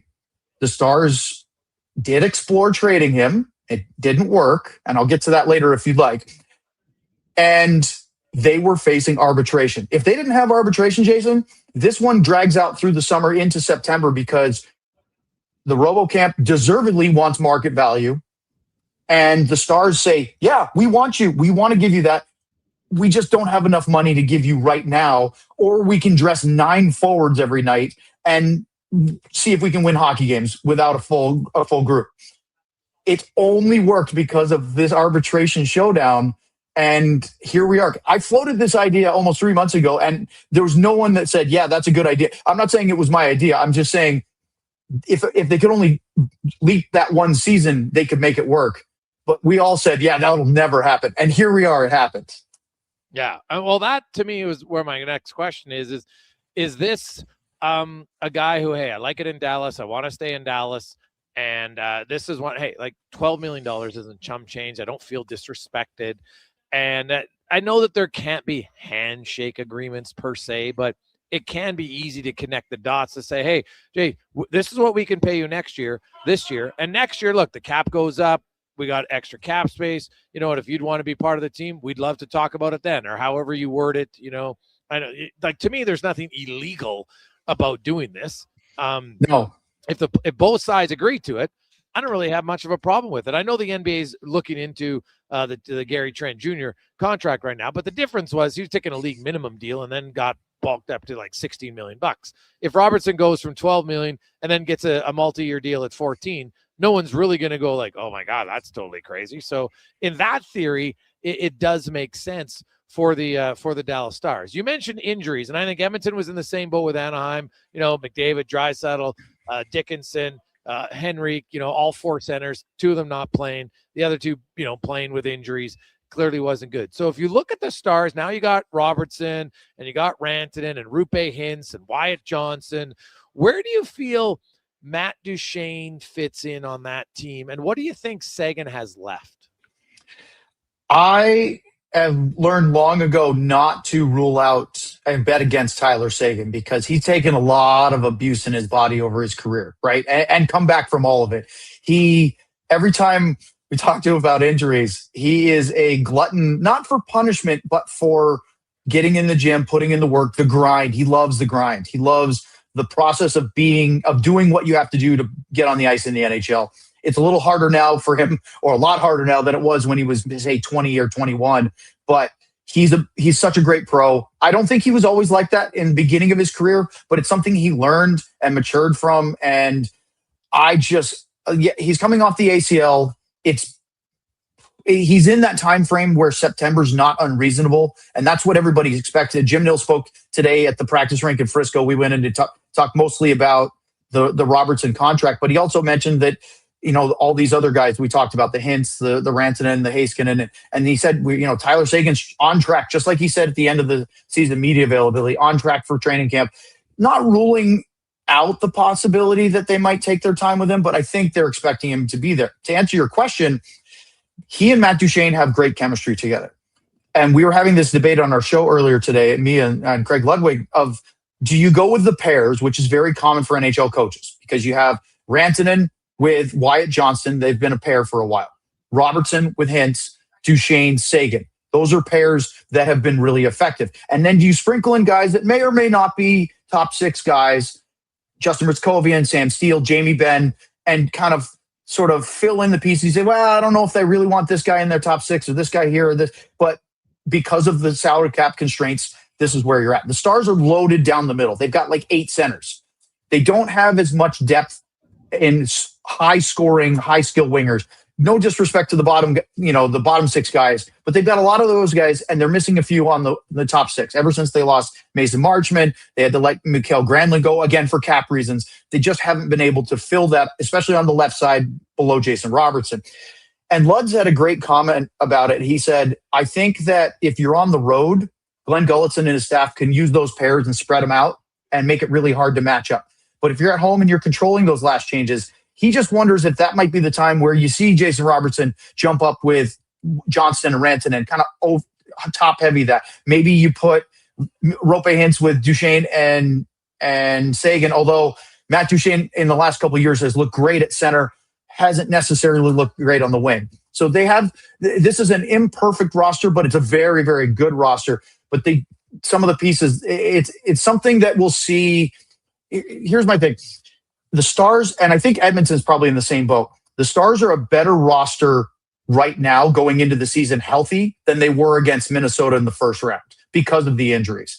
They are not better because of any additions they made, just because of health.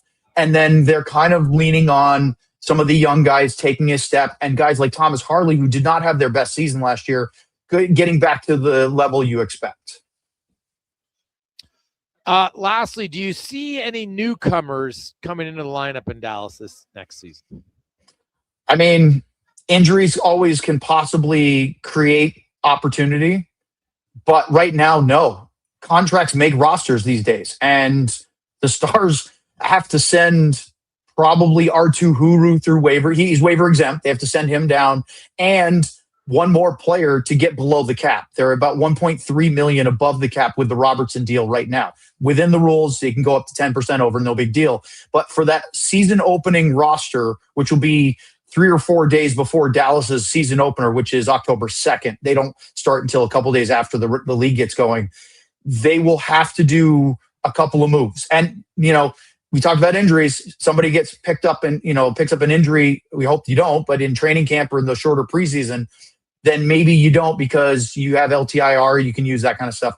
But as it is right now, the roster is what they have. They don't have any room unless somebody gets hurt and then you have a guy called up or whatever. And look, maybe somebody has a great camp, but as Jim Nill was talking about today, you only have 4 preseason games this year.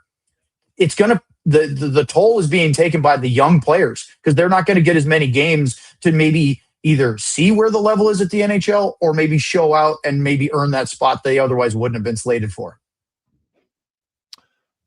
Awesome stuff. Great breakdown, Owen. We appreciate it. We look forward to it. I put the Stars in the same boat as Edmonton. When the season begins, I think they're both teams will be in the top 8 teams when it comes to people who consider a Stanley Cup contender. Now, the season has to play out and then injuries and everything out. But when it begins, I look at the Stars roster and I say they're one of the top teams in the NHL. Well, Jason, it's always a pleasure. I'm with you. It's a sort of a hoping for health because if they stay healthy and you have some of the breaks your way, pretty darn good team. But like everything, depth can be tested. The Stars have some good young players that can help, but I don't think they have as much depth as they had maybe 2 or 3 seasons ago. The first year they played Edmonton in the conference final, which was 24. Yeah, that was probably a more loaded roster than they have right now. But doesn't mean they can't be good, but maybe not quite as deep. All right, Owen, great stuff, buddy. Appreciate it, man. Have an awesome day. Thanks, Jason. You too. There you go. That's Owen Newkirk joining us from Dallas. We'll take a quick break. We'll come back. Cam Tate will wrap things up in the 2-minute warning on the Gregor Show, as always, presented by PlayAlberta.ca. Action Electrical's projects team takes the field, folks, ready to execute the entire play for new commercial builds. Absolutely. They're masters of design, build, sketching strategy, from initial blueprints to core electrical infrastructure. The team never misses on complex projects. Known for handling big league constructions and major renovations, ensuring flawless execution, hire the Action Electrical team to bring home a win for your project. Visit actionelectrical.net. The job isn't done until the last load is hauled, and having a semi-trailer out of commission is not an option. Whether replacing or adding to your convoy, Edmonton Trailer has a huge inventory of new and used semi-trailers, trusted by the gravel, logging, oil field, fluids, and freight industries. Find a trailer right for you online or at one of their 3 locations. For sales, service, parts, rental, and finance, when you're in it for the long haul, Edmonton Trailer. It's cone season at McDonald's, which means vanilla cones are $1 each plus tax in the McDonald's app all summer long. Soft, creamy, and crunchy. For just $1 each plus tax exclusively in the McDonald's I app. work in this Must download and business. registration required at I see a lot of people doing their Not sure job. what wheels fit your vehicle? Evolve Wheels and Tires gives you honest advice from Jerry enthusiasts who know fitment inside and out. Whether it's your truck, SUV, or sports car, they have you covered. It Evolve moved me. Wheels and Tires. I Edmonton's wouldn't tell you to premium wheel remember, didn't specialist. believe it. Evolve your ride. Evolve your experience. This summer, cheer on your favorite I'm Cam teams Tate. at Sully's Sports Bar and Lounge. 1440. Never a bad seat in the house with tons of big screens. Plus, Sully's Big League menu has it all. Small bites and big bites, game day food and drink features, something for everyone. From the gridiron to the diamond, this is the place to catch all the action all summer long. Sully's Sports Bar and Lounge at all 3 Century Casino locations, Edmonton, St. Albert, and Century Mile. Every day is game day at Century Casino. I'm Dr. Vance Elliott. The goal of every one of the thousands of hair restoration procedures I've performed is a full, natural-looking head of hair. I work directly with my patients for the consultation, the procedure, and the follow-up, so we can achieve the best results possible. When people see what we accomplish, I don't want them to think, "Wow, great hair transplant." I want them to think, "Wow, great hair." Go to drvanceelliott.com and contact us today.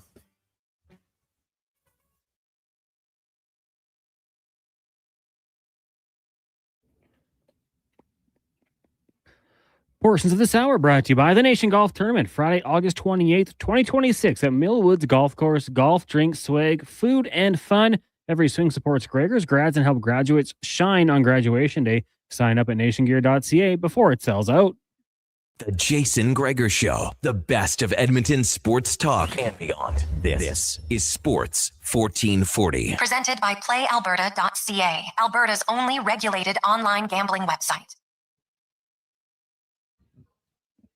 546. Welcome back, Jason Gregor. As we wrap things up, big thanks to Everett Taylor and everybody here at the Quarry for being generous hosts for us today for the Mark Spector Classic, all in support of Sports Central. They raised over $150,000 today, which is going to get a lot of kids into sports, which is massively important.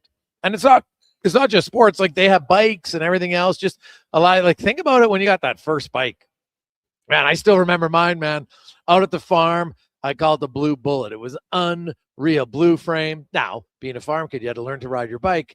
So, but there's no training wheels. And there was a gravel driveway. And we had shrubs all down the driveway. And I still remember vividly driving. Yeah, I'm doing awesome. Then lose control right into the bushes. And it was rose bushes. So a few scrapes, but still get back on it. Man, like, just the freedom, even out at the farm, of having a bike was unreal. And then you get into the city and all of a sudden you're just like, okay, bye. I'm going to see my buddies. You know, I don't have to, it's not going to take me forever to walk there. I can get on my bike. It's unreal. So I love that the fact that they, you know, part of Sports Central is giving bikes to kids and just that freedom and that opportunity. You know what? You feel you belong, you have some fun on your bike, and away you go. So Gregor Show is always brought to you by PlayAlberta.ca.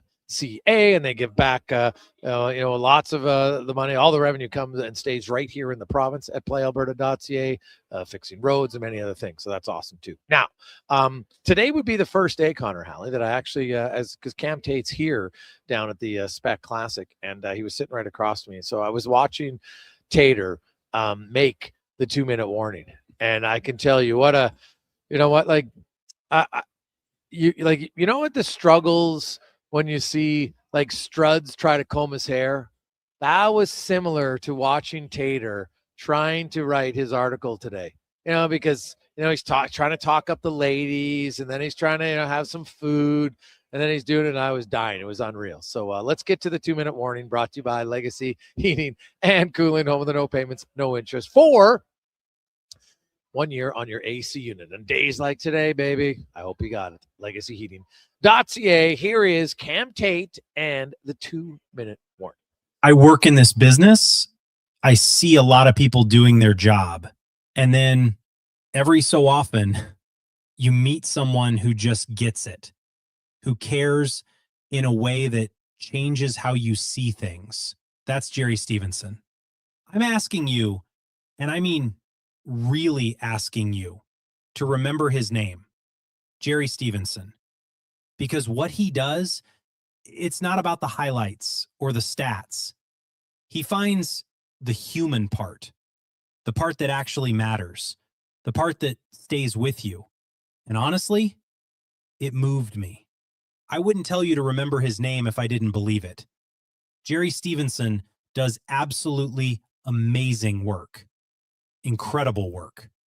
Hot conditions and even hotter competition at the 13th annual Mark Spector Golf Classic. The tournament wrapped up Wednesday at Quarry Golf Club, where four groups finished tied for first place, all at 11 under par. A fantastic finish on the greens, but here's what really matters. This year's event raised $150,000. That brings the 13-year total to $1.8 million supporting Sports Central. That's the power of community coming together, one swing at a time. The Mark Spector Golf Classic. Sports Central takes used sports equipment, however smelly, into a bin. A big bin. It takes a volunteer to rummage through that bin. A volunteer you understand. And he does so twice a week, silently.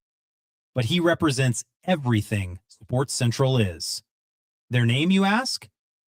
Jerry Stevenson. 2-minute warning. I'm Cam Tate. Sports 1440. Jerry does fantastic work, as do many people involved with Sports Central. So, hey, it takes, as I say, it takes a village.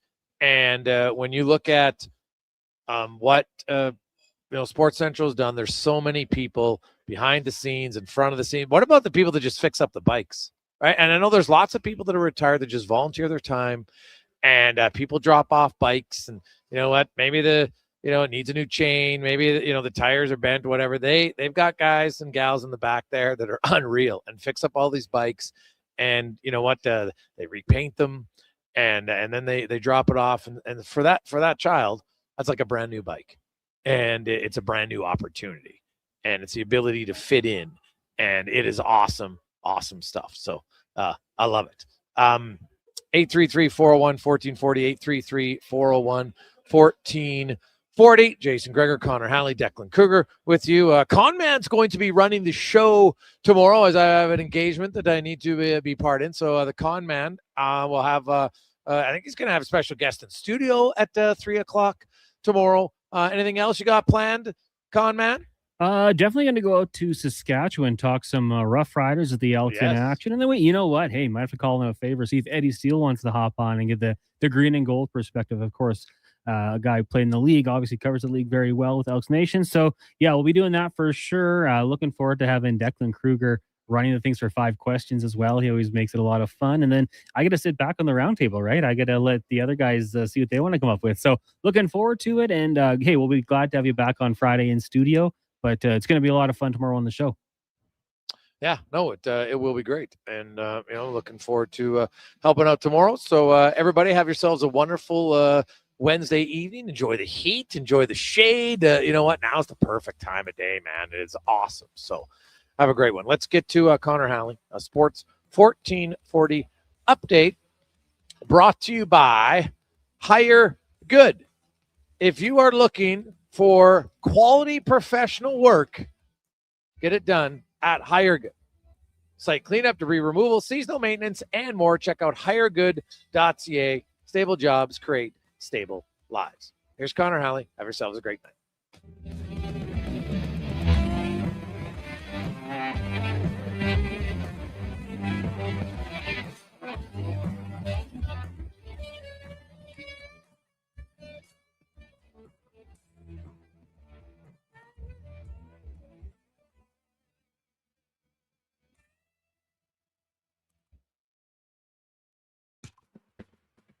The Sports 1440 update.